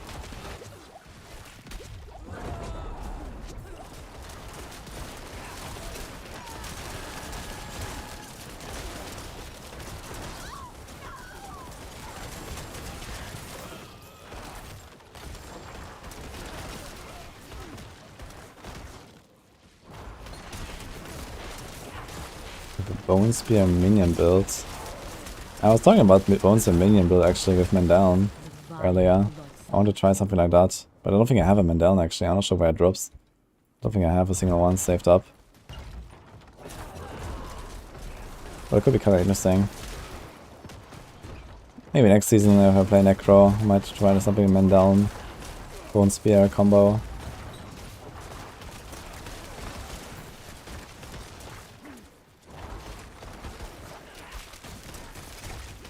People ever let us pet the doggos? Yeah, you can. Yes, go to the pet and say hello. We can pet it.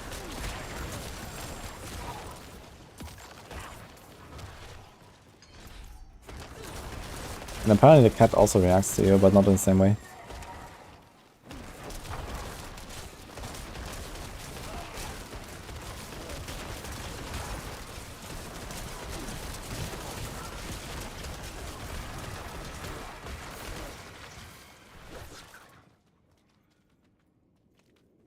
How much digital powder should we have?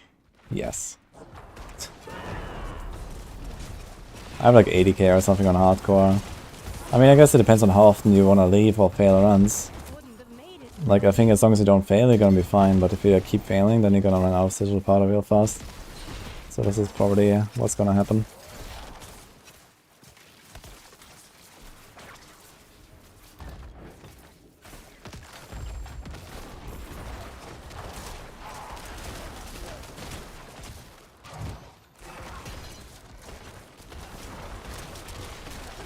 That first helps with resource gain.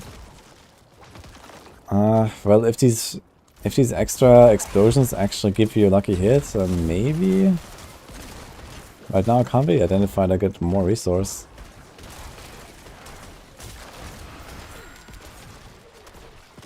But it could be. Let me see that on the boss. Maybe we can notice that a bit. I guess we would have to ask someone who actually tested if these things proc lucky hit. Is that the same lucky hit as Bone Spear? I get like a bit more resource, but it's not really impressive, I guess. Let's see. Okay, resource still goes down quite a bit.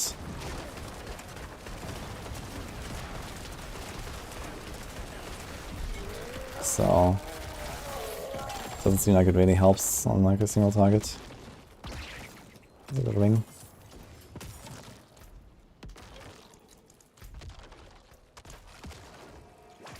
Marco claimed they proc.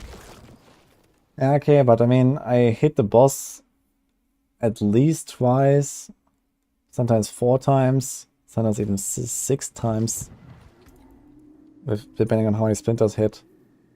And then I get like 1 extra hit, right? So let's say the average amount of times I hit the boss is like 3 or 4 right now, and I get 1 extra. And I guess the damage here is completely irrelevant of this thing. It's just like, okay, it has like a hit.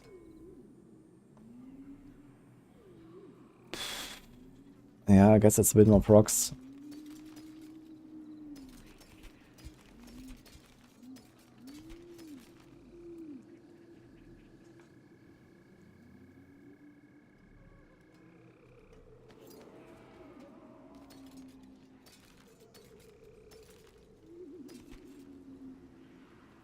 Precious stones to catch the light. Come and see. He showed it in a video. Okay, well that's good to know at least. I mean, that makes Devil's Visage definitely a bit better than I thought it would be. But I don't like the effect in general. Like, I think like, you know, just having like a helm that just basically does nothing is kind of sad, if you ask me. Yeah, I guess you like, you know, a bit of damage reduction. I guess it's like half a might aspect, I guess, in a damage reduction there. But that damage reduction could just be a life roll, and then you get basically the same thing, a bit less. If you had like a life roll instead.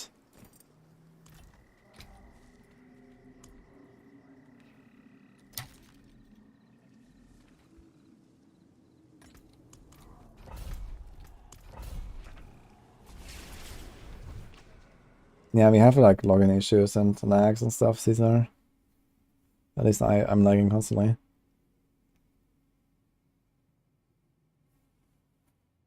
Bossing about it is pain. Is it really that much better resource procs? Does it have like some insanely like high lucky hit? It's like better than normal Bone Spear or so? I don't know.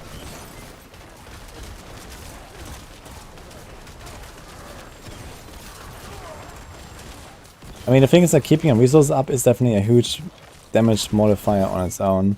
So maybe that makes it actually worth it, you know? Yeah, we don't have Tables Wilder now. We just have Devil's Visage. Let's see.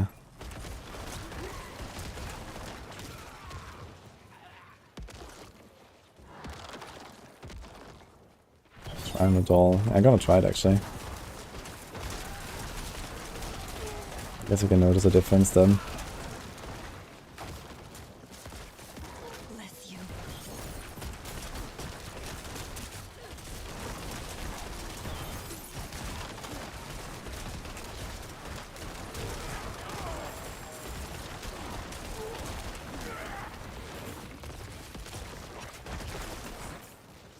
My savior.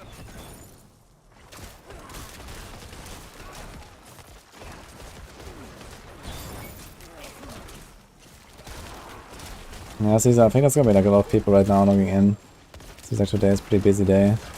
Might also because of WoW launch and stuff. Maybe this like affects all the other services, at least yesterday. I think there was like login issues.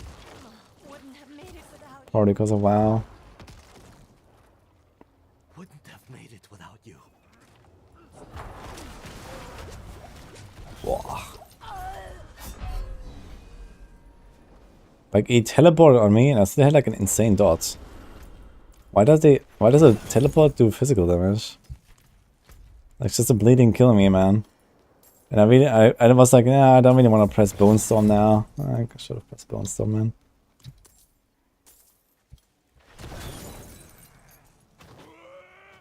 Yo, that's sick. Hello, man. Thank you. Appreciate it, 31 rounds.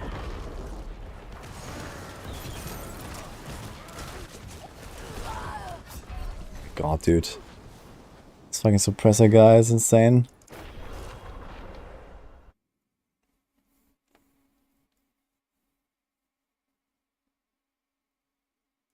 Is Bone Spear better than the Infinimus build for AOZ?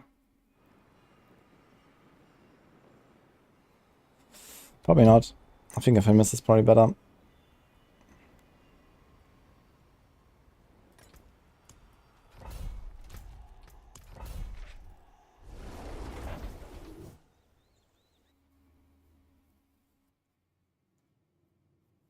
Really playing softcore. What is this? This is stash space galore. This is what it is.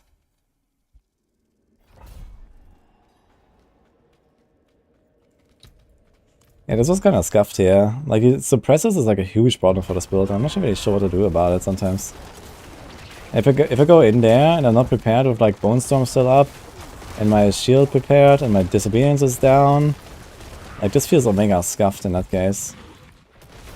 Because I have to have to rely on disobedience to actually like, you know, stack up first and stuff, and these guys just like, hit me, and then you have to bug to bleed. They hit me once and I just die to the bleed.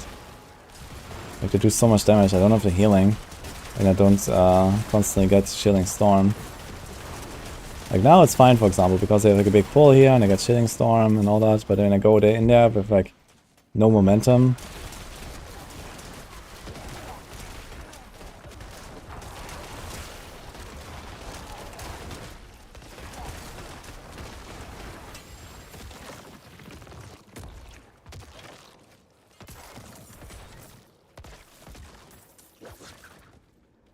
King of Himmels will struggle on the bosses. I mean, there's no bosses, that's the whole point, right? There's no bosses on Abattoir now. Made it Bloodseekers. So Infinimus should be pretty good now, I guess, because suddenly the boss fight is like, you know, 5 times faster. Like you don't fight one target that has unstoppable, or like, you know, cannot be CC'd. But instead you fight 3 guys and they can be CC'd, and also, you know, you can like spread out the damage and they also have less HP than the boss.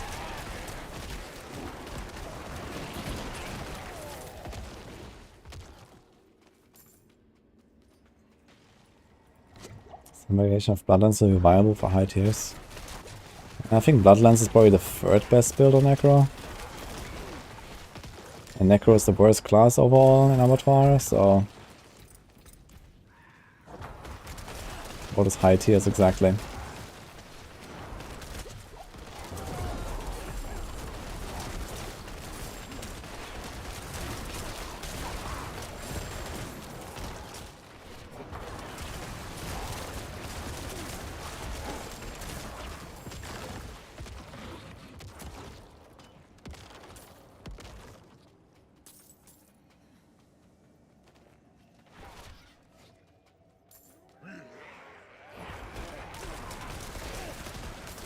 These guys spawning here.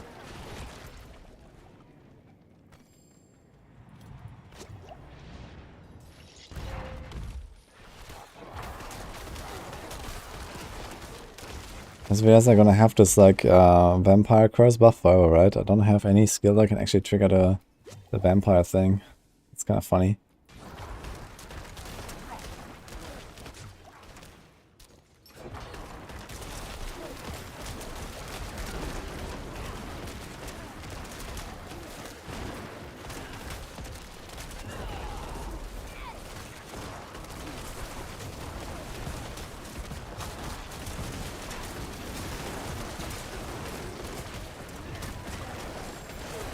Yeah, maybe the resource is actually so good because I have Devil's Visage.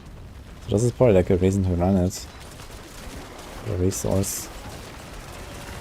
It might be a better home than I expected.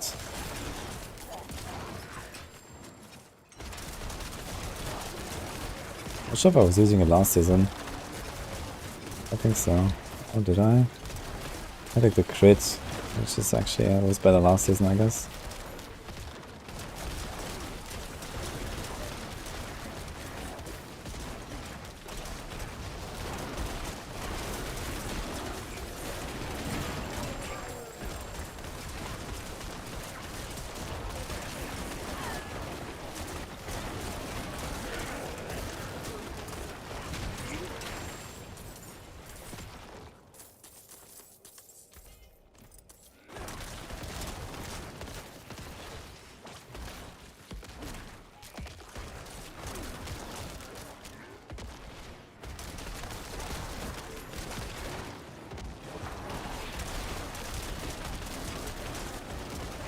And resource management is very important, even like the big pulls. You don't even want to drop a resource, right? The more you have, the more damage you deal. With Bone Spear, you kind of need to have it as high as possible. So let's try the boss again with no Gold Slayer and see what happens. Not having to like item swap is generally pretty cool.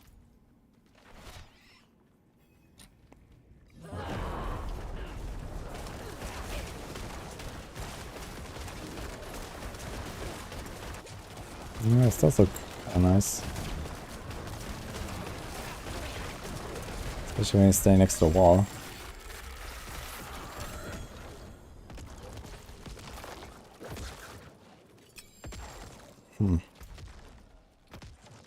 Yeah, boss damage defense seems way better. Okay, let me try target dummy. Bone Spear or Blood Surge on the endgame? Yeah, Blood Surge. Sorry. Bone Spear. Bone Spear is better. Blood Surge is gonna struggle, I think, in AOZ because it's like a melee build and you have to like tank stuff. Like this build here is like way safer. As long as you don't have to deal with suppressors, you're totally fine against everything here, I feel.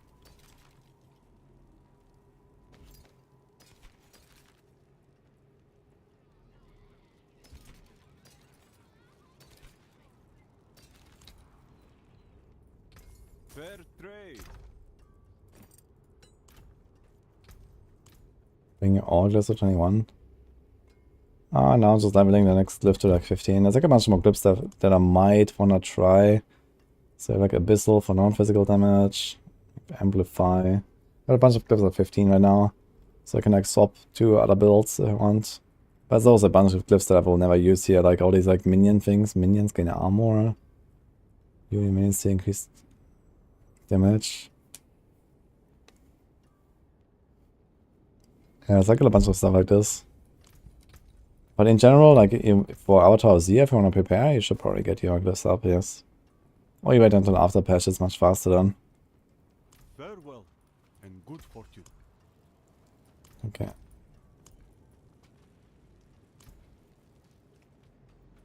A bit.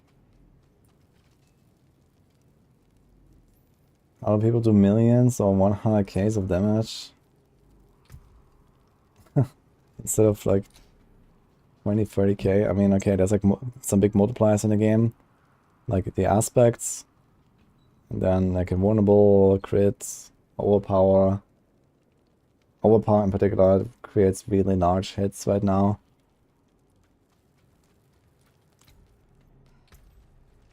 You just need to like understand like how things work together basically. or follow a guide that does it. Hello Matt, is Windforce good? Windforce is fine on pen shot, but not with poison. With poison, that's not a thing, because Windforce doesn't buff poison. And Victimize is also a pretty bad idea, I think. I don't think that Victimize really interacts with poison at all.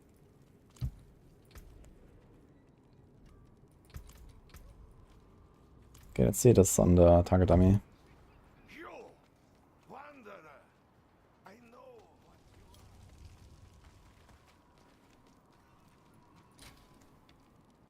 you are. If you have to find like a lot of different builds on a class, I would suggest to level your glyphs to 15 and also 21. 15 glyphs are, you know, pretty usable.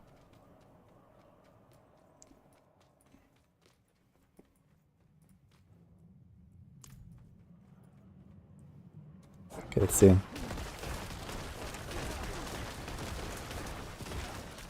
We get like 0 resource blocks, what?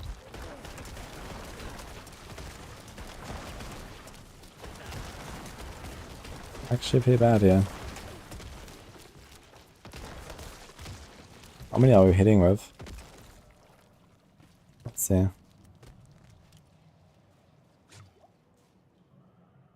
Maybe the boss time reset, what?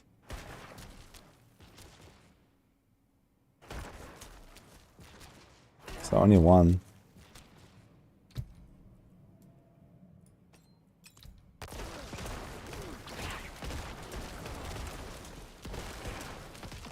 Okay, what if I go back a little bit like this?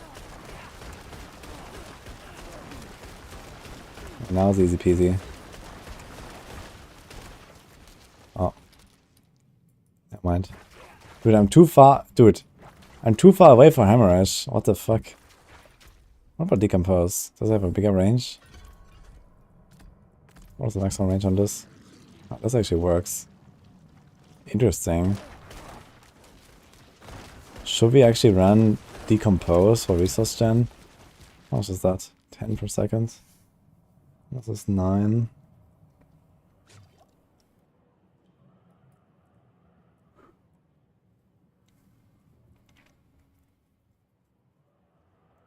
You could also save 1 point, I guess. Because this is useless. This is also useless. I wonder if I should go Decompose just because it has longer distance. What about this?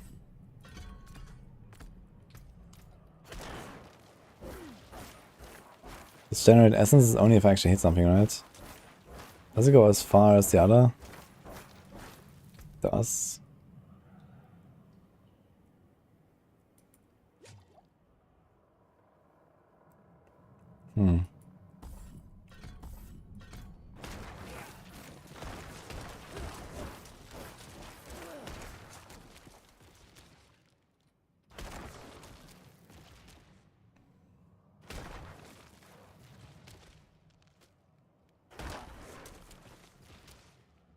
Can we get like 2 overlapping explosions there? From the this looks like 1. So looks like we didn't spawn anything.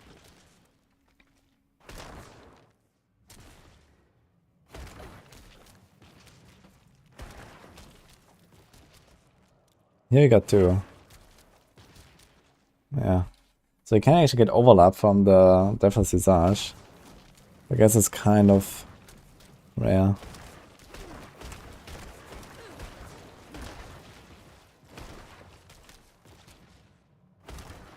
Let's see if we can get an exposed flash proc. Nothing. Nothing. No. Here. So we got it. So it does work, as you can see. Here, boom boom. Interesting. What if we do with the God Slayer?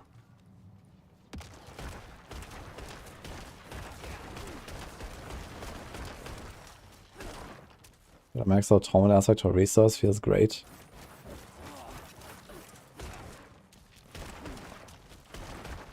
Yeah, Torment aspect can also be pretty useful, I think.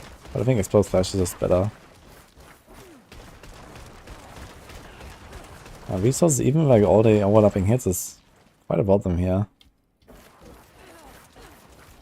So let's see if it's like significantly better if we do this.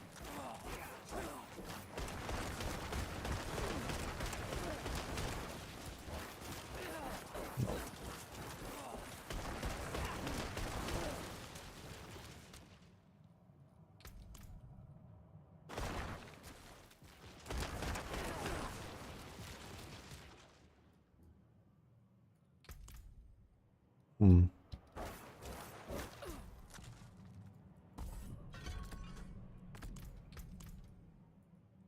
I'm out of range for this as well. How far do I have to go? Oh, this works. It seems like it's pretty much like the decompose max range is pretty much what you want to go for. Right?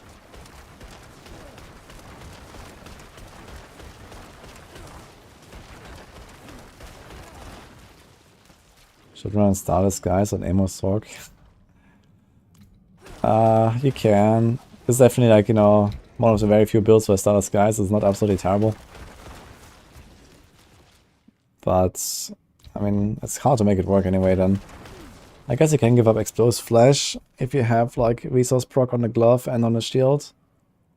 Starless Skies probably wins. And you don't really have like much to cast here, right? Like, I don't cast my basic skill, I don't cast Bone Storm very much, I don't cast the Curse very much. So yeah, there's like very few things. And Starless Skies would work. It would also like alleviate a lot of the pressure on the auras because it has like 12% free auras.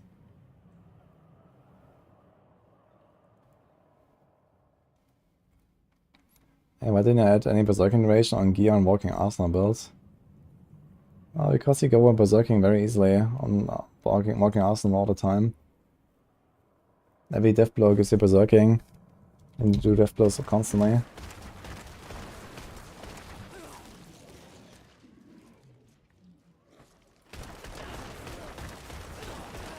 I mean, these days you don't roll berserking duration on your boots anymore, for example. You go triple res on the boots, for example. So previously, I think in the last season I had berserking duration and like fortify generation and like movement on the boots. Now it's just like movement, triple res, for example. You drop all this like utility stuff, get resistances. My god, this resource recovery is actually terrible.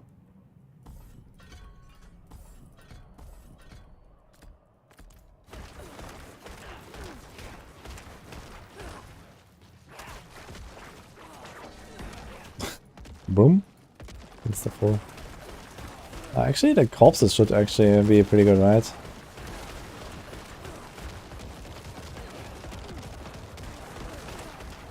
What about this? Corpses should be crazy for resource. It doesn't seem like anywhere close to like what I would expect actually from the corpses. This is like spamming.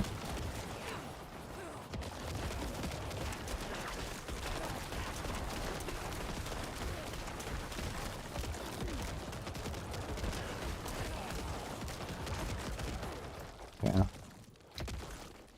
Okay, definitely Visage is better than I expected, to be honest. So maybe this whole like swapping on the boss is not really required. Maybe we can swap to the offhand like this.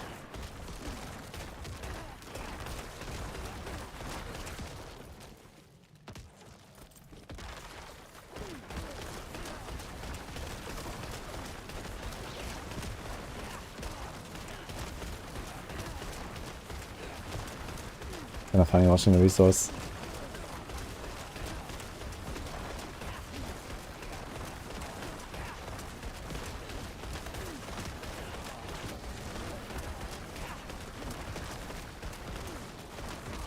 I'm glad you like a TD 0-0. What's my lucky hit? I only have to want, I think. Ming doesn't really have space for lucky hit. I mean, I guess you could drop the vulnerable for lucky hit, but you really want life, I think.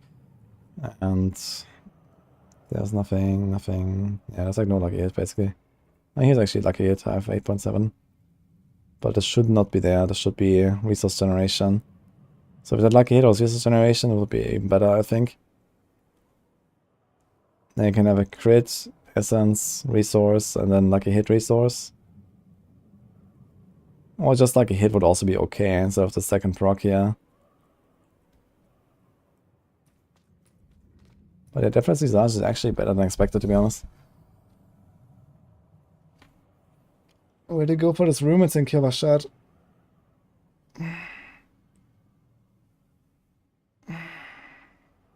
God, I'm so tired, guys. Ugh. I woke up at 5 in the morning today. Thinking if I'm gonna get a coffee now or something.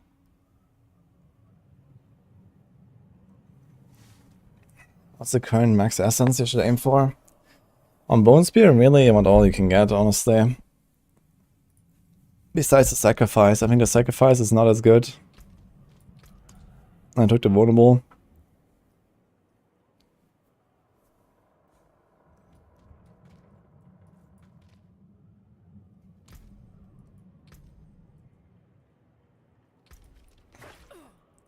Yeah, this vulnerable is like 30% DPS or something against vulnerable targets. It's better than sacrificing for essence. But you can get a bit of essence here, which is nice. And then you can get a ring. And then you have a bunch of stuff on Paragons. And I have 179 essence now. With the shield actually 197. Actually, that's kind of a good part about Linter's Wall, to be honest. It has like pretty good stats for us. I wonder if it's even worth swapping on the boss for the offhand. Because you can, like, you know, more easily keep our stuff here.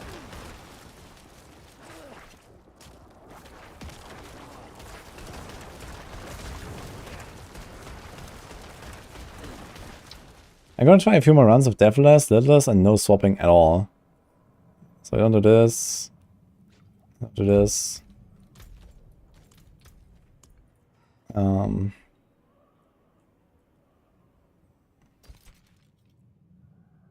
Go on ruins with Suppressor.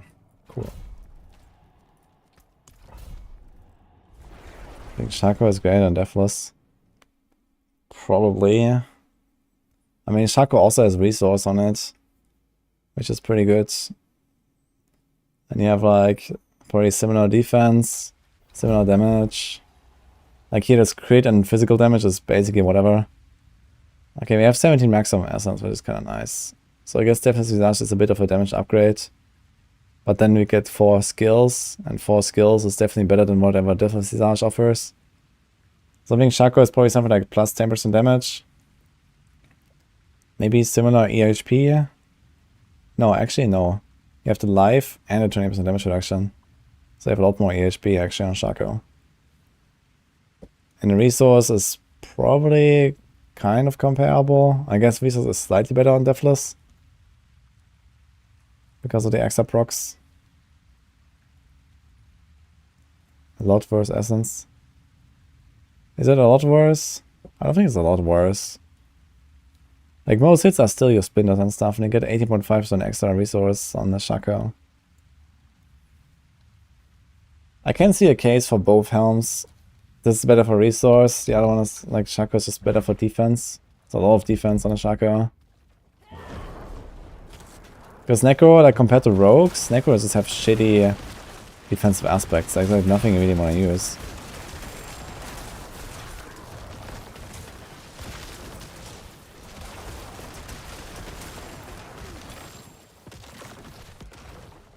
The cute guys only. How can I offer today's outfit? Well, I have this hoodie here. This is it's like one of the Blizzard merch hoodies I got at the BlizzCon. It's a Tree of Whisper hoodie. And I really like that one actually. And I was really in a deep fall mood today. So I chose this one for the night. Even though it was relatively warm here today. But it was like worth it.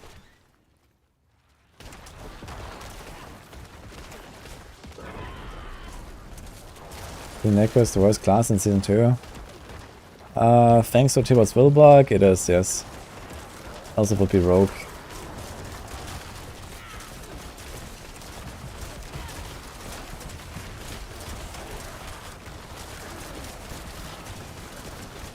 But I mean, Necro is still fine, honestly. I mean, I played 3 different builds now, and like T100 grind was very easy with all of them.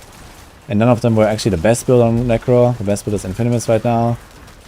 And I haven't even played that. So, you know, it's working.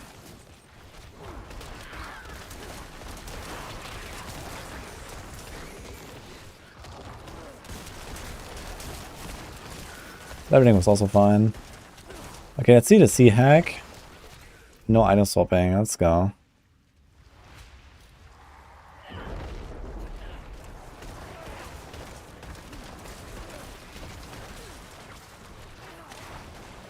Okay, I got like no procs or something.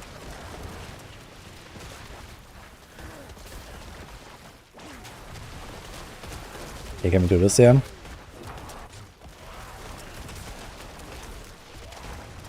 Nah.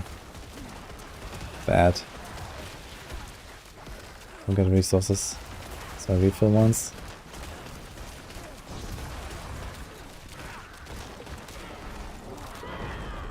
This was really bad boss fight. There was nothing on this map that gave her like extra defense.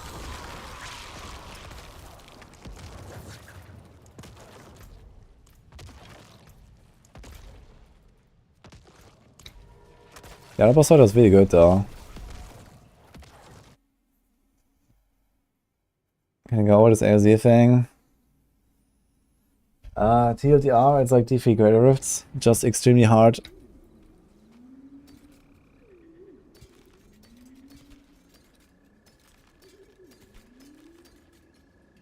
And you get a new glyph that's really powerful. They can mostly level there really quickly.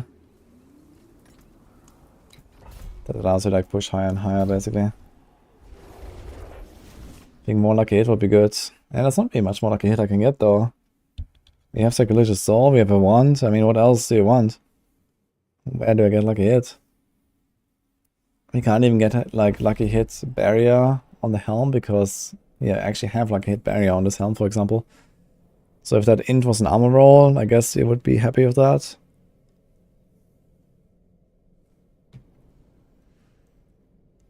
And this vulnerable could be lucky hit armor, I guess, but that's it. There's no more lucky hit.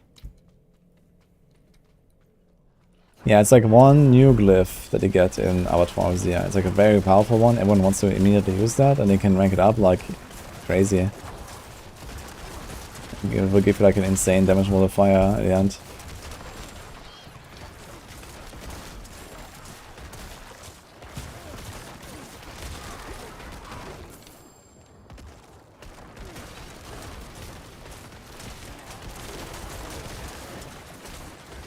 There's no reasonable source of lucky hit in the game.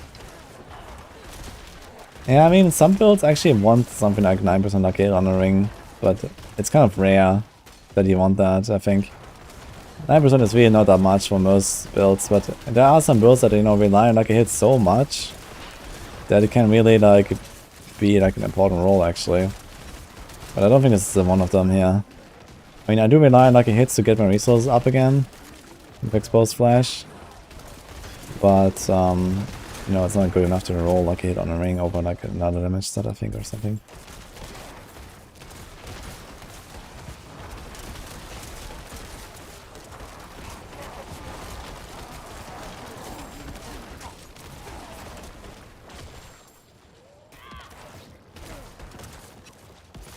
Oh, by the way, someone was saying earlier about the music.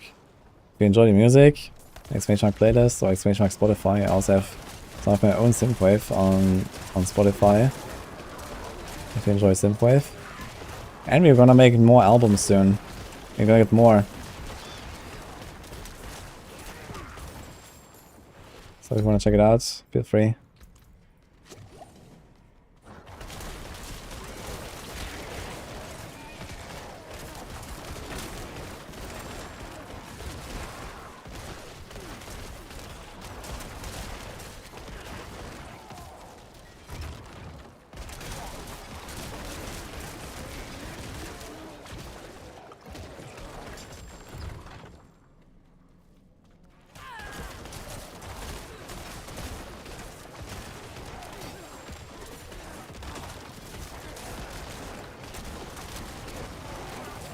Oh, Shana, what the fuck is that, by the way?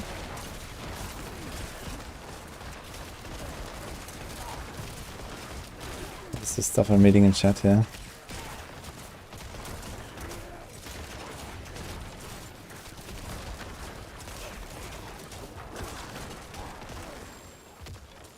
I feel like even with my Visage equipped, it doesn't feel that great on resource sometimes. I was kind of hoping for a bit better resource recovery here and there. My setup is not bad. I guess it's just how it is. I think they had like plague explosions here. Yikes. I didn't see it because of all the ground effects. Why didn't I add Berserker duration? Okay, I answered it earlier, Sparky, but to answer it again. On Walking Arsenal build, you constantly get new Berserking refresh from just using Death Blow. So it's kind of pointless to stack Berserker duration, because you just get it all the time. In these days you want like res on the boots and stuff.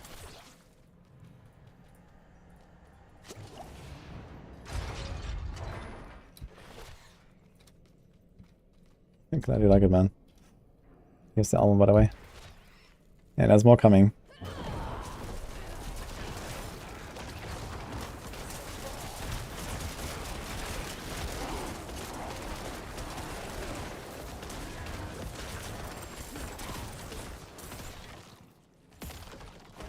I'm lagging again here.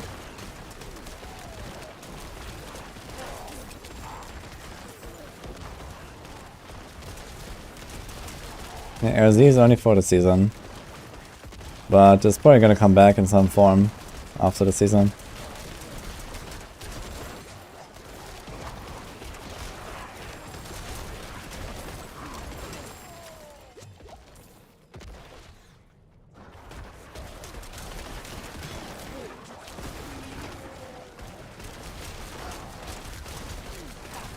Some of the bone spears hit like 150k. Yeah, two-handed is nice, but you can't really survive with two-handed, I think. At least not in AOZ. I mean, for T100s, I guess you can get away with it. But if you don't have Riddlers and Shielding Storm, it's just kind of like scuffed, I feel. Okay, let's see again, no swap. See how the boss feels. Stack this.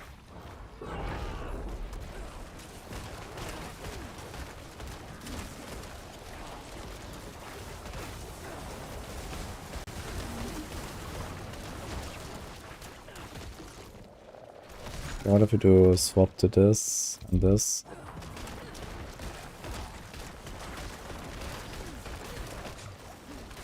Run low on resources here again. I think just the open might be fine to swap.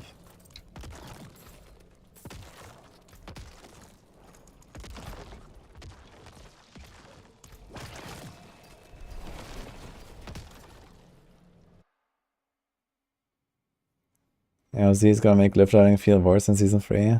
They're buffing glyph leveling now though, and Nightmare Dungeons too. So it's gonna be fine in Season 3, I think.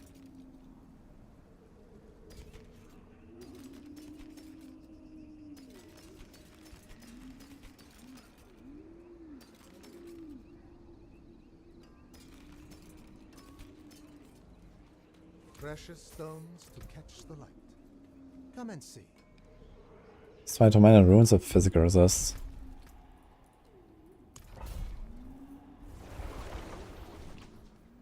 Fast way to level 30 Stalk up, so I can do Dury runs. Well, get like another 10-15 levels, they can go to Nightmare difficulty.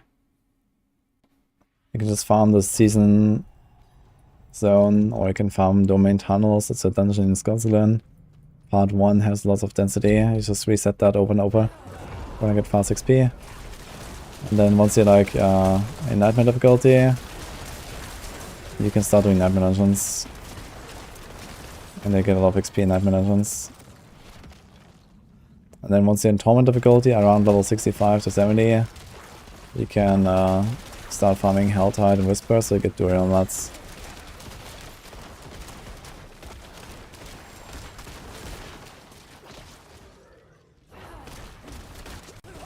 I've not played Ball Lightning, damn. Do we have a Softcore that I might want to level, but we have only like basically a bit today and tomorrow. I don't want to start a fresh character right now, honestly. On the other hand, I mean, servers are fucked right now, so I'd like to farm more scrolls or something, but maybe I can get away with the scrolls I have. I have like 25 Scroll of Escape right now on hardcore, which is pretty decent, I guess.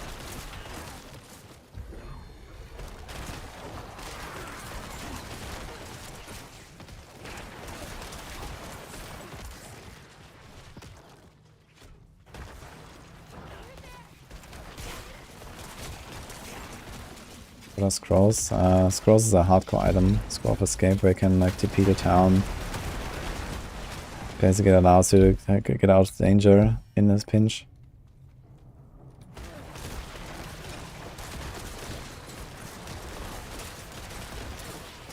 But they're really rare. But yeah, for Abattoir of Zir, you know, I might need them here and there.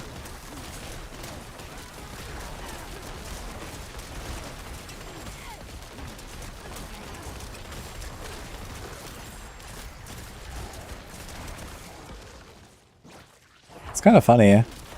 I have Metamorph on this build, but I don't think I really need it. Could actually run this build with like without any major power, I feel.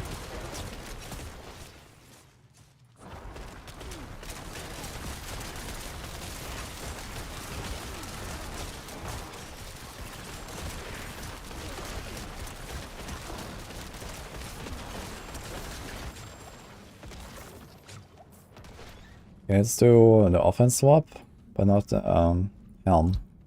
Let's see.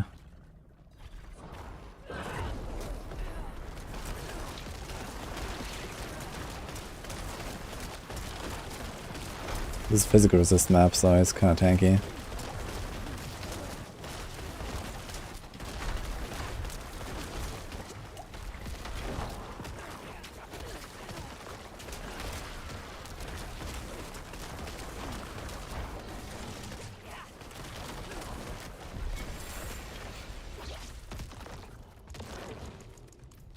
It often does help a lot, I think. Just a bunch of extra damage, just like probably plus 40-50% DPS, I would say, plus better resources.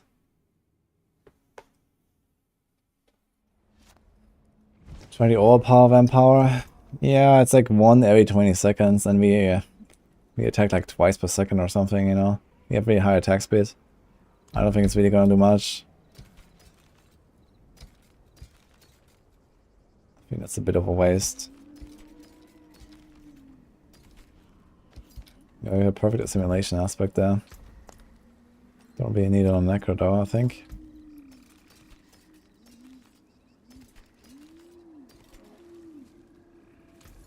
Come back and see us.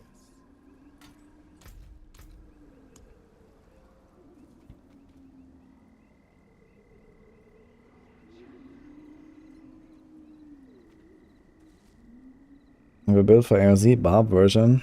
Yes. It's all in the planners. And also the Walking Arsenal Maxwell guide. I also did that one. That looks worn. I did make a Hoda build though, if you're looking for a Hoda. You can still use these. But I have double swing and Walking Arsenal.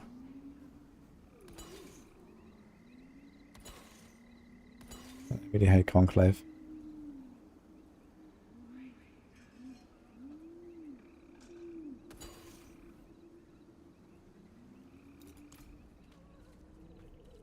Any plans on the Softcore Druid runs? We could actually do some. Some people gave me mats. Like, I don't really care about anything on this Necro, but we can just do now some community runs, yes. But we can also do it like next weekend, we'll see. Maybe if people give me like some more stuff, we can just do like one big session with like, you know, 200 Durian runs or something.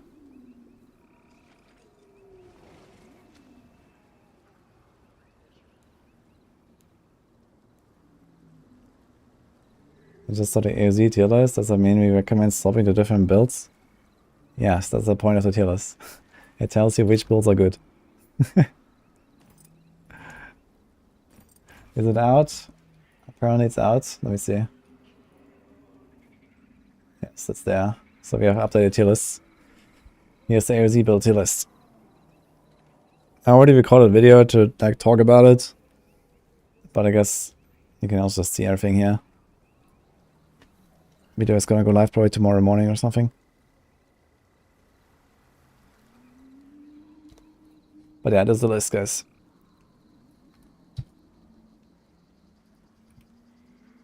I mean, I guess it does become as a surprise here. Those two, I think.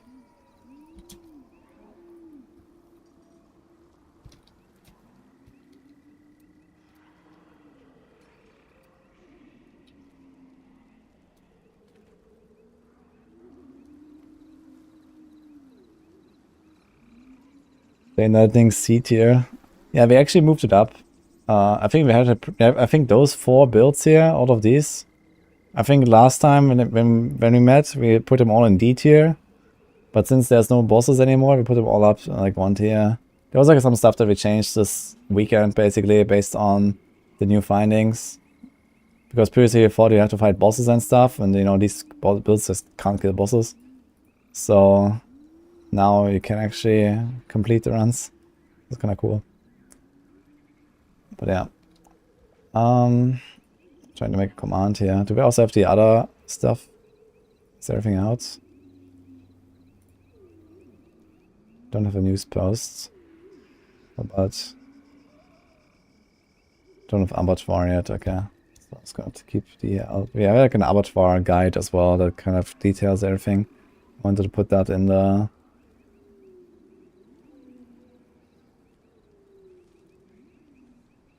command as well, but we don't have that.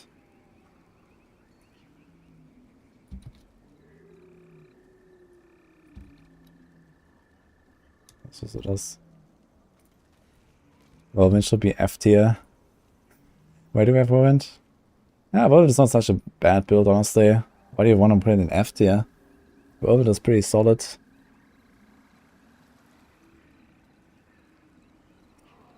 Yeah, the only like real interesting part on the tier list actually is like the Poison Shred and the Stormclaw, I guess. Like you put them like somewhat optimistically pretty far up, but this only applies if you have the glyph like somewhat leveled because of the double dipping. Like we expect that Blurred Beast is gonna double dip. He has some notes, by the way. So we expect that Blurred Beast is gonna double dip on the glyph. And this makes both of these builds like much more powerful once this glyph is leveled a bit. So once you get like, you know, 2, 3, 500% or so extra damage on this thing. And then the double dips, you get like, you know, times 10, you know, eventually like, I don't know, times 20, times 50 multiplier or something. Instead of like the typical like, you know, times 2, times 5 or something that other builds get. Or times 10. So yeah, this is gonna be pretty wild for those two because of Blurred Beast. But it seems like really hard to really make use of Blurred Beast, so we'll see how this will play out. Fireball is here. We have all the builds ranked. This is like, we took the endgame tier list and we like restructured it. All the builds are here. Companion Druid AOZ. Yes.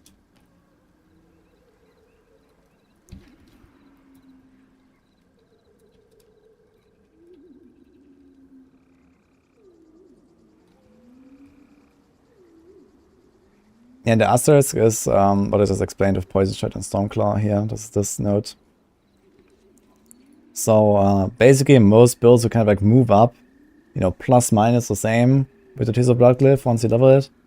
But those two builds in particular will move up a lot more once this glyph is leveled because of the double dipping. So this is why, like, Poison Shred probably starts out somewhere in C tier or something, or in D. And then kind of goes like all the way up to probably around here. Or maybe it's even going to become the best build, you know. It's kind of hard to say. But it did heavily nerf test Tears of Blood, so, or not nerf it, but we expected Tears of Blood would scale much more strongly, and it doesn't scale as much. So just kind of like dampened the expectations a bit here on these, but yeah. Same thing with Stormclaw. Stormclaw is probably like somewhere down here, and then just moves up basically, and then similar with Poison Shred, it probably like starts here and then goes up with the glyph levels. For the other builds, it's probably like plus minus the same, so it doesn't really change the ranking between builds that much. There are some cases where the rare nodes on Tear of Blood are important, and for example, rogues have like a cheap shot board where you have ridiculous rare nodes, but it kind of affects all rogue builds equally, but it affects the rogue class more strongly than other classes. So I guess a rogue kind of over time becomes a bit better compared to other classes. Same for barbs. Barbs kind of become better over time than other classes because they have 2 really strong rare nodes they can buff. It's the same for all barb builds and same for all rogue builds. They both have the same like board. It's like cheap shot and I think carnage, where you buff damage to crowd controls and damage reduction from slowed on a rogue, and damage while berserking and damage reduction from close on a barb. And these especially defensive damage reduction mods are pretty powerful because they scale up to like, I don't know, 30-40% or so damage reduction with a high level glyph, which is pretty insane. And also like the offensive rare nodes are like multipliers through close quarters combat and through the carnage Paragon node.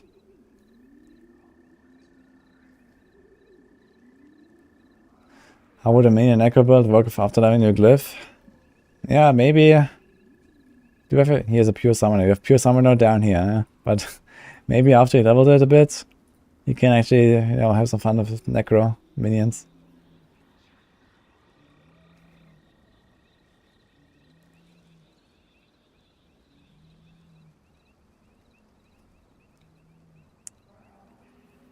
Did I play them or just playing tier lists out of my head? I mean, we had like two-hour meetings plus some prep with like, you know, people potentially discussing among themselves of like, you know, some of the craziest blasters that this game has to offer. And this is the tier list that he made out of that. So take it for what you want.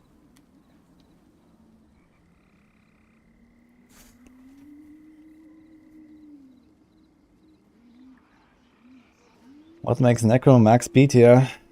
Well, low defense and low damage. I mean, that's just how it is. Especially the defense will be a big problem, I think. Necros feel squishy. Necros feel squishier than Rogues right now, and not even... Like, even with like Littlest Wall and everything on Necro, I don't feel safe. It kind of works. But, you know, you have these situations where Littlest Wall is just down. And... yeah.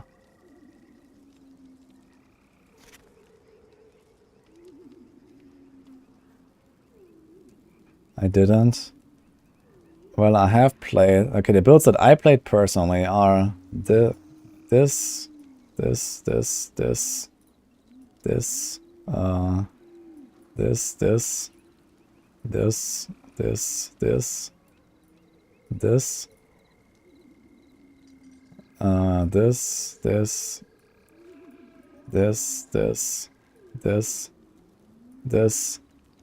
this, this, and this. And yeah, I've not played most of the other builds. But, you know, there are enough other blasters that have played them in our Maxwell team. So this is a tier list, guys.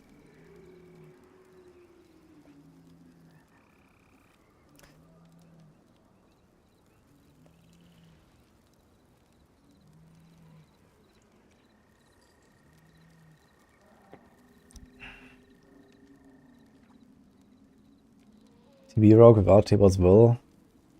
Yeah, I could do the lower tiers on MZ for sure. You can probably, like, even without Tibor's Will on Rogue, you can probably push all the way to like 10 plus even. But yeah, we'll see exactly. And maybe they change the scaling a bit. Press F7 to get rid of the cursor. I mean this. Oh, interesting. I was wondering where that came from. Like some months that just appeared and I always try to get rid of it, and thank you.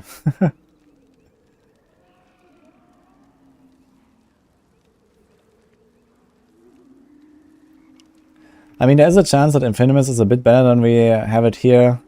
I think Infinimus is like the one build on Necro that has a chance to kind of like move up here. I guess these are too weak. And, I mean, okay, there's like some memes down here with like Blight and Blood Surge and stuff. So, yeah, Bloodlands, Bone Spear, they definitely have like a bit of like potential there to be at least here. That Infinimus, I think, might be stronger. So, there's also like this new like Sever stuff that Macro did. Which is probably like some kind of mix of like a pure Sever build and like Infinimus, but we have Severed here, and I think we already moved it up because of this, so yeah, we'll see. You Pulverize and Fireball, kill Uberlith in 3 seconds. Yeah, this makes them like a solid C tier. That sounds about right, actually.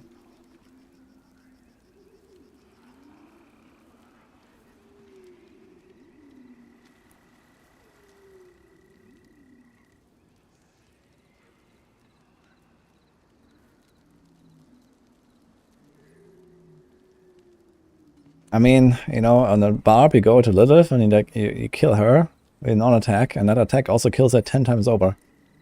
So I'm not really sure what you're expecting with your Polarized Druid.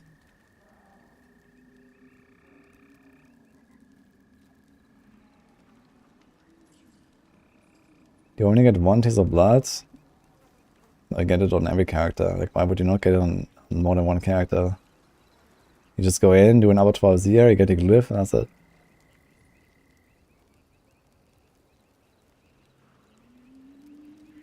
You would put Bone Spear in S tier as well. I think we have it on the Endgame tier list. Let me compare this to the Endgame tier list. Yeah, here's actually Bone Spear and Infinimus. And that is kind of questionable. I mean, maybe it's fine. But I think we were discussing this at some point and we're kind of like, okay, let's just leave the Necro up there. You know, these are like some of the best builds. But when it comes to Abattoir, you have like completely different requirements, you know. Like DPS is really important, and well, Necro doesn't really have much to offer there. And neither does like Polarize, for example, or like Fireball. I mean, Fireball, dude. Do you understand how weak Fireball is compared to other builds? I mean, yeah, everything works in T100s, but we're talking about Abattoir of Zir here.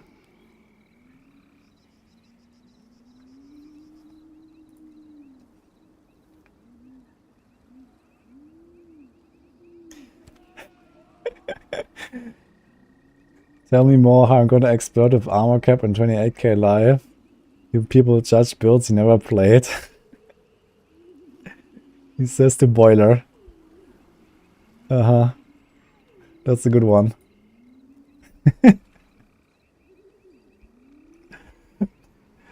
Oh man. Okay.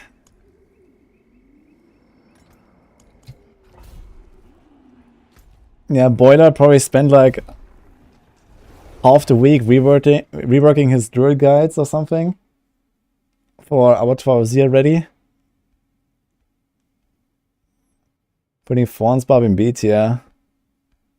Yeah, I don't know. Maybe it's B, maybe it's C. I mean, on some of these builds, it may be a bit off here on the bottom, I guess. You know, like...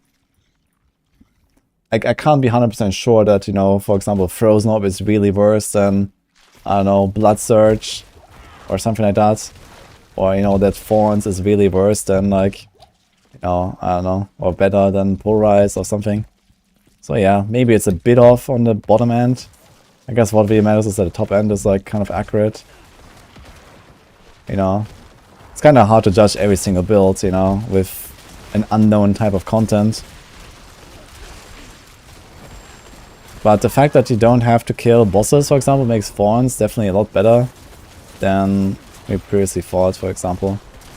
Like, not having to kill bosses is pretty good.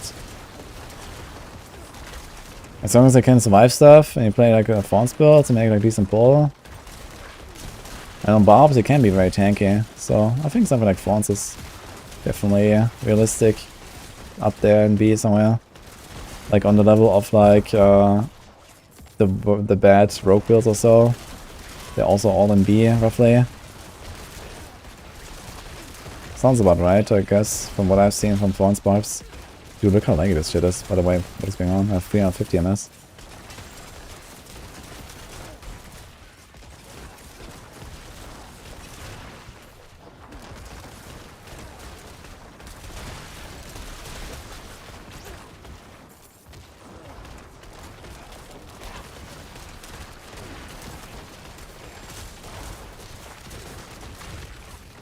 Oh, Icebird, hello man, by the way. Until you get a Necro Bloodseeker that barely attacks. Yeah, I mean, I guess, you know, just the Bloodseeker, you can handle that, I guess, at the end, right? If you can tank them. And there's still two other Bloodseekers that will proc your Needle Flare and stuff. I mean, I don't know. I'm not a Fawn's expert. It's just like what I would expect. It probably works. I have to ask the Barbs.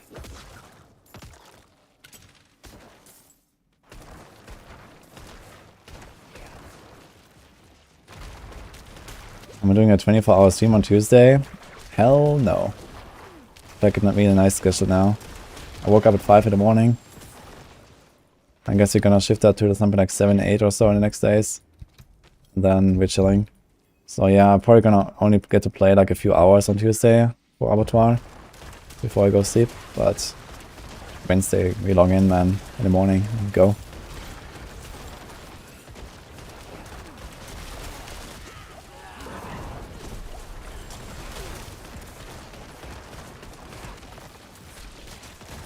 Someone said Bone Spear S tier.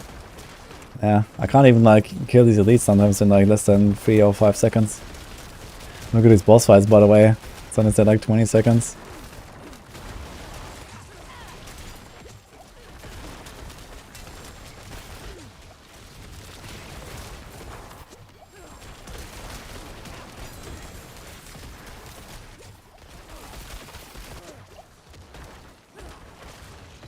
And building a tier in AOZ, I get more AOZ. Yep. That's the reward.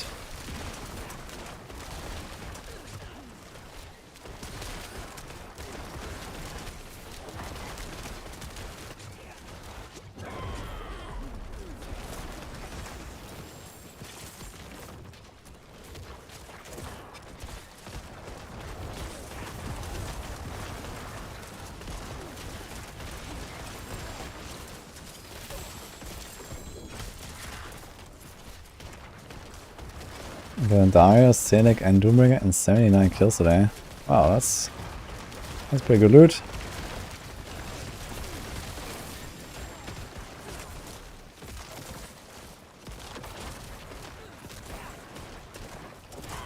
Need clear tier 1 AOZ and then change the Paragon board for new glyph. Exactly. That's exactly what they're gonna do. They do like immediate Paragon respec.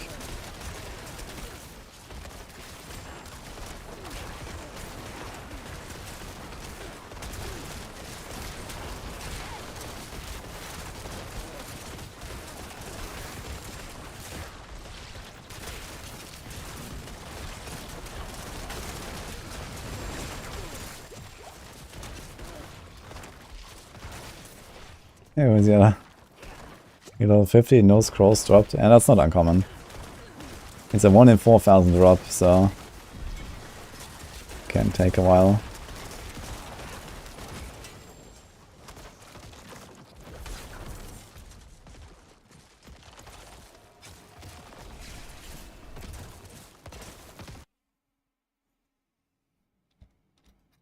Fireball Sorg is S++ tier. Dude, this whole concept of like S+ is completely stupid.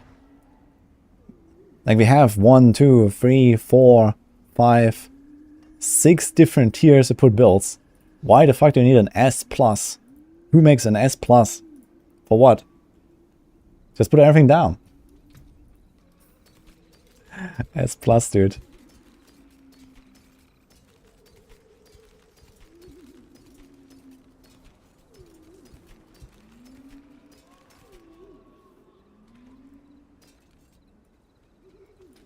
Seems very strange.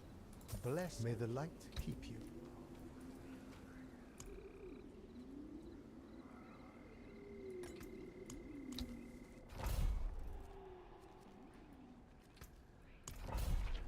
Bone Spear S tier. No, Bone Spear is here. Where's the Z tier? It's the best when a tier list starts with S and goes up to SSS+. Dude, it's stupid. It's just fucking stupid, man. I will never greenlight this. There will never be S+.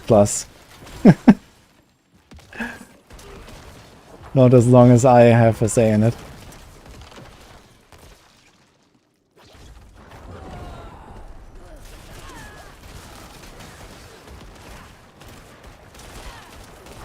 They want S+ because people love copium. Okay. I like copium too, man, but not that much. Oh, thanks, Rory Star, by the way.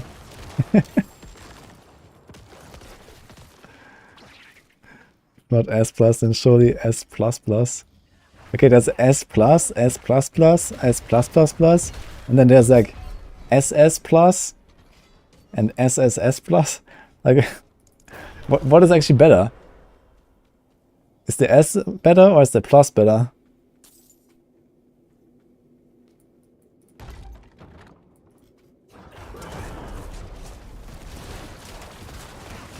How about God here? Nah. That sounds stupid too. I like the just letters. God here is like too sensational for my taste.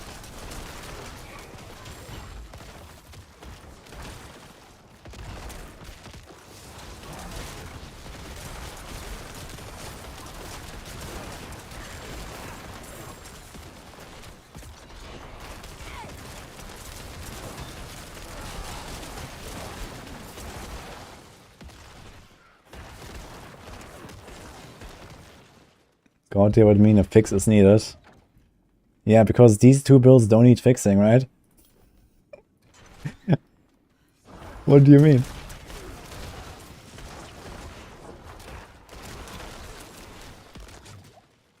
They're fine. Okay. Mobile games have ruined people. That is probably true.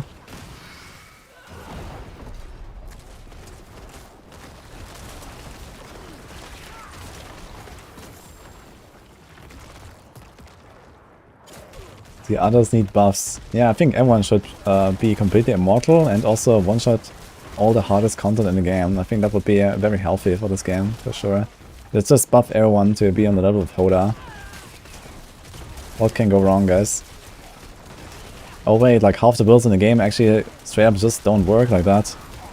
Because they deal damage over time. Unlucky. So I guess we're just not gonna ever play like half the builds in the game again. Ever. Because they can't one-shot stuff.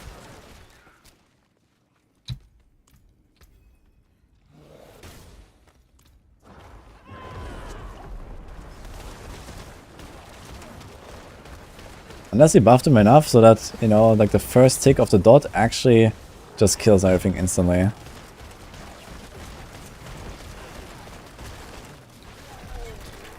So you go up to a guy and you rend him and then he just implodes. And if he doesn't, then it's gonna happen like a second later.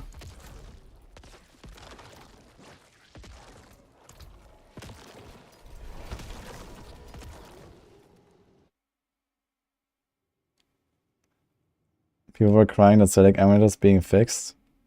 I mean, it's not even getting fixed like anytime soon. It's just like doing some fix for PvP. And then Season 3, I mean, like if you didn't see a nerf to Select coming for Season 3, then I need some of that stuff, man.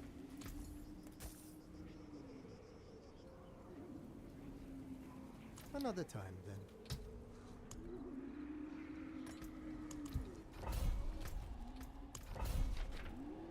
Hey, are they? You see me running hundreds without one-tapping boss. Yeah, and this is exactly why this is a B tier build.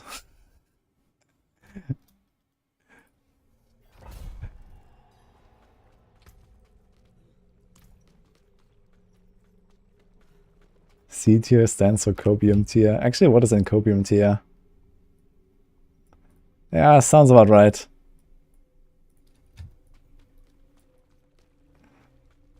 So wait to see the build, the exclamation mark build, but the planner is not yet fully done.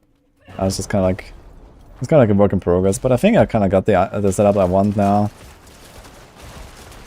I would have to make the leveling version of this, and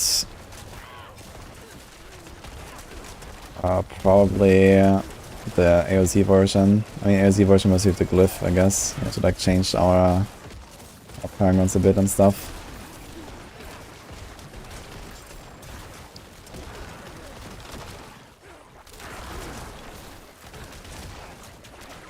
The amount of panic people have for the select change. Yeah, I mean, there's not really much to see, honestly. Yeah, okay, I mean, almost no one cares about PvP, so select change doesn't really affect anyone.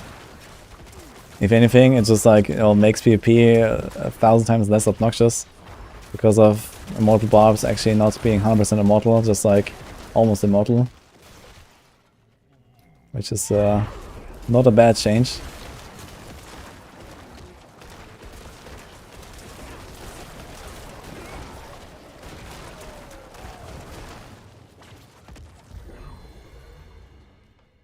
Hell, that dude.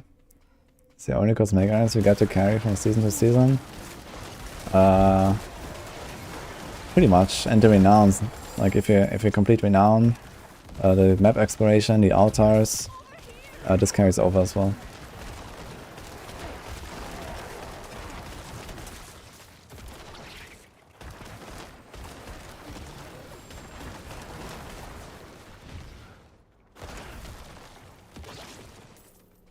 What class will I use an Abattoir? Rogue.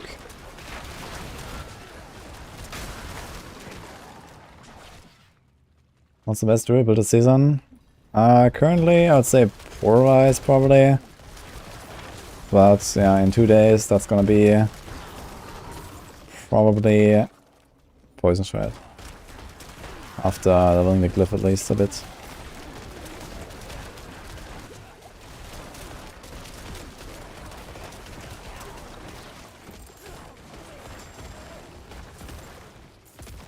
Wouldn't higher uptime on Bone Storm make more sense on Bone Spear builds?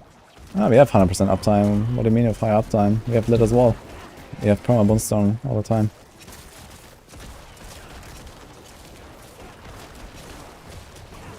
I mean, you can probably try to run no lit as well, and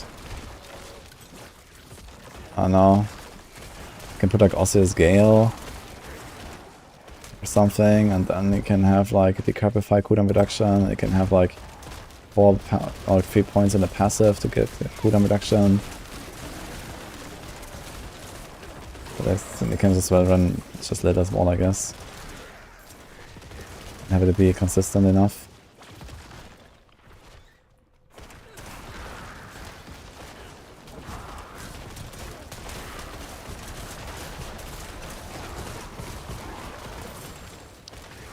It's actually kind of interesting. So when I'm inside a suppressor bubble, I can shoot outside of it, and then the things return, but they don't get back in.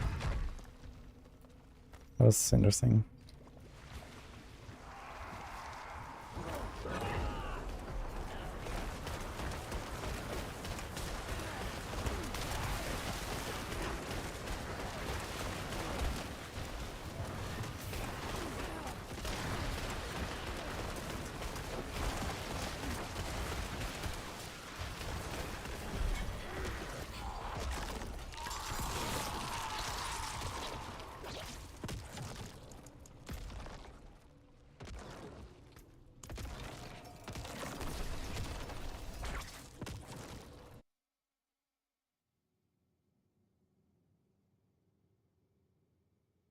What type focus rogue? What damage type is good to focus on?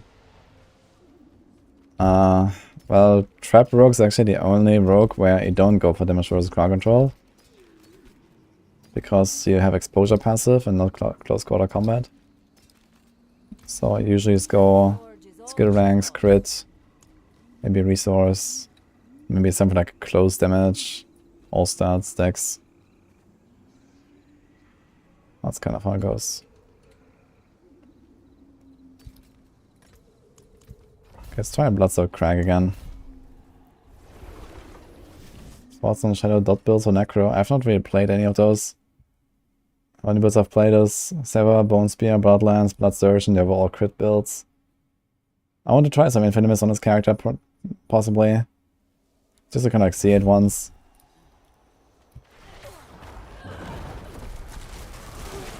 But maybe I'll do that next season.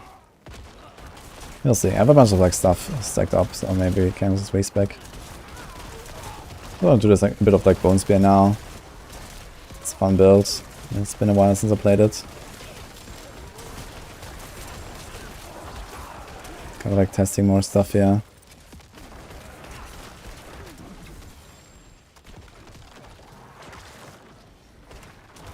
It's both better than Bone Spear for bosses.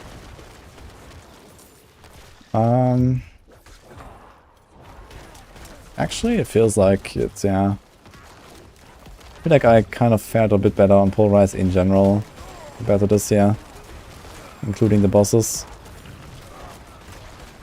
The big overpower hits are pretty good on both.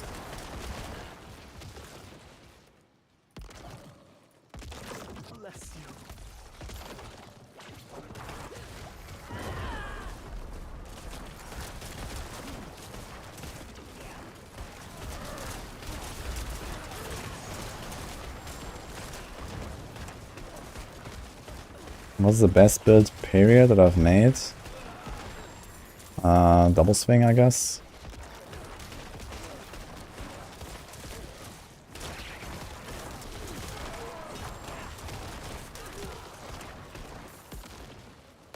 At least double swing is the fastest build that I've played. It's not as strong as like some of the rogue builds right now with Tibor's Will. I think double swing will be outperformed by some of the rogue builds. But in terms of leveling speed, I've not played a faster build, so that's kind of cool.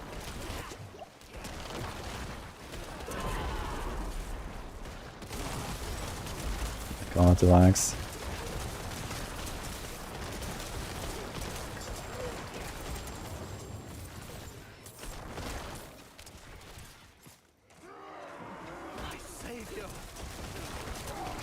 Okay, actually getting bone stones here.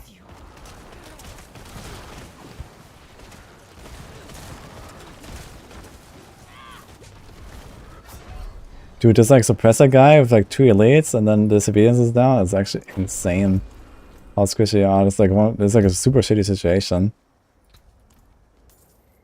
It's like really hard to deal with for this build. I'm not sure how to do it.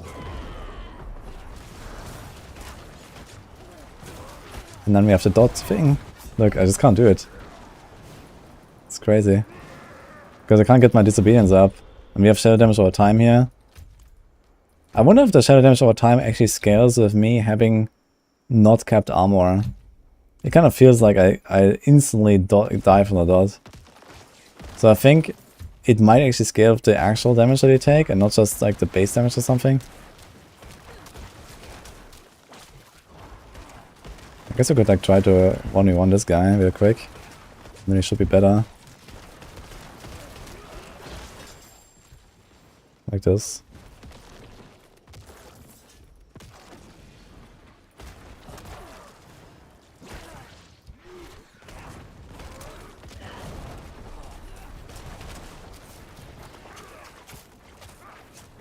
Can I like actually... I can't regenerate resources, that's kind of interesting. Yeah, I think it's probably the strat here on this bull. I was checking my armor. We had 12.6k when I died. But this attack probably is cold damage mostly. At least it looks like cold. I would expect it to be cold.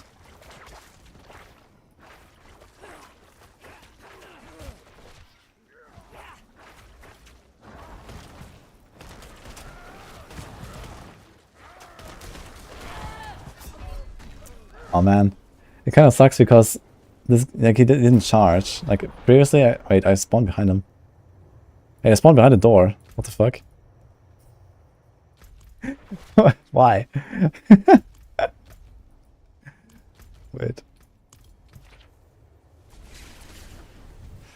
Can I point at the best rogue build at the moment? Yeah, it's somewhere in the PC.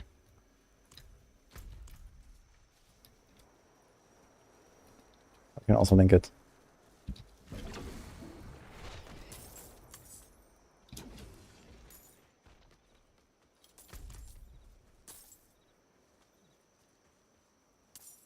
Black River bonus where it's the strongest, most well-rounded.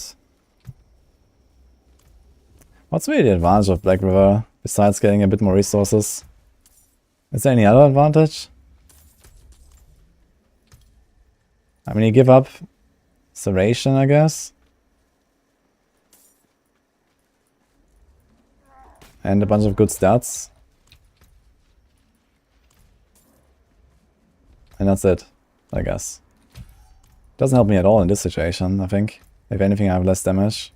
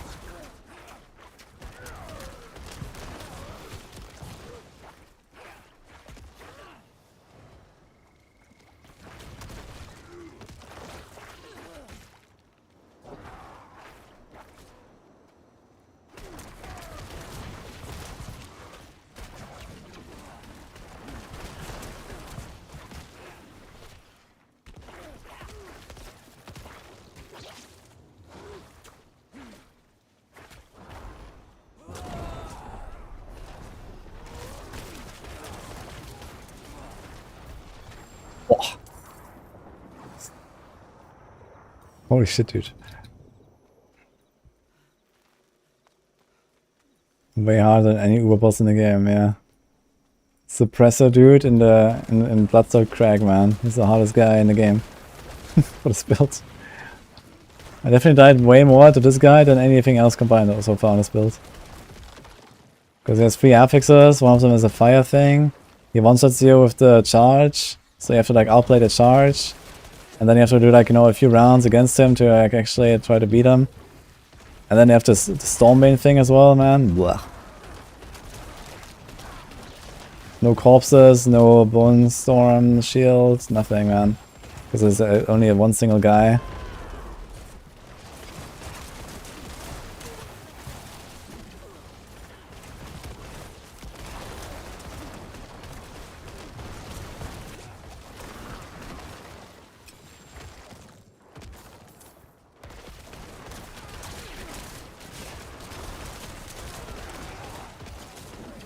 What do you think of Poison Imbued, Trap, Twisting Blades broke? You mean Death Trap broke or what? Yeah, it's a pretty nice build, I like it a lot. Play it a lot. But it doesn't have close quarters combat when you play with exposure, which is kind of like a huge downside this season, especially for Abattoir. It's good for like tier 100s. For tier 100s, I think it's probably the best build to just do tier 100s, basically. It's like most consistent, easy. It does have like, you know, nearly the same damage as other builds there. But if Abattoir, no close quarter combat is the problem.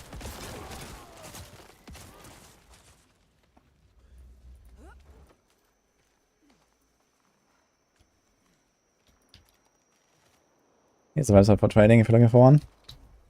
Partner with the Crimson Market.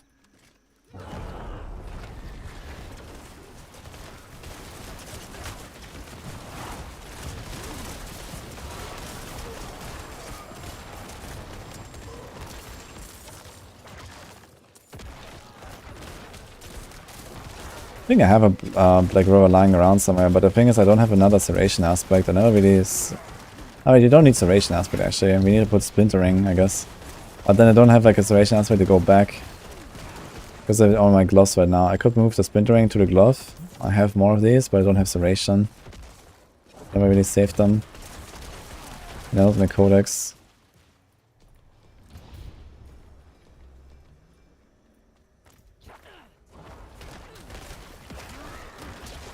This guy's gonna kill me actually. Gotta be a bit careful now.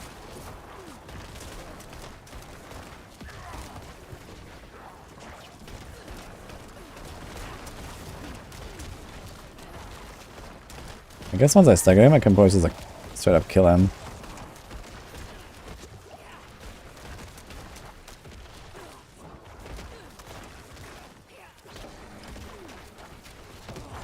I guess we can't because...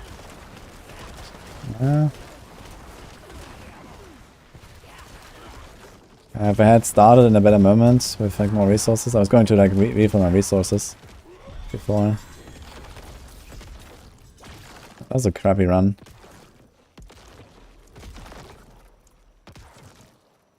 Okay, anything else that we want here? There's a critic round, Golem, Viber, Mage, Revenge, Warrior, Scourge. There's shadow damage over time. So this will be good for Infinimus, I guess. Scourge, right? Let's level this one.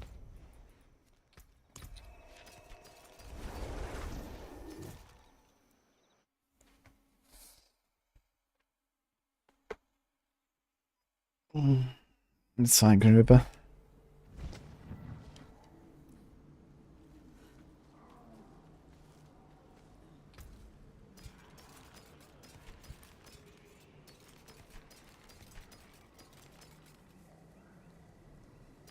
Yeah, I hope that next season they're gonna balance the rogue a bit better with the key passives. It was actually like somewhat decent balance, and then they decided to make close quarters combat just like 3 times better than anything else.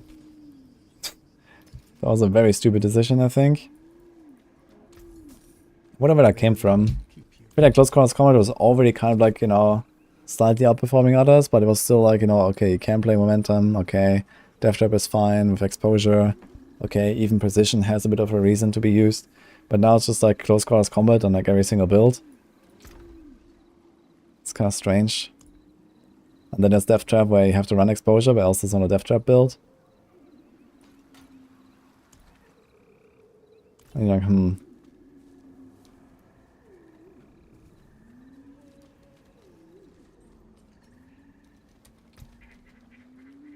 want to do splintering on amulet and serration and grasping on a ring. Yeah, it's like minus 10% crit and minus 10% damage. Are you sure that grasping not an amulet is a play? How much does splintering do? I mean, the vulnerable duration is irrelevant, I guess. Bone shards and bone spear deal... It's 90% bonus damage instead of 60% bonus damage to vulnerable enemies. How much do they do? Okay, the bone spear is 153. The shards are 35. Let's do some math. So we have 35 from a shard times 1.6. So we get 56 weapon damage. So a bit more than a third of the original per shard. So when you hit with 3 shards, it's 168. I guess in some cases you might hit with 5 shards. But it's kind of rare, because also we have to proc 5 shards. Okay, I mean, most of the time we will fire 5 shards, but we don't really hit with 5 shards. But let's say we hit with 5 shards. We have 280 weapon damage. Plus 153. And now if you do amulets, it's 35 times 1.9 times 5. Plus 153.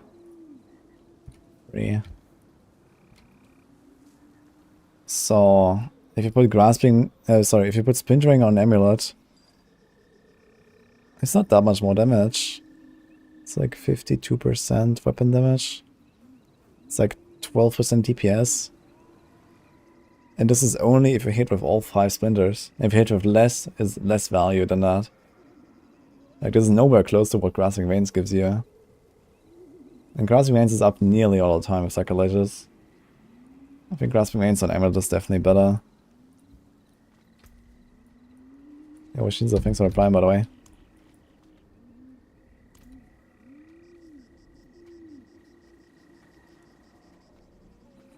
I think the Victimize will be good to see with the 500% multiplier, but still no. It would be good if it worked properly, but Victimize does not work properly right now. So there are like at least 2 bugs that make it quite weak.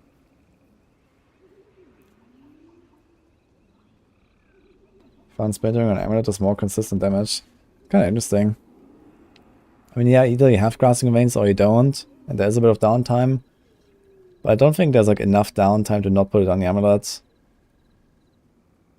And honestly, I guess I could just like press corpse tendrils sometimes, I just realized, right?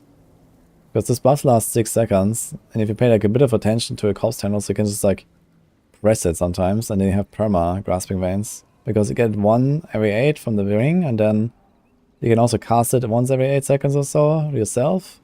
You can easily cycle it. Just have perma grasping veins. I should probably do that a little bit. Maybe do like a run and see how that is. Let's do this one.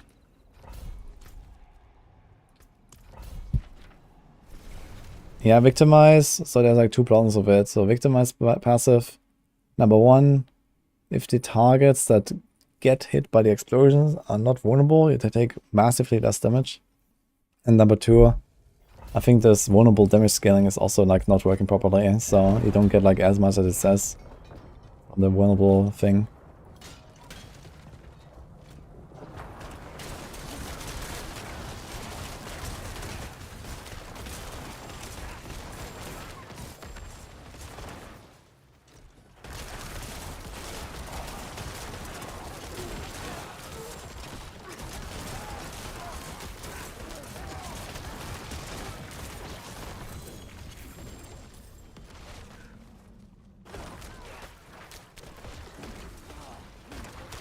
They're not faster on the ring. What do you mean with faster exactly? Oh, the ring casts the corpse tendrils once every 8 seconds. And this means that you have a 2 seconds gap. So if you have always corpses available and the ring can do its thing, then you get 1 grasping veins every 8 seconds, and you have 2 seconds gap with grasping veins aspect. But you can still press it yourself. So after like, 4 or 5 seconds, when the ring is still on cooldown, you can just press corpse tendrils and you get the buff.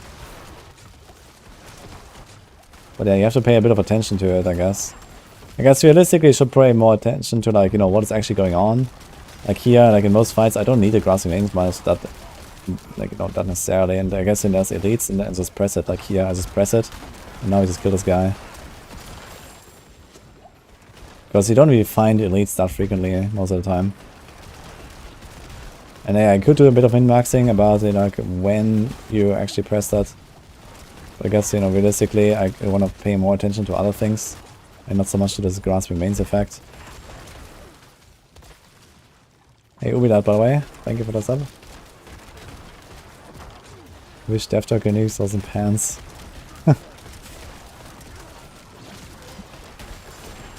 I wish it had like better defense. Deathtrap Unique would actually be mildly useful in Abattoir of Zir, I think.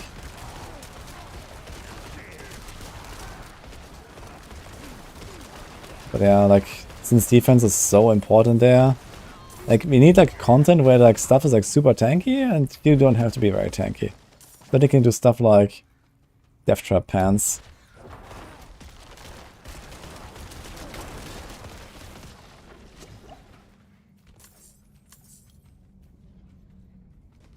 At what point is your sister AZ built for Pen RF? I suggest when AZ comes out.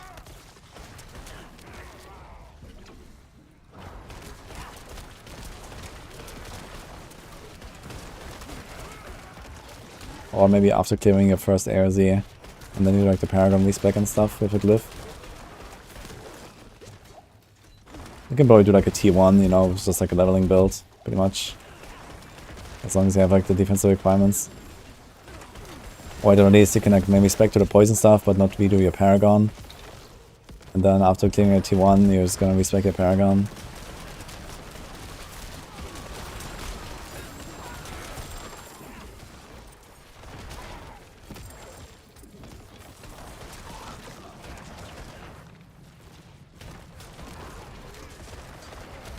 Best you can get is armorized 12k with full disobedience on your amulets. Does that suffice?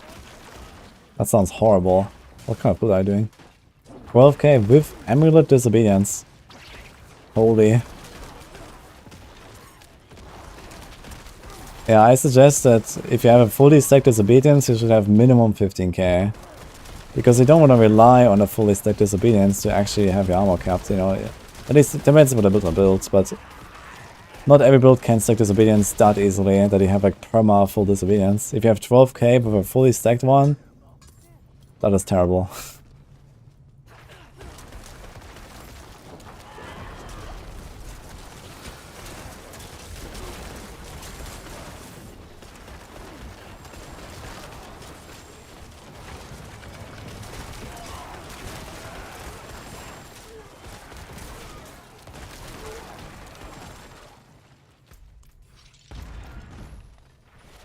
I have a shrine. That's kind of cool.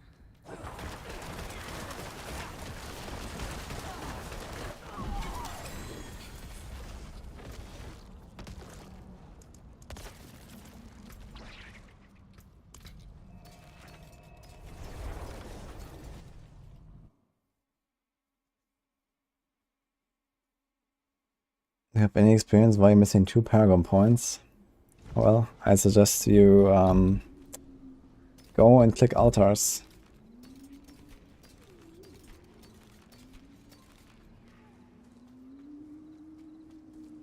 You have 12k before disobedience kicks in. Oh, okay. If you have 12k before disobedience, that's fine. If you have 12k with disobedience, that's a problem. Yeah, 12k is okay before disobedience. Then you can easily stack it to like 14k or something, and you still have like a bit of like, you know, room to not have full disobedience.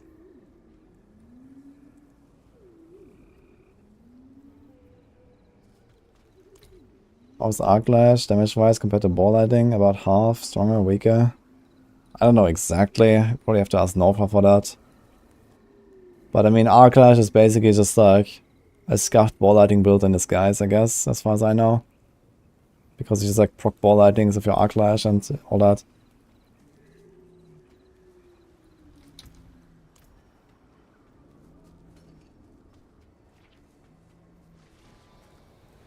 Bone Spear isn't high enough APM to rely on disobedience. It actually works pretty well. Because you have like, you know, up to 6 hits on a single target. And then you also have this here, so you can even get up to 7 or 8 hits on a single target. And then you also have the ground dots here from Cold Explosion. It works pretty well with disobedience actually. Sacrilegious Ring definitely helps a lot with that. Because the dots help like with disobedience in general. I think I should like go over the planner again though. So let's try to fix this here, I guess. So this is like the T100 variant.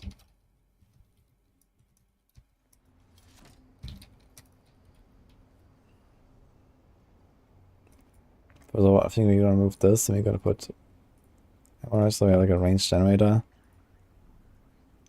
Keep this. Keep this. Necrotic Carapace is not working though. So we can do this. We can do this.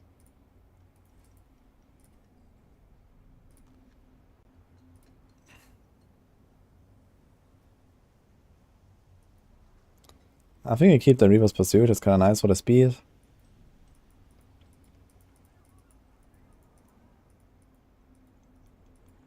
Helps with the kiting and all.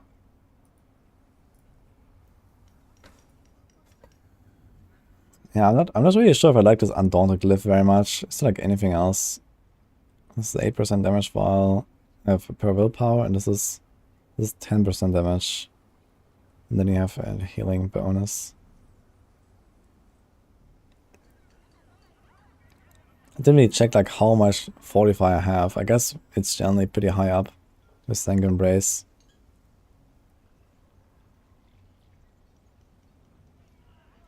I guess there's Amplify if you don't want to do this.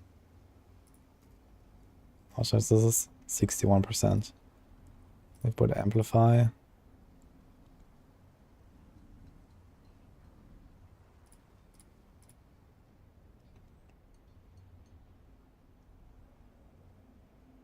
It's 22.5% damage and then Armor Will, okay.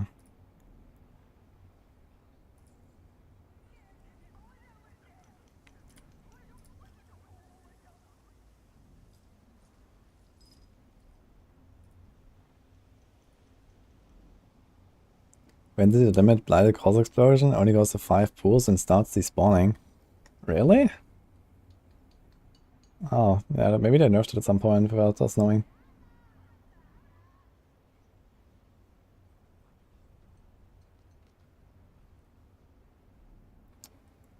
Blooding Sword has 15k life. And then 15k armor of disobedience. That sounds okay.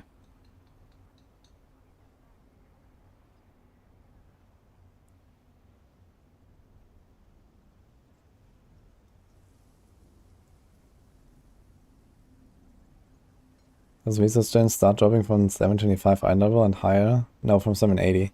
So ancestral items and ancestrals are at 780. 725 is outdated.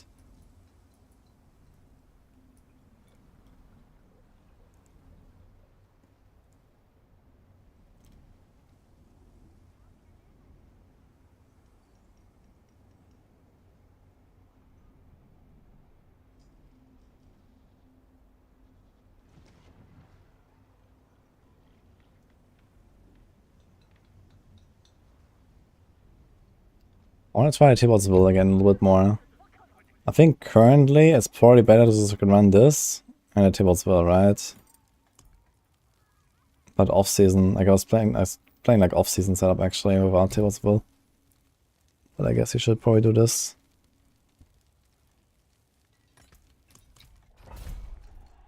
Give that constant resource gains.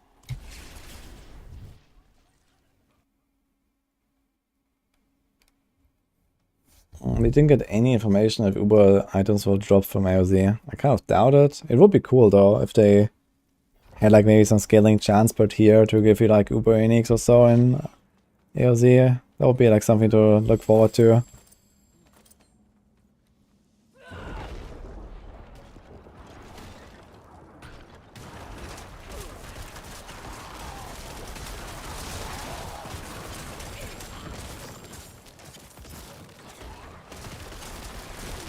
And I mean, why not, honestly, right? It's like literally by far the hardest content in the game. Why don't I give you like a chance for the Uber uniques? You know?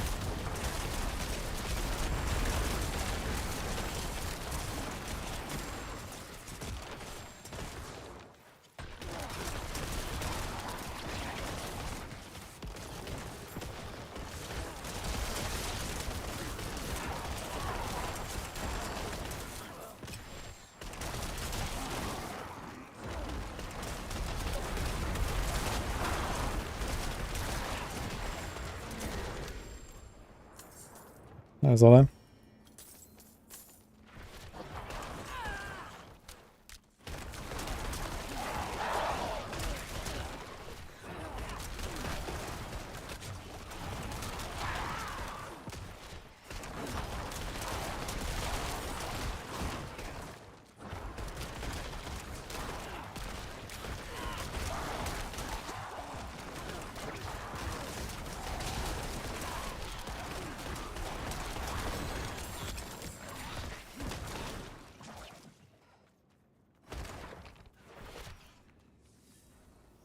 Because sometimes Lilith was the hardest content in the game. We all know Lilith's reward. Yeah, I mean, Lilith's reward is a title and a mount. I think that's a pretty good reward, if you ask me. You may not like the title or the mount, but it's not a bad reward, I think.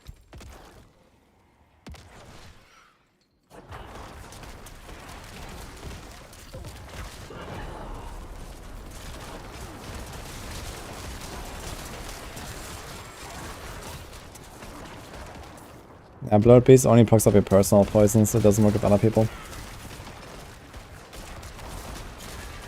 Put Serration on the neck. I could put Serration on the neck.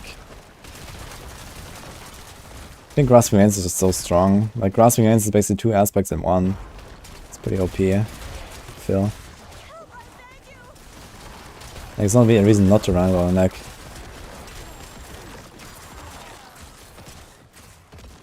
Reservation gives me 90 instead of, oh, sorry, 70. Wait, no, sorry, 60 instead of 40% damage. That's not such a big bonus compared to like what you get from Grasping Veins. It literally gives you the same as Grasping Veins, but you also gain 10% crit chance with Grasping Veins. So I kind of like the idea of that one.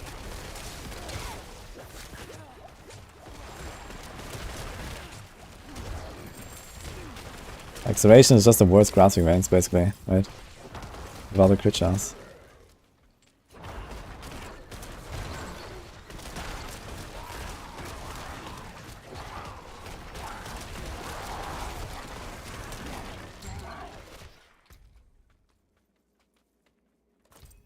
Okay, let's see this.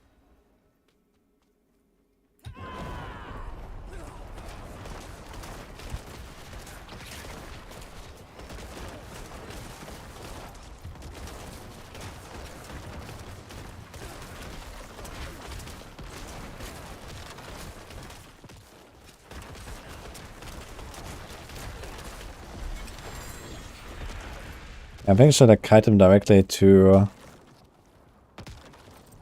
one of these walls here. Probably what I should always do for these like easy bosses, just kite it next to the wall and then like shoot into the wall.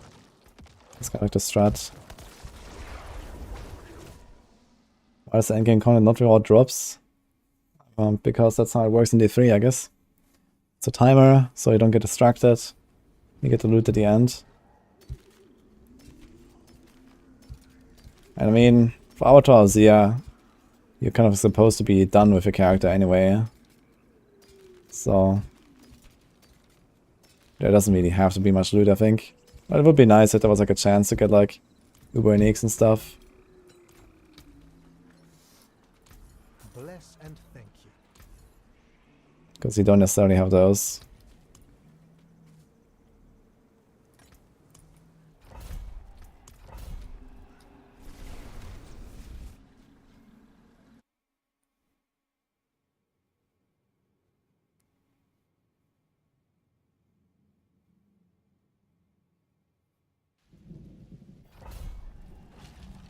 Do you know if Butcher will pop in ARZ? I don't think so.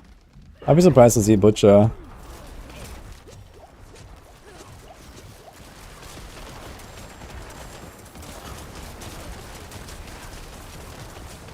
Oh guys, this is exactly why I don't like disobedience aspect, man. Look at this shit.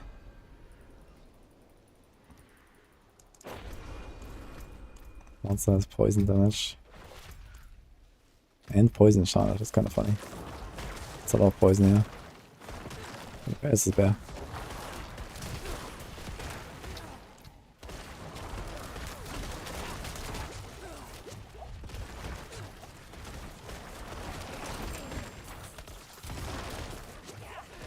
Actually crazy, it's poison puddle, man. Look at this. Bloop.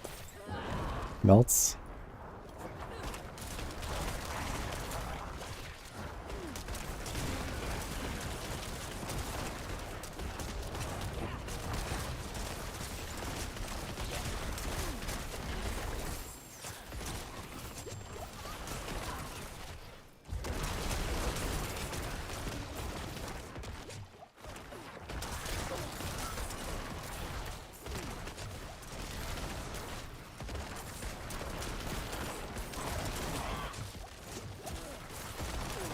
Using blades is expo damage important?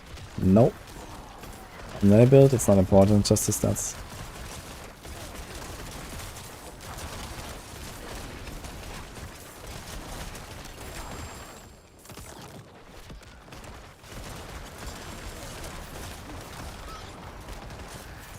Imagine AOZ level 25 Butcher. Yeah, that is not happening, I think. No one's gonna kill that one, I think. It's gonna be so tanky. And then he's gonna do the shield all the time. And he won't even be able to get through the shield. Actually, I think he can always get through the shield, right? And then after like, I don't know what, 10 or 20 seconds he has a new shield.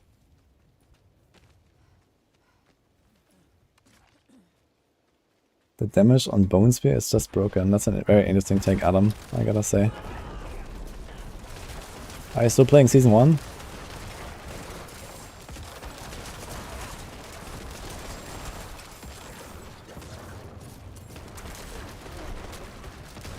Is Shaco Biz for this? I would probably run Shaco, yes. I would drop T-balls and go Shaco potentially. Just use a normal pair of pants.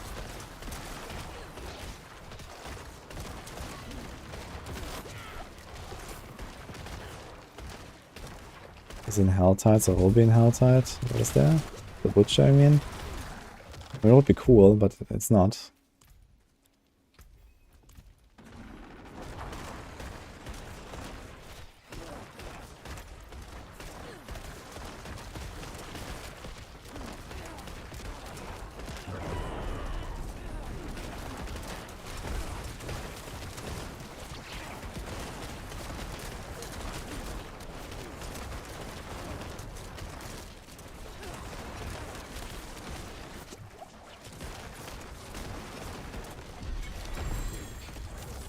Damage is broken, man, on this build. Broken, I tell you.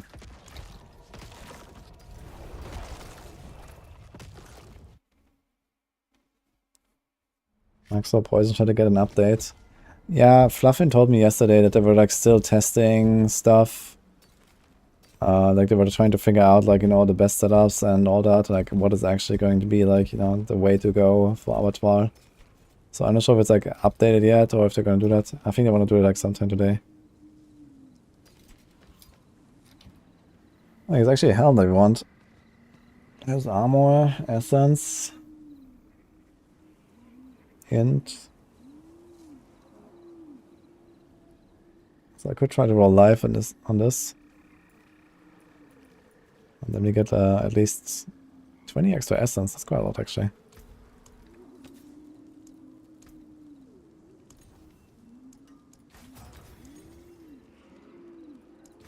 It's a lot of cooldown.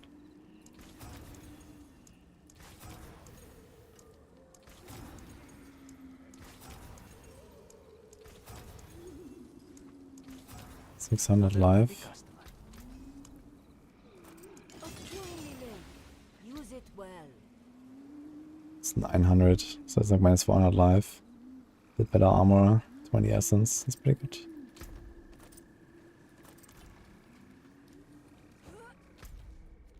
Let's see if I notice a difference.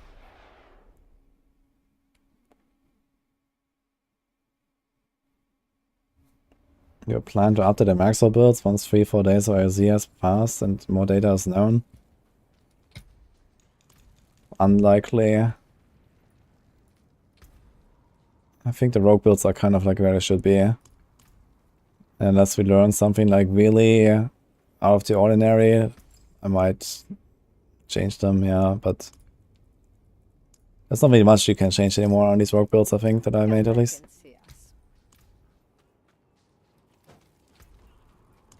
The only thing that could kind of surprise us is like, you know, the armor requirements, so maybe there's gonna be like suddenly like super high level monsters or something. Then we would have to like maybe rethink the armor again. But that's probably it.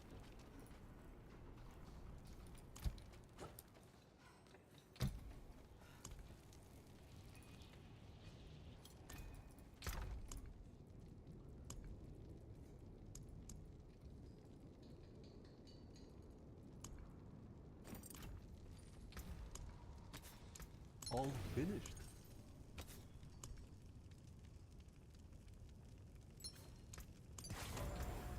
Let's see if I feel that extra essence. The Belfry Sakara. Is it confirmed they out a weapon swap inside Zir? It's not confirmed.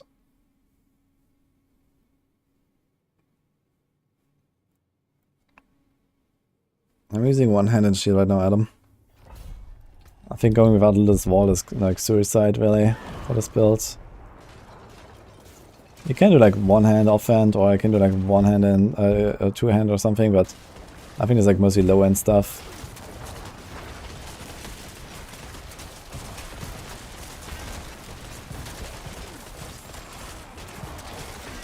You can actually kill suppressors when they're next to the wall. I need to try to use that to my advantage.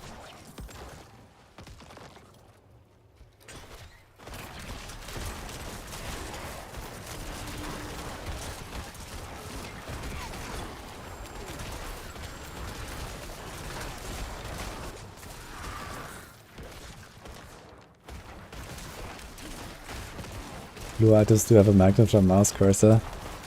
Oh, I know how I feel.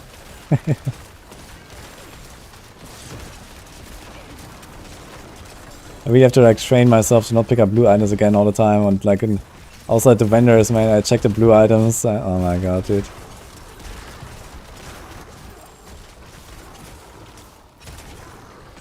Yeah, there's one. A glove even. I hate the shield bubbles. Yeah, the suppressor is really bad on Bone Spear.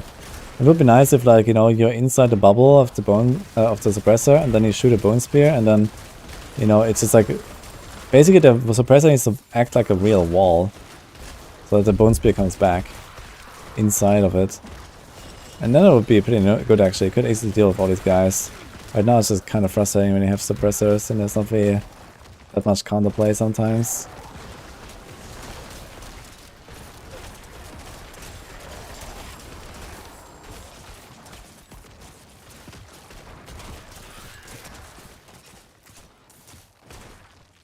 Maybe this is it already.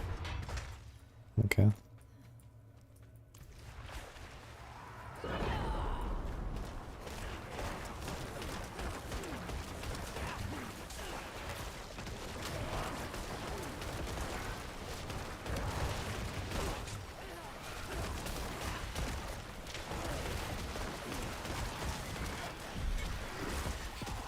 Okay.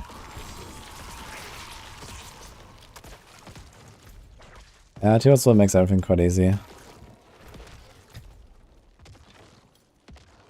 So we're gonna keep that for the season.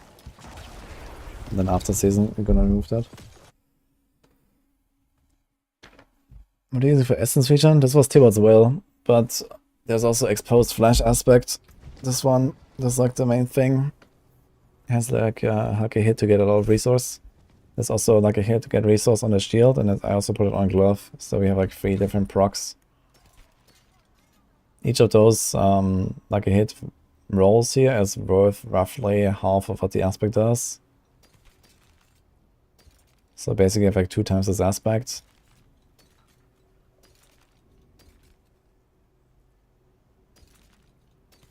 Yeah, I'm not getting this aspect that I wanted here anyway. Serration, I want to get like a 1 or 2 serration. Maybe move some stuff around. But I think that's not happening.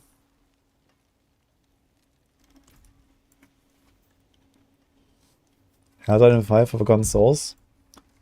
Yeah, I should probably do that actually. Do I still have a movement speed neck? You don't need grasping mains for this.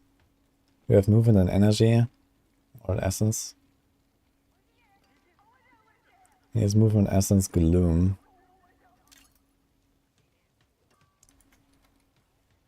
What about this?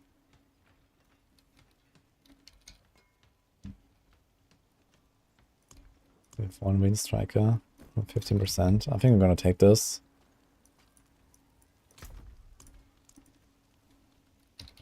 What about essence? Distant, cooldown, compound, fracture.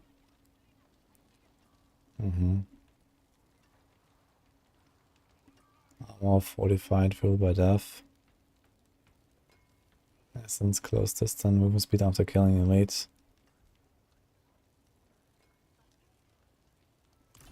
Let's try to roll this thing. We don't really have to roll it to anything. Let's put a wind striker on this and go. Ah, yes. You seek power.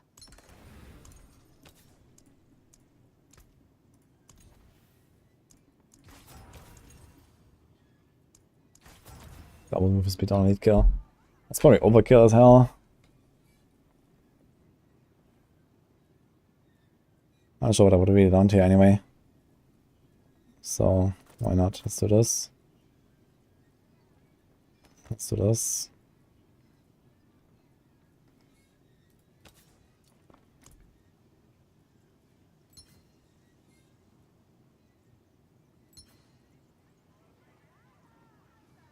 It's 22.5. Okay.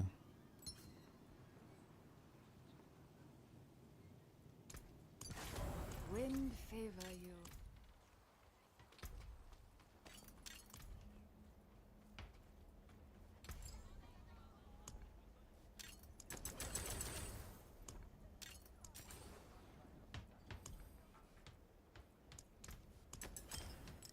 wary of bandits.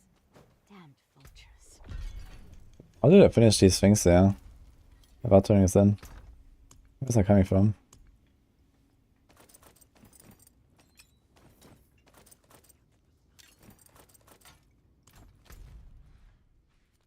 Okay. Oh, it's half as our health at time. Let's see if this is better than Blood Surge. I'm actually kind of curious. Last time on Blood Surge I did 2 chests in 11 minutes. I don't think I can beat that.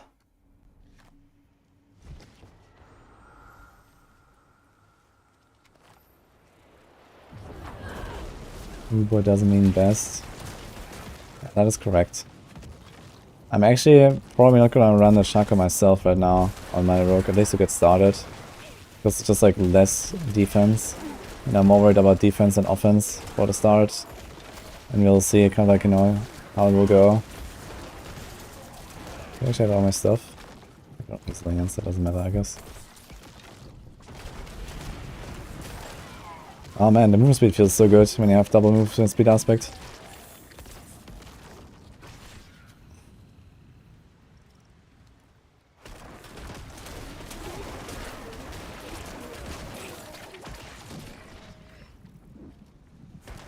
People seem to prefer Lance over Surge.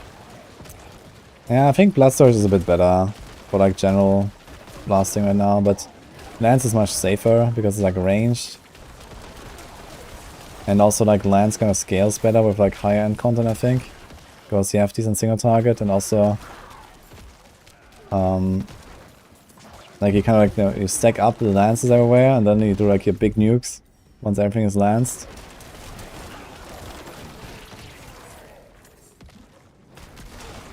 I think for Abattoir of Zir we have like Lance above Surge, and otherwise yeah, they're pretty equal. Definitely feels about right. Oh, there's a Kickstarter, let's go. Yeah.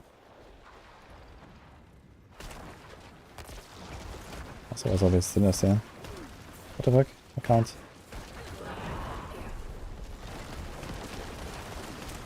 Ah, nuke.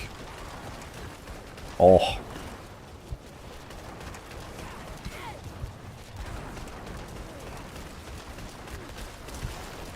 Very nice.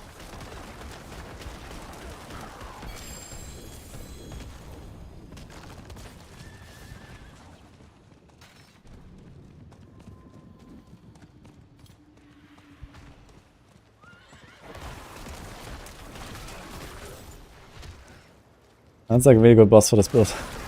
He just like stands still and does his little animation. Very good.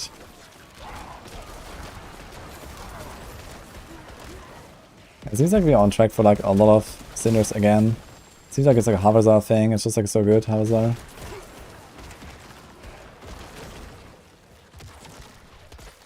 Check the map actually. There's more here.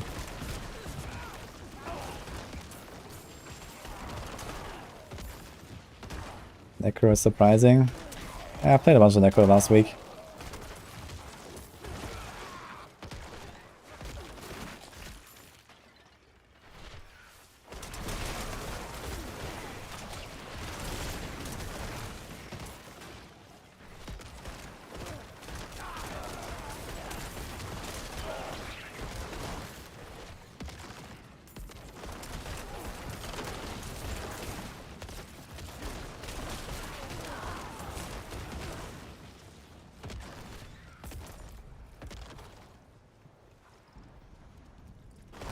It's so good, wild. Yeah, I haven't really made like much Necro content or something. I played some Necro last season. I played 2 Necros last season actually, 1 Sever and 1 Bone Spear. But Sever is still my favorite Necro build, man. Sever was really fun. Definitely gonna play that again at some point.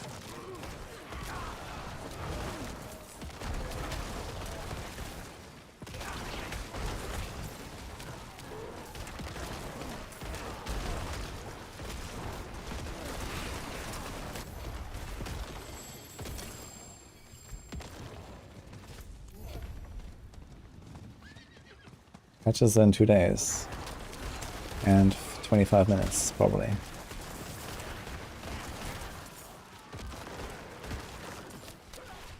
What should you do to find Duriel? I can add a G on Discords, or some people just go in front of the Duriel entrance and like spam for groups there. You know, people just meet up there and then go in together.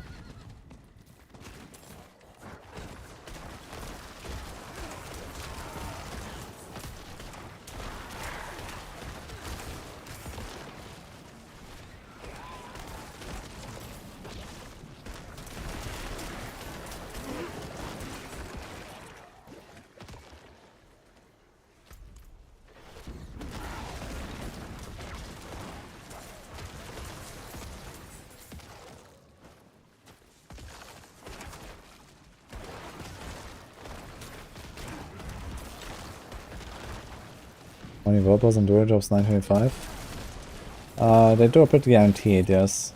But you can get 925 from anywhere, basically, at level 100. It's just more rare from other sources. But for example, tier 100 Nightmare Dungeons also drop relatively high loot. So you can get like, you know, 900 plus items very frequently, for example, from tier 100s. And stuff like that.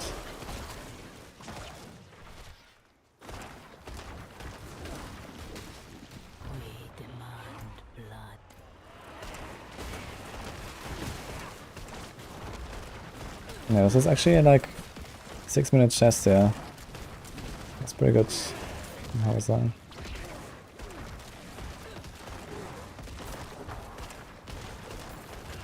You found Barbarian, what's the best way to use it? The best way is you wait 2 days. And then you hope you can weapon swap in the Abattoir. Then you equip it, kill an elite. Get Condi every time and go brrr. Then you swap back.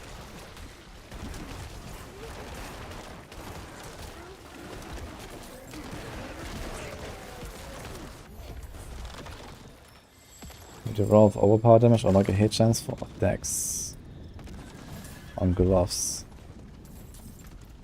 I'm talking about a rogue. Wait, why do you want dex first of all? What build are you doing?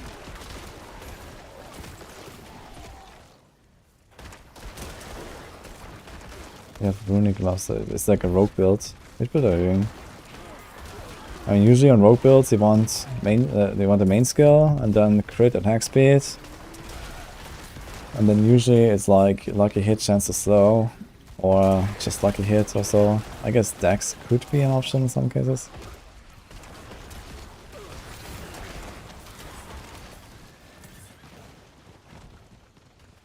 And a one shot, ah.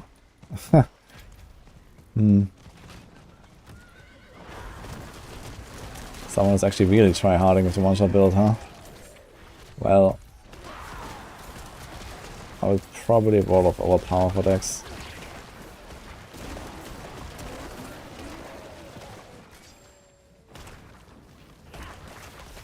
Where's that chest? Is it in my place? I think I'm not.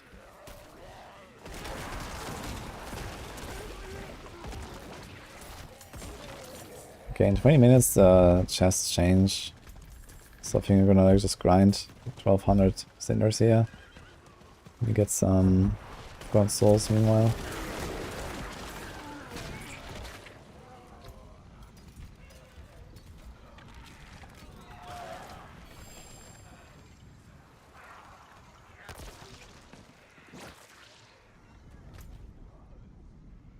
Let's do this. Best way for Forgotten Souls. Yeah, best Forgotten Souls is probably in the Scots Glen Helltide. Because there's a lot of Harbingers spawning. Yeah, the Harbingers, and then Living Steel Chests, and the Screaming Hell Ore Veins. I mean, a lot of Screaming Veins are actually here. But the Harbingers in Scots Glen are just insane. They drop Forgotten Souls too.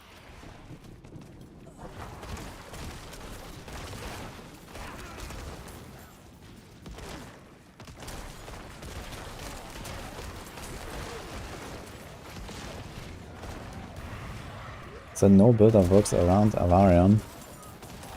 I mean, Avarion is not really like a build defining item or anything, it's just like, okay, You give up your weapon slot and you get some random procs. This is the end of story. I mean, there's nothing really special about Barbarian in that sense for your build. Some builds can give up a weapon slot more easily than others, you know. In some cases, like for example, Pulverized Druid has a really big issue actually incorporating Barbarian, because usually you have the shockwave aspect on a two-handed weapon. And you can't even put it on the amulet because there's Banished Lost Talisman. So you go from like a two-handed shockwave to a one-handed shockwave, or like a regular shockwave basically. And that is kind of a problem for Pulverize. And I mean, in some other cases, you can just like, you know, put your aspects in a way where you just equip Barbarian, kill the elite, and then, you know, swap back afterwards. Or you have to do it like, for example, on Pulverized Druid, where you have like a normal weapon that is like a two-handed that has shockwave on it. And then you equip Barbarian, and then you also equip another item that gives you the shockwave on another slot again. So there's like these kind of like shenanigans. You have to do like maybe double item swaps or so if you do item swapping with Barbarian. But just equipping Barbarian, there are some builds that can do that, and it's kind of cool and fun and stuff. But I guess ultimately not the way for Abattoir. So it's probably more about just like swapping whenever the cooldown is ready, finishing off an elite, trying to get a Condi or Artillery Shrine or something, and then just like swapping back. I think you're gonna see that happening a lot. Unless they actually like make it so they can't swap gear all the time.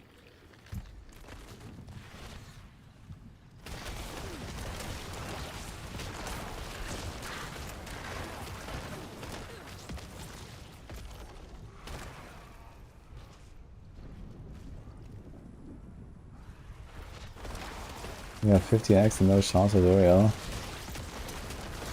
The Living Steel grind kinda sucks. Well, they buffed it lately, and Living Steel is actually the faster material of the two now, I think. Oh, it's like kind of equal, I guess.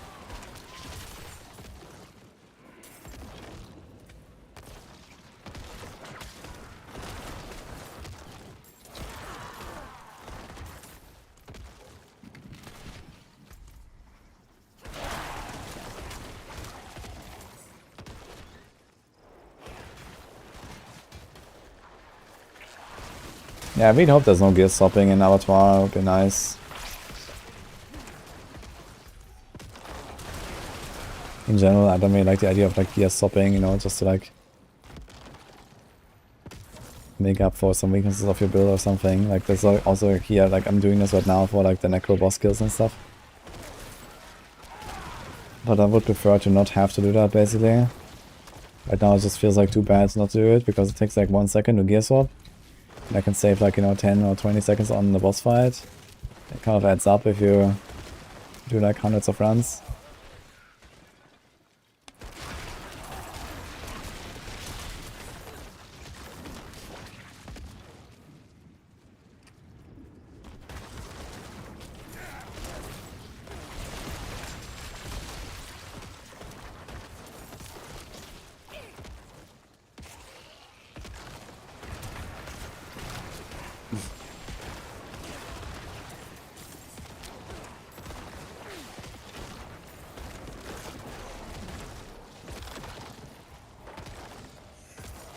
What's the best thing? The best application for Ring of Starless Skies. It's not very much. One spear maybe. And this build here actually. Probably has the best application for it. But I'm not sure if it's actually better than just like a normal Ring of Exposed Flash. Probably not.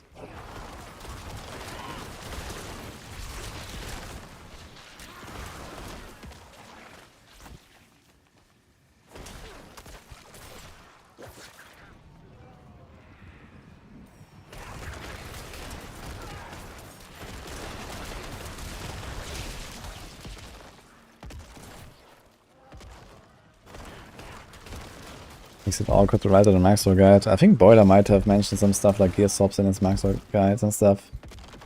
I mean, for a Rogue it's not really relevant because there's no variant on the Rogue. But yeah, on the Sword Guides and on Druid Guides there might be some stuff like gear swap and stuff. I don't know.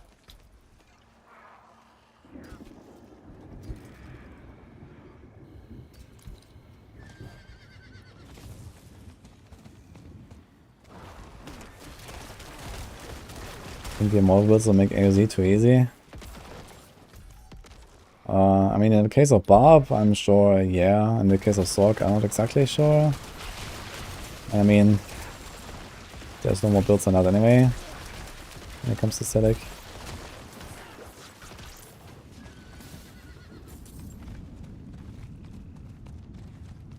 There you go, Warden. You have 19k armor with disobedience, that's a lot of armor. Do you actually need disobedience at that point?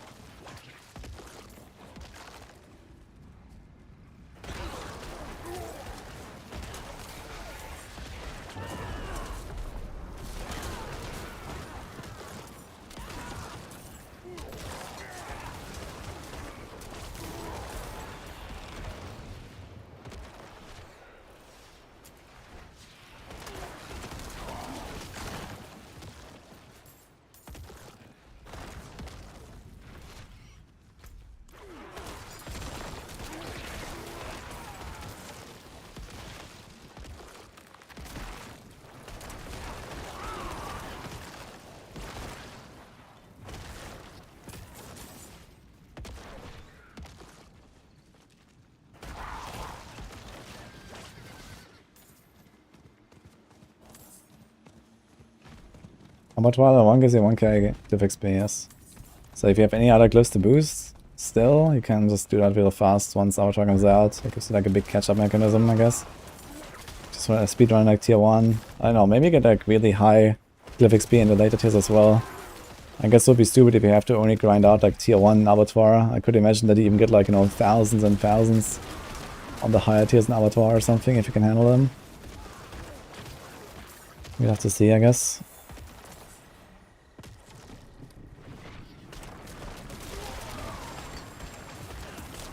How much enjoyment you get out of the game after you hit 100 and get OP? Usually I enjoy like trying to min-max like the build basically, so that's what I've done today with the Bone Spear, or I'm still working on that, and then we have to make the plan later. And then usually once I've done everything in the game and I feel like the build is complete, I move on to another one. That's quite fun.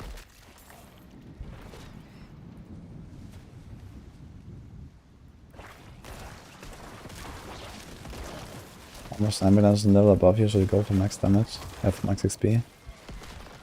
Monsters should be at 10 levels higher than you. So this means the 9-pin dungeon should be, I think, 44.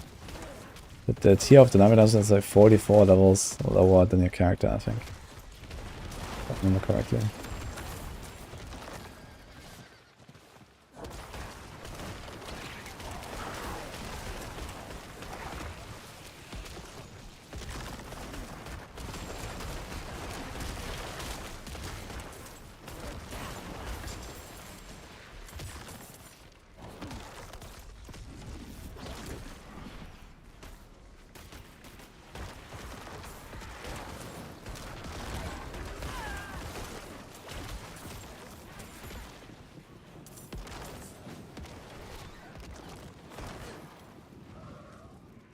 Ah, yeah, armor jack. That's good.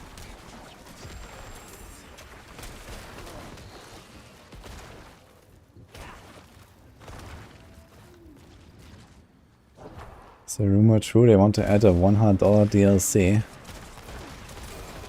That sounds like a joke to me. I expect the expansion to be like, I don't know, 50, 60 maybe?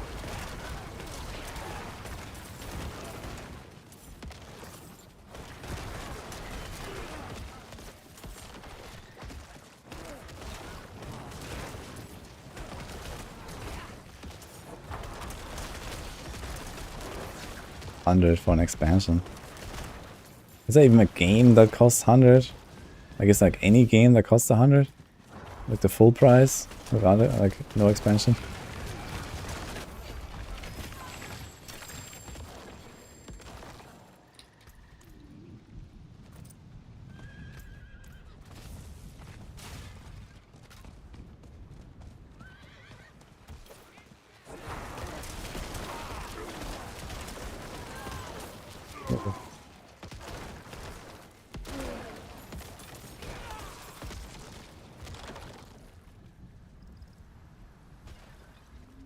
Yes.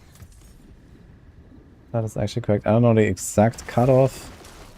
I think it's like 837 or something. But yeah, around that basically. You don't need more item power on jewelry. Because both the inherent like auras caps out. You see it's like 12, 12, 28.5. These are just like the cap values. And nothing else scales either. Like usually maximum life scales are like, you know, more granular with item power, but it also caps out somewhere at like 830 something, I think.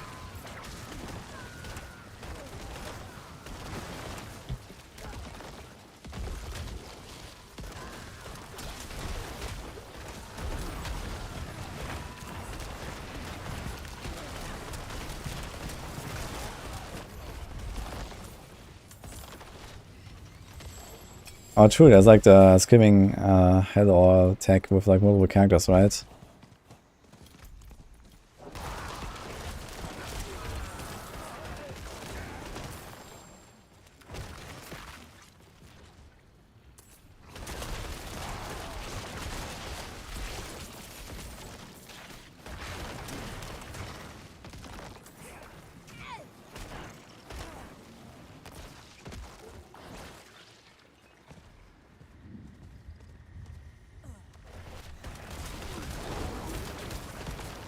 Okay, 7 minutes until the next chest spawns. I guess he's gonna do like another round up here.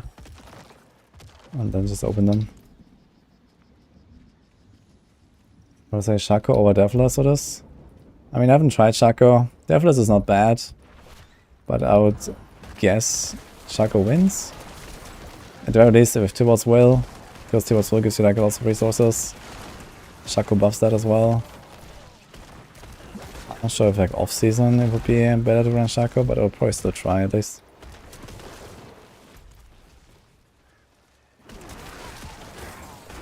The mount is on Briscon. Pretty nice one, I like it.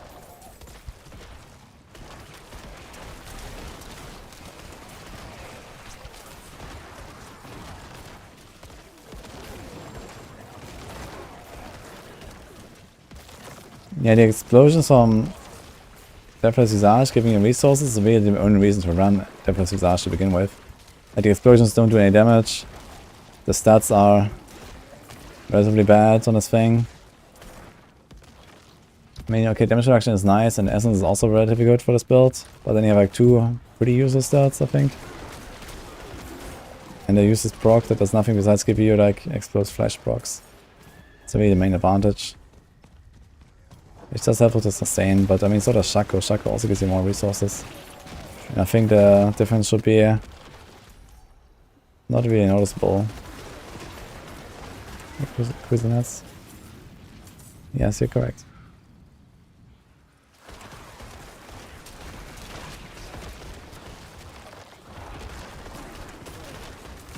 Then I think the D4 looks slow to you.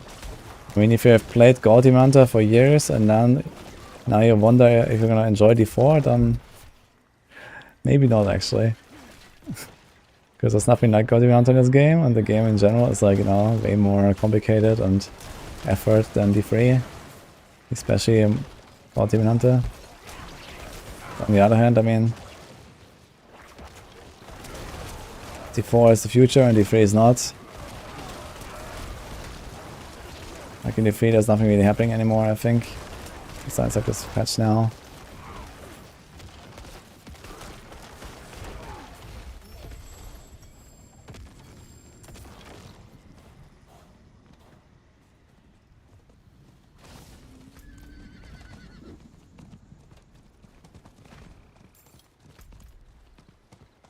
That's for the chests. Where do we go? I guess I can go for the right side here.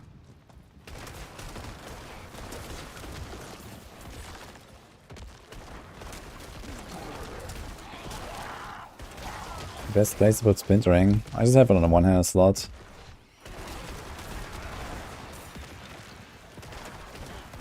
I'd actually like to put splintering on the glove and serration on the weapon. Because I would like to try a two-handed weapon instead of one-hand offhand. And then just Let's do like 2 hand acceleration. But okay.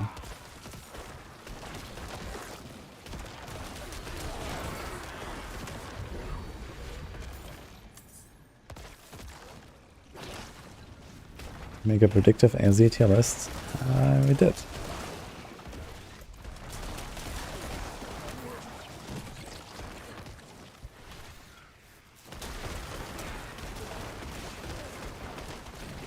Is there a guide or max or how to look for dropped items? I don't think we have that.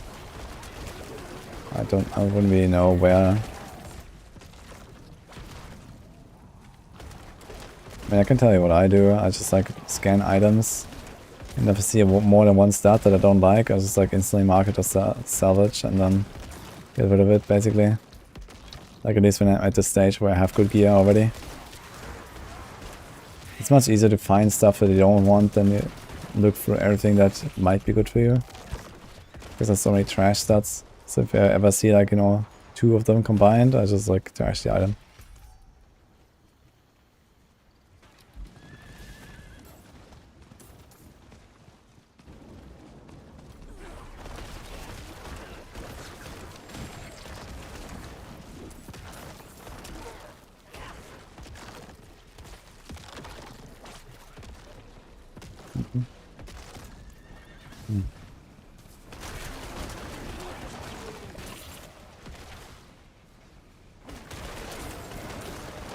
Onita.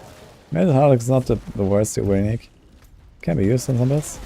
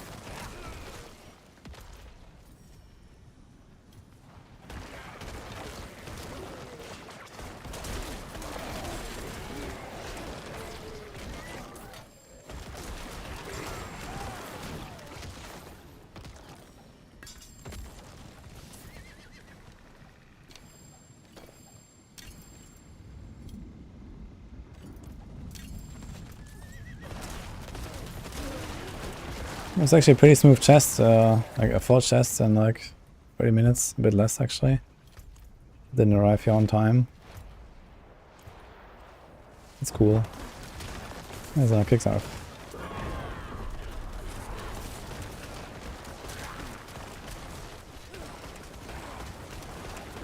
Oh yeah.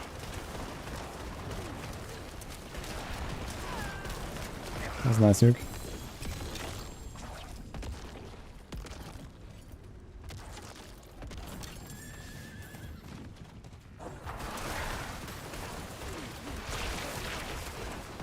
One of the streamers giving advice on items in season 4. I mean, they showed it to a lot of people. What is coming? But they told us we're not really allowed to give any details because it's kind of like, you know, work in progress and stuff. But yeah, I mean, I've been talking to Blizzard devs, you know, for many years about a lot of stuff. That's one of them.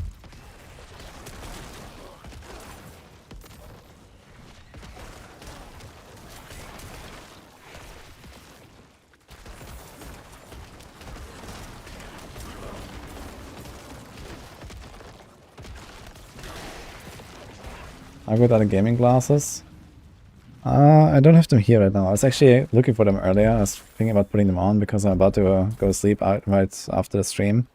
So I like to wear my glasses right before I go to sleep basically for an hour or so. Just to make it easier. But right now I'm also like very tired. But I like them, the GMG gaming glasses. I wear them from time to time. Especially before bedtime, basically.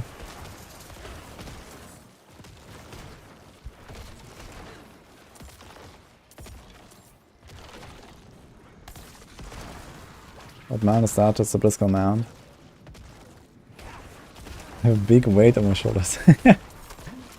Well, I mean, you know, I can give feedback to Blizzard, but it doesn't mean that they do what I tell them.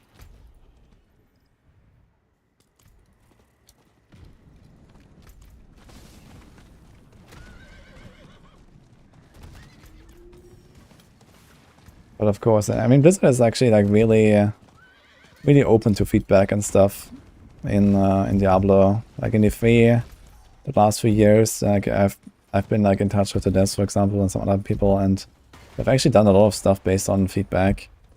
Because, for example, you know, as a content creator, I kind of like, you know, I kind of like know the vibe, right, of what people are looking for, what people want. And, you know, I don't necessarily agree with everything all the time, but I can still like pass that, you know, on to the devs, for example, so that they get an understanding of, you know, what people are looking for and all that. And similar now with D4, I guess. Seems like, you know, in general, like D4, they are really responding a lot to feedback, not just from like content creators, but, you know, it's like a good way to like aggregate opinions, I guess. Because I can't read through like, you know, 100,000 Reddit posts necessarily. But I can ask some people for what they think.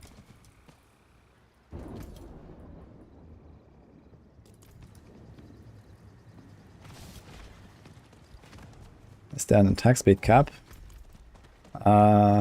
Yes. But in true Blizzard fashion, it's full spaghetti code, and it's actually 2 caps. And it's really fucked.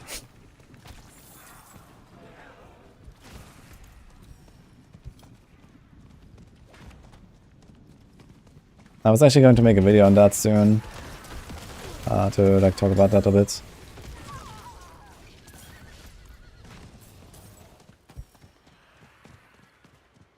I don't tell them what to change, just plant ideas in their mind. Yeah, I mean, I like giving ideas.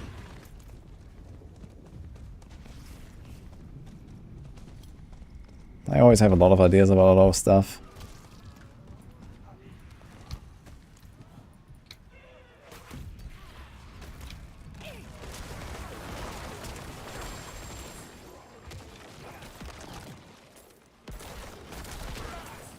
Okay, that was the hell side, I guess.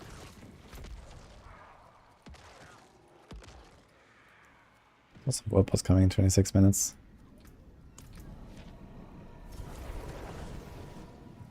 Make Meteor great again.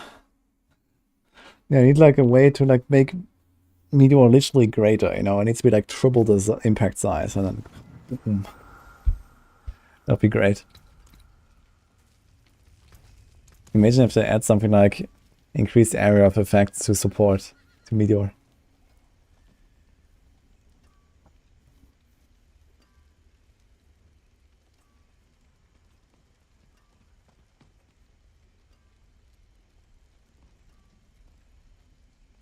I think Infinimus for Abattoir, and Infinimus should be the best on Necro.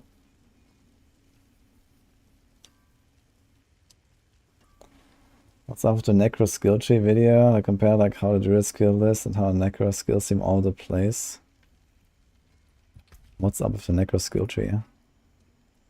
What do you mean it's like all over the place? I guess maybe like the minion stuff here, but I think generally the distribution here kind of makes sense. I mean, I tried to make Necro like a bit different with like, you know, this 3 different like elements and like 3 different like, yeah, archetypes, I guess. Bone, blood, darkness. So they try to like add one of each to every single skill cluster basically. Right, so that's kind of like what I did. Hello, Frederick. Is Season 2 better compared to Season 1? Yeah, Season 2 is a lot better.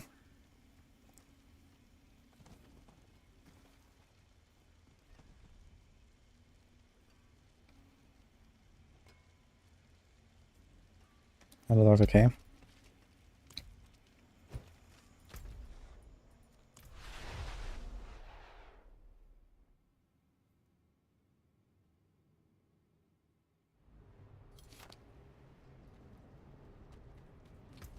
save this aspect here. How much space do we actually have? There's still a bit of space here and here. Okay. This is very full though, also. There's like a random magic resist thing.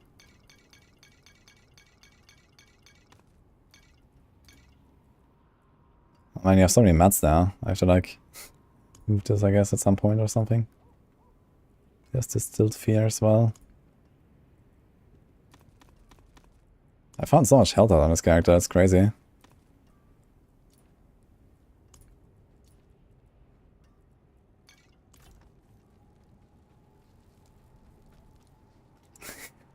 You sure made use of the empty softcore stash. Yeah, I mean, the thing is that, okay, like these two stashes always have like my armor pieces here and my weapons and jewelry here. And I kind of need to like, you know, stack up a few of these, right? So it's just like a bunch of like different items that I would also have in hardcore, kind of occupying the same slots. But there are some differences, right? There's like some of these, like, for example, lucky hit rings and whatever that I wouldn't save on hardcore right now. And some of these, like, you know, Sever, Bloodsearch, like all these necro-specific items here that are also separate, but, you know, boots, chests, I guess they would be kind of the same. There's also a bunch of uniques in here, like if you look at uniques, there's a lot of uniques here, all necro, and here. And then these are just aspects, basically. There's aspects, there's aspects. So there's like all necro aspects, and yes, there's like necro aspects. So in that case, yeah, I think I did, actually.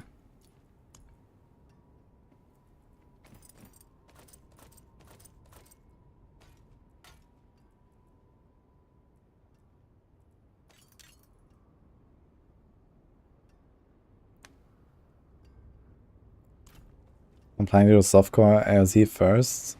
No. I don't really have plans for AOZ with this character. Besides, maybe I'm gonna do some group play or so, just for fun.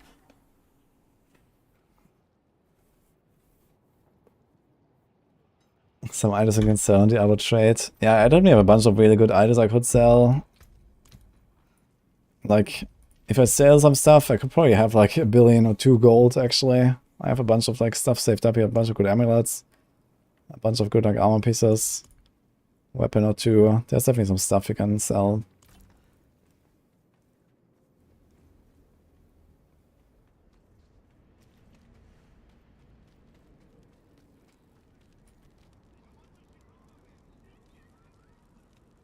Sold a crossbow for 1 billion yesterday. Nice.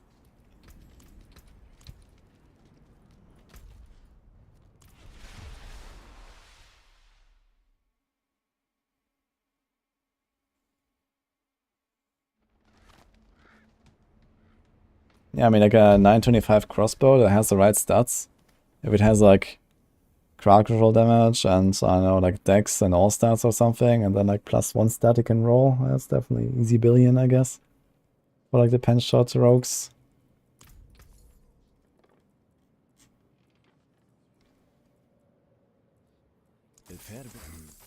It seems very nice, but could be better.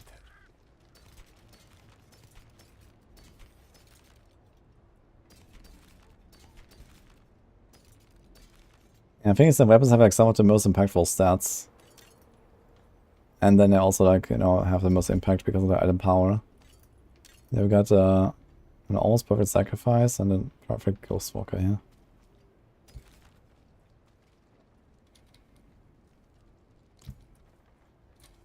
Interesting.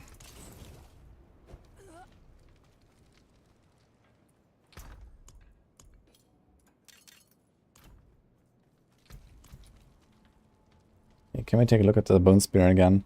So this is a T100 variant, right? So Shitty Stone, T-Bolts. Okay, I think that's basically what we did here. Let's make this like a speed farming variant. I think for that we might just remove the Grasping Veins. So let's clone this. And do Wind Striker. Movement, Essence, Armor.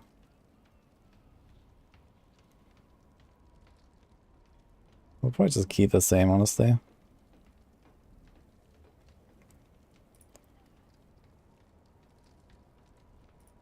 Let's do like an offhand. This has crit. And resource generation. Chance to restore resource and essence. So now I can like spam. We also get an extra affix, which was, I guess, sacrificial.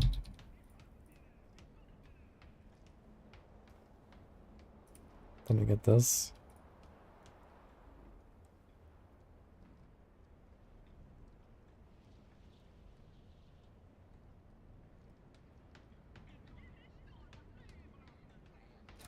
Basically.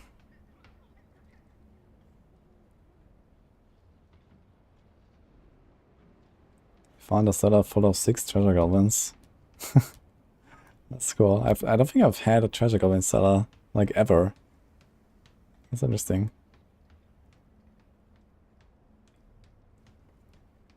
Actually, I should probably take a look at what we're gonna do with the paragons. So, like, add a variant. So where do we put the Abattoir glyph? If you look at this, we have how much armor? 13,800. So you might wanna buff armor instead of the Undaunted, maybe even. We put it here, we get armor and damage. There's a lead and auras. Healing and damage are fortified. More damage to injured.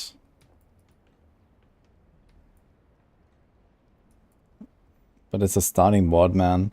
Like, you have the best Reynolds to buff here, I feel. But I guess you want to do this here then.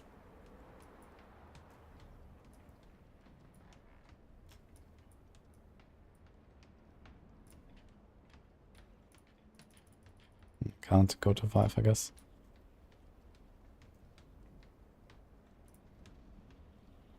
So if you do this.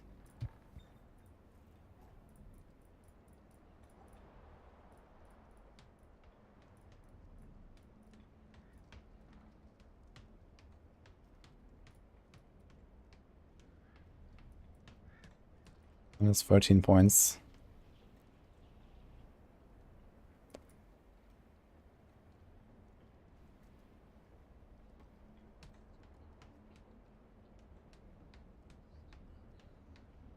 Goes a bit up.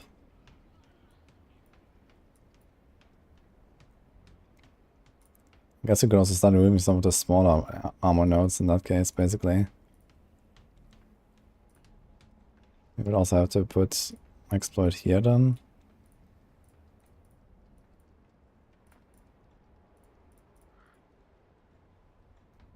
Connect this.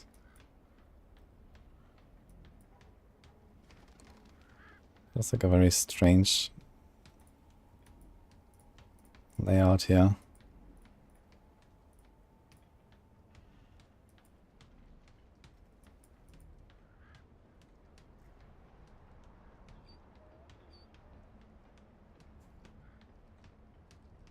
What glyphs am I using? I have the glyphs on the planner. I made exactly this planner here. I was just trying to make like a Abattoir variant now and stuff like that. But maybe I'll actually finish this tomorrow because this will probably take a while. But yeah, there's actually a chance to get away. Just like, you know, removing this stuff and we can maybe just like keep the glyph even. There's essence glyph, which is pretty big there, and you know, remove like something else here. Damage to injured and crit. Like this. Like the small ones somewhere. Maybe just remove like one essence on kill or something. At this point, you probably don't need that so much anyway. When you have like something like this here, you only gave up the Undaunted glyph. It's like official corporal. Yeah, you have like everything you want basically. Exploits being pretty good.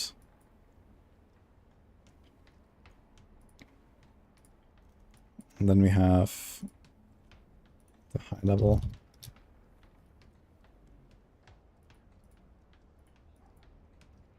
Then we do.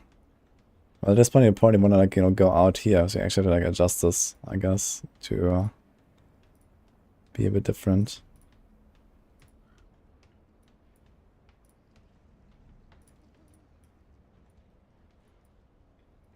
Yeah, there needs to be this gate.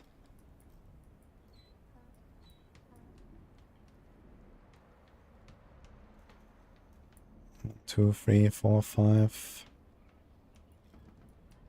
So basically this needs to go here.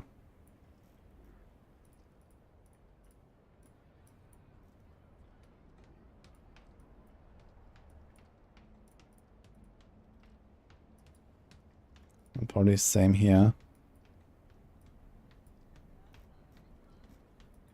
1, 2, 3, 4, 5. Okay, so this doesn't really change.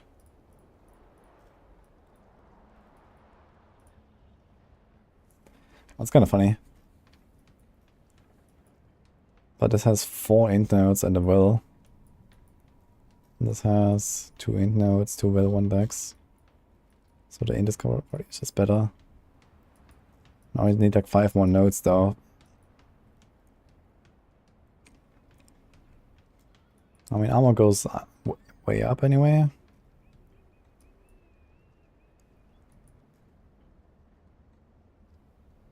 Could probably just remove something like this here. It's 5 points.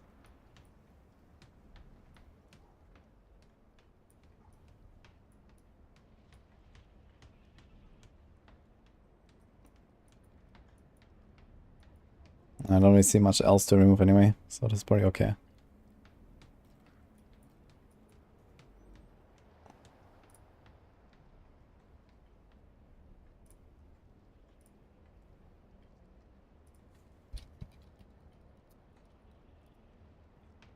So do this. This is TS level 1. It's TS level 50. I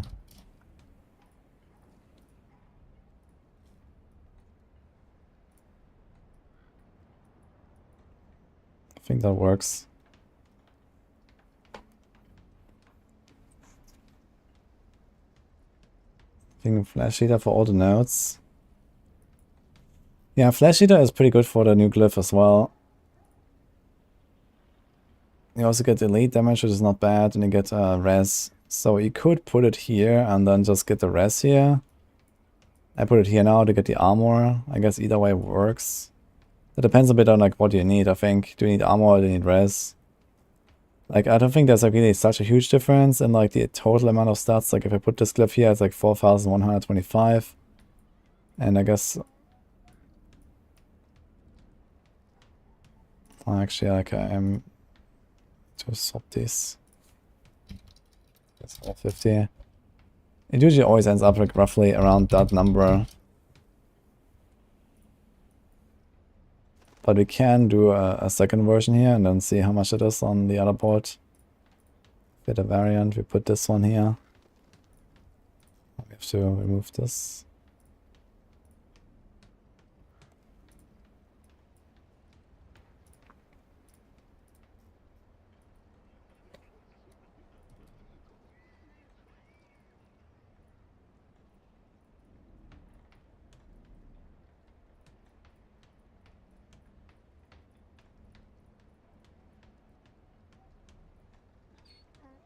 Yeah, here the glyph is slightly stronger. It's like 4,370. And here it was 4,125. This number is 4 times too high right now. So the real value is...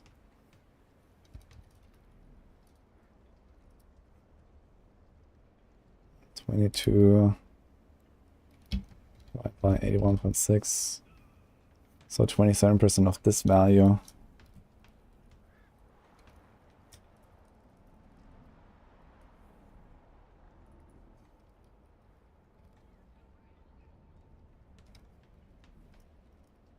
So I get 1,113.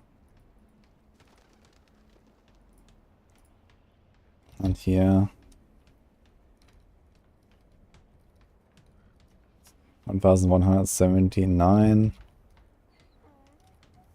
So it's like a 6% DPS difference between the 2 slots, which is something, but not crazy, I think.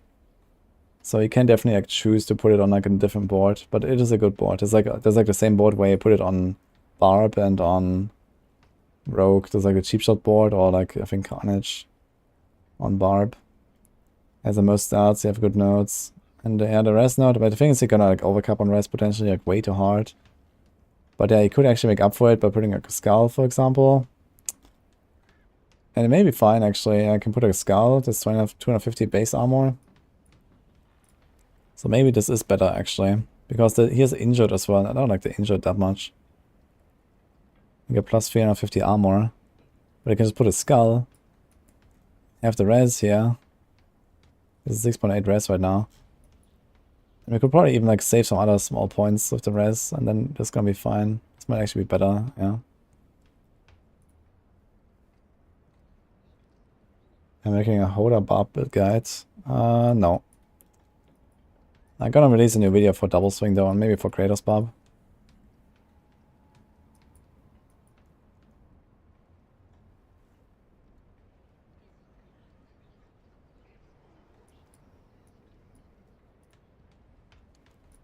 Okay, I can try this again, so...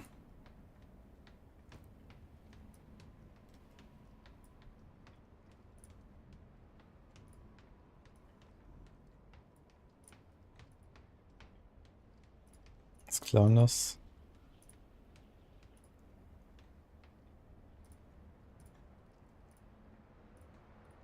So here's the temp glyph.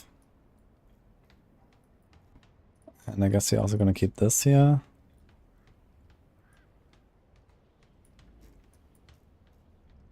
Okay, wait, let's go back to like the standard variant. So let's make one here. We do this. How much does it buff the rare nodes? It's only 3% res. So we are actually not capped in that case at the start, and then it gets capped again slowly, basically.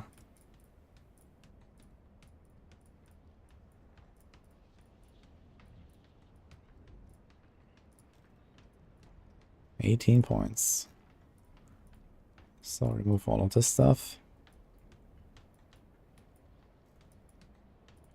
Remove all of this stuff. And remove this stuff, I guess. 1 point off still. And also, which glyph did we replace?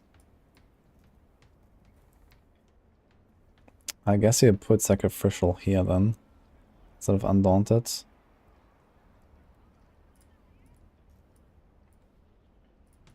So that is gonna be kinda nice.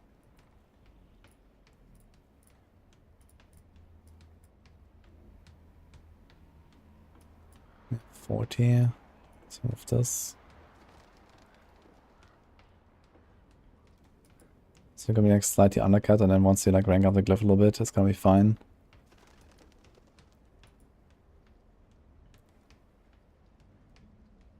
I think that could work. Now you have a comfortable 30.8k.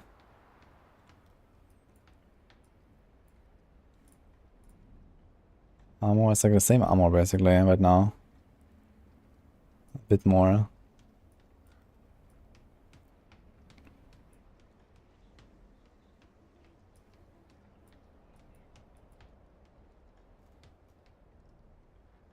There's more armor here, so you might want to pick this up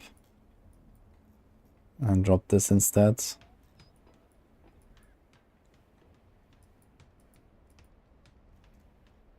It's kind of tough. We can remove this one. It's like any other like magic node we can remove.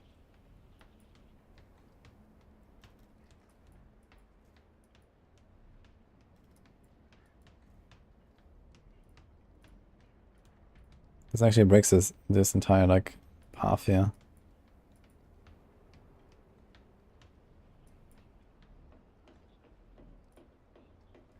I could remove another essence on kill. I think this is fine. Removing both the essence on kill. Once you're at this point here, I don't really need essence on kill anymore that much. Now we do a variant. Now we do the maxed. We do this.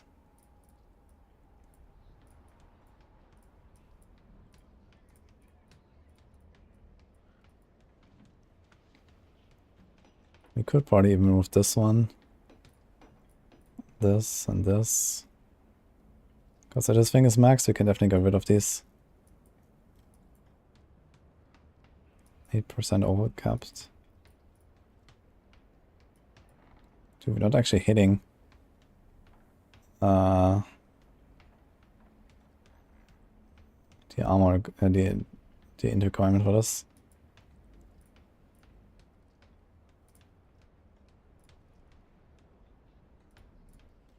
That's kind of sedge, but okay. Need like 5 more points or something. We could get it here, but it's like also 8% life.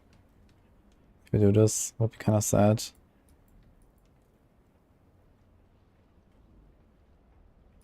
It's kind of funny, the radius of 5 is almost enough to actually hit these other rare nodes.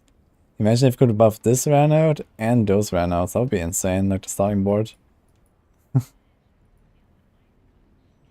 But he can't.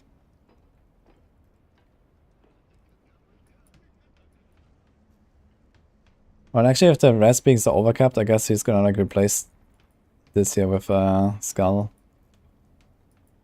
But I still need 5 points from somewhere.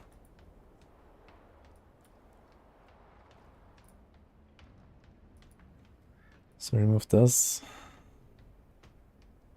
That looks very funny here.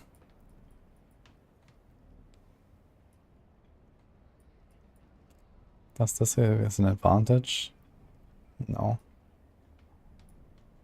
We're so close to the armor there.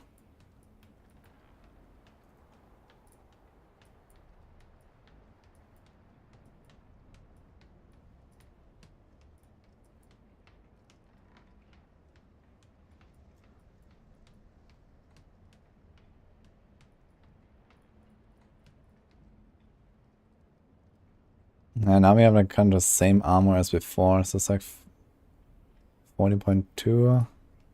And then we can like have another, yeah, this is like clown, skull,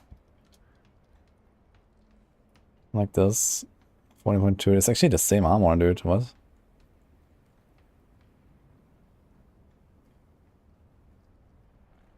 It's kind of interesting.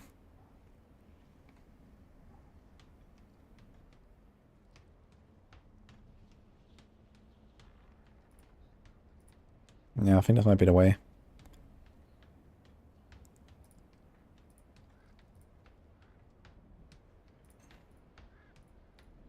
But in that case, we're gonna make like setups. Yeah, this is like cheers, level 50 plus.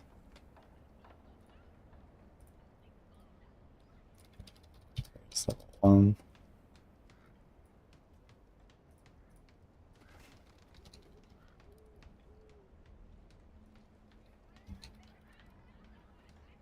This basically.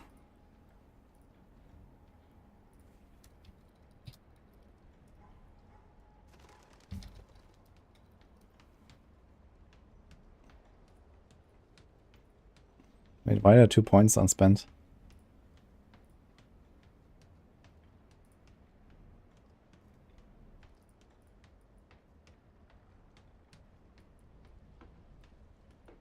What happened now?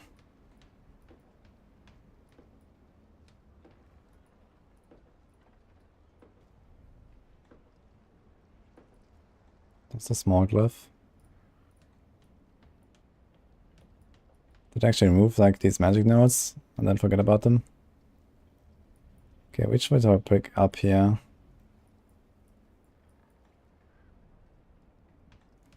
This is kind of whatever. Can I get like 1 point from somewhere? We could, I guess, if we move the armor node like this. Do this instead.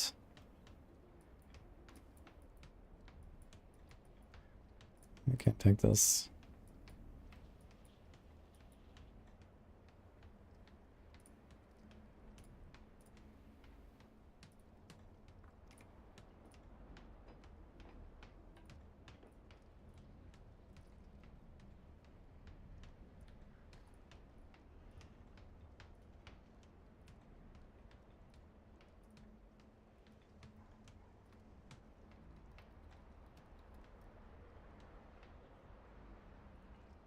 So like this basically.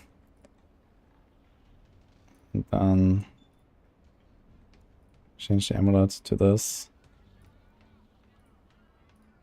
Copy this again.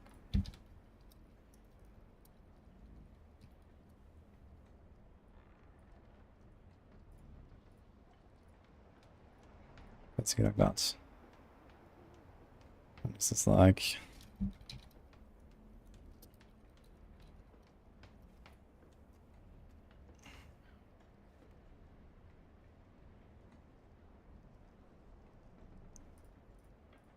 basically like this for now. So there's like some more tweaking I need to do, but I guess it kind of works.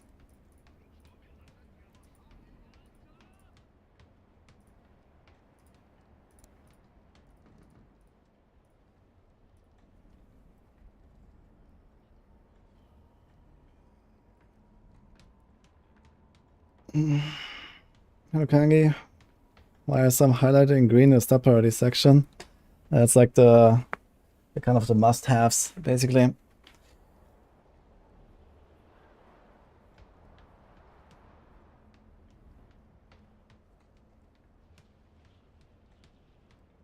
Can I update the Abattoir of Zir Uber unique twisting blades build?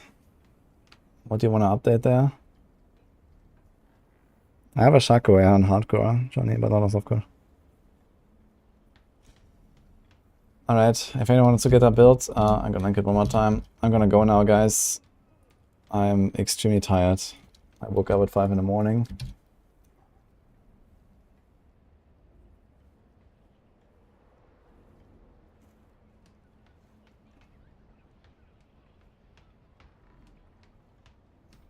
Yeah, hope you enjoyed it, guys.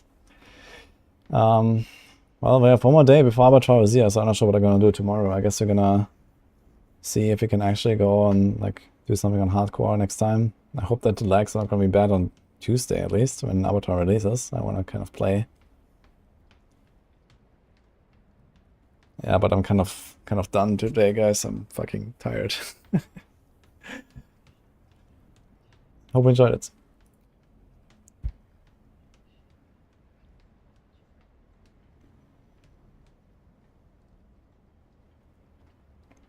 So I'm gonna raid someone. We did like Big Daddy done yesterday. Okay, we're going to Panda. I wanted to raid him like the other night, and then we raided someone else. We to Panda Glassjaw. He's a guy who he's also playing the Blue Rogue. He was also doing Blue Rogue challenge the last season and this season, so I'm not sure what he's doing now. But he was like inspired by this. Let's go with that. So there's a lot of guys. Have a good one.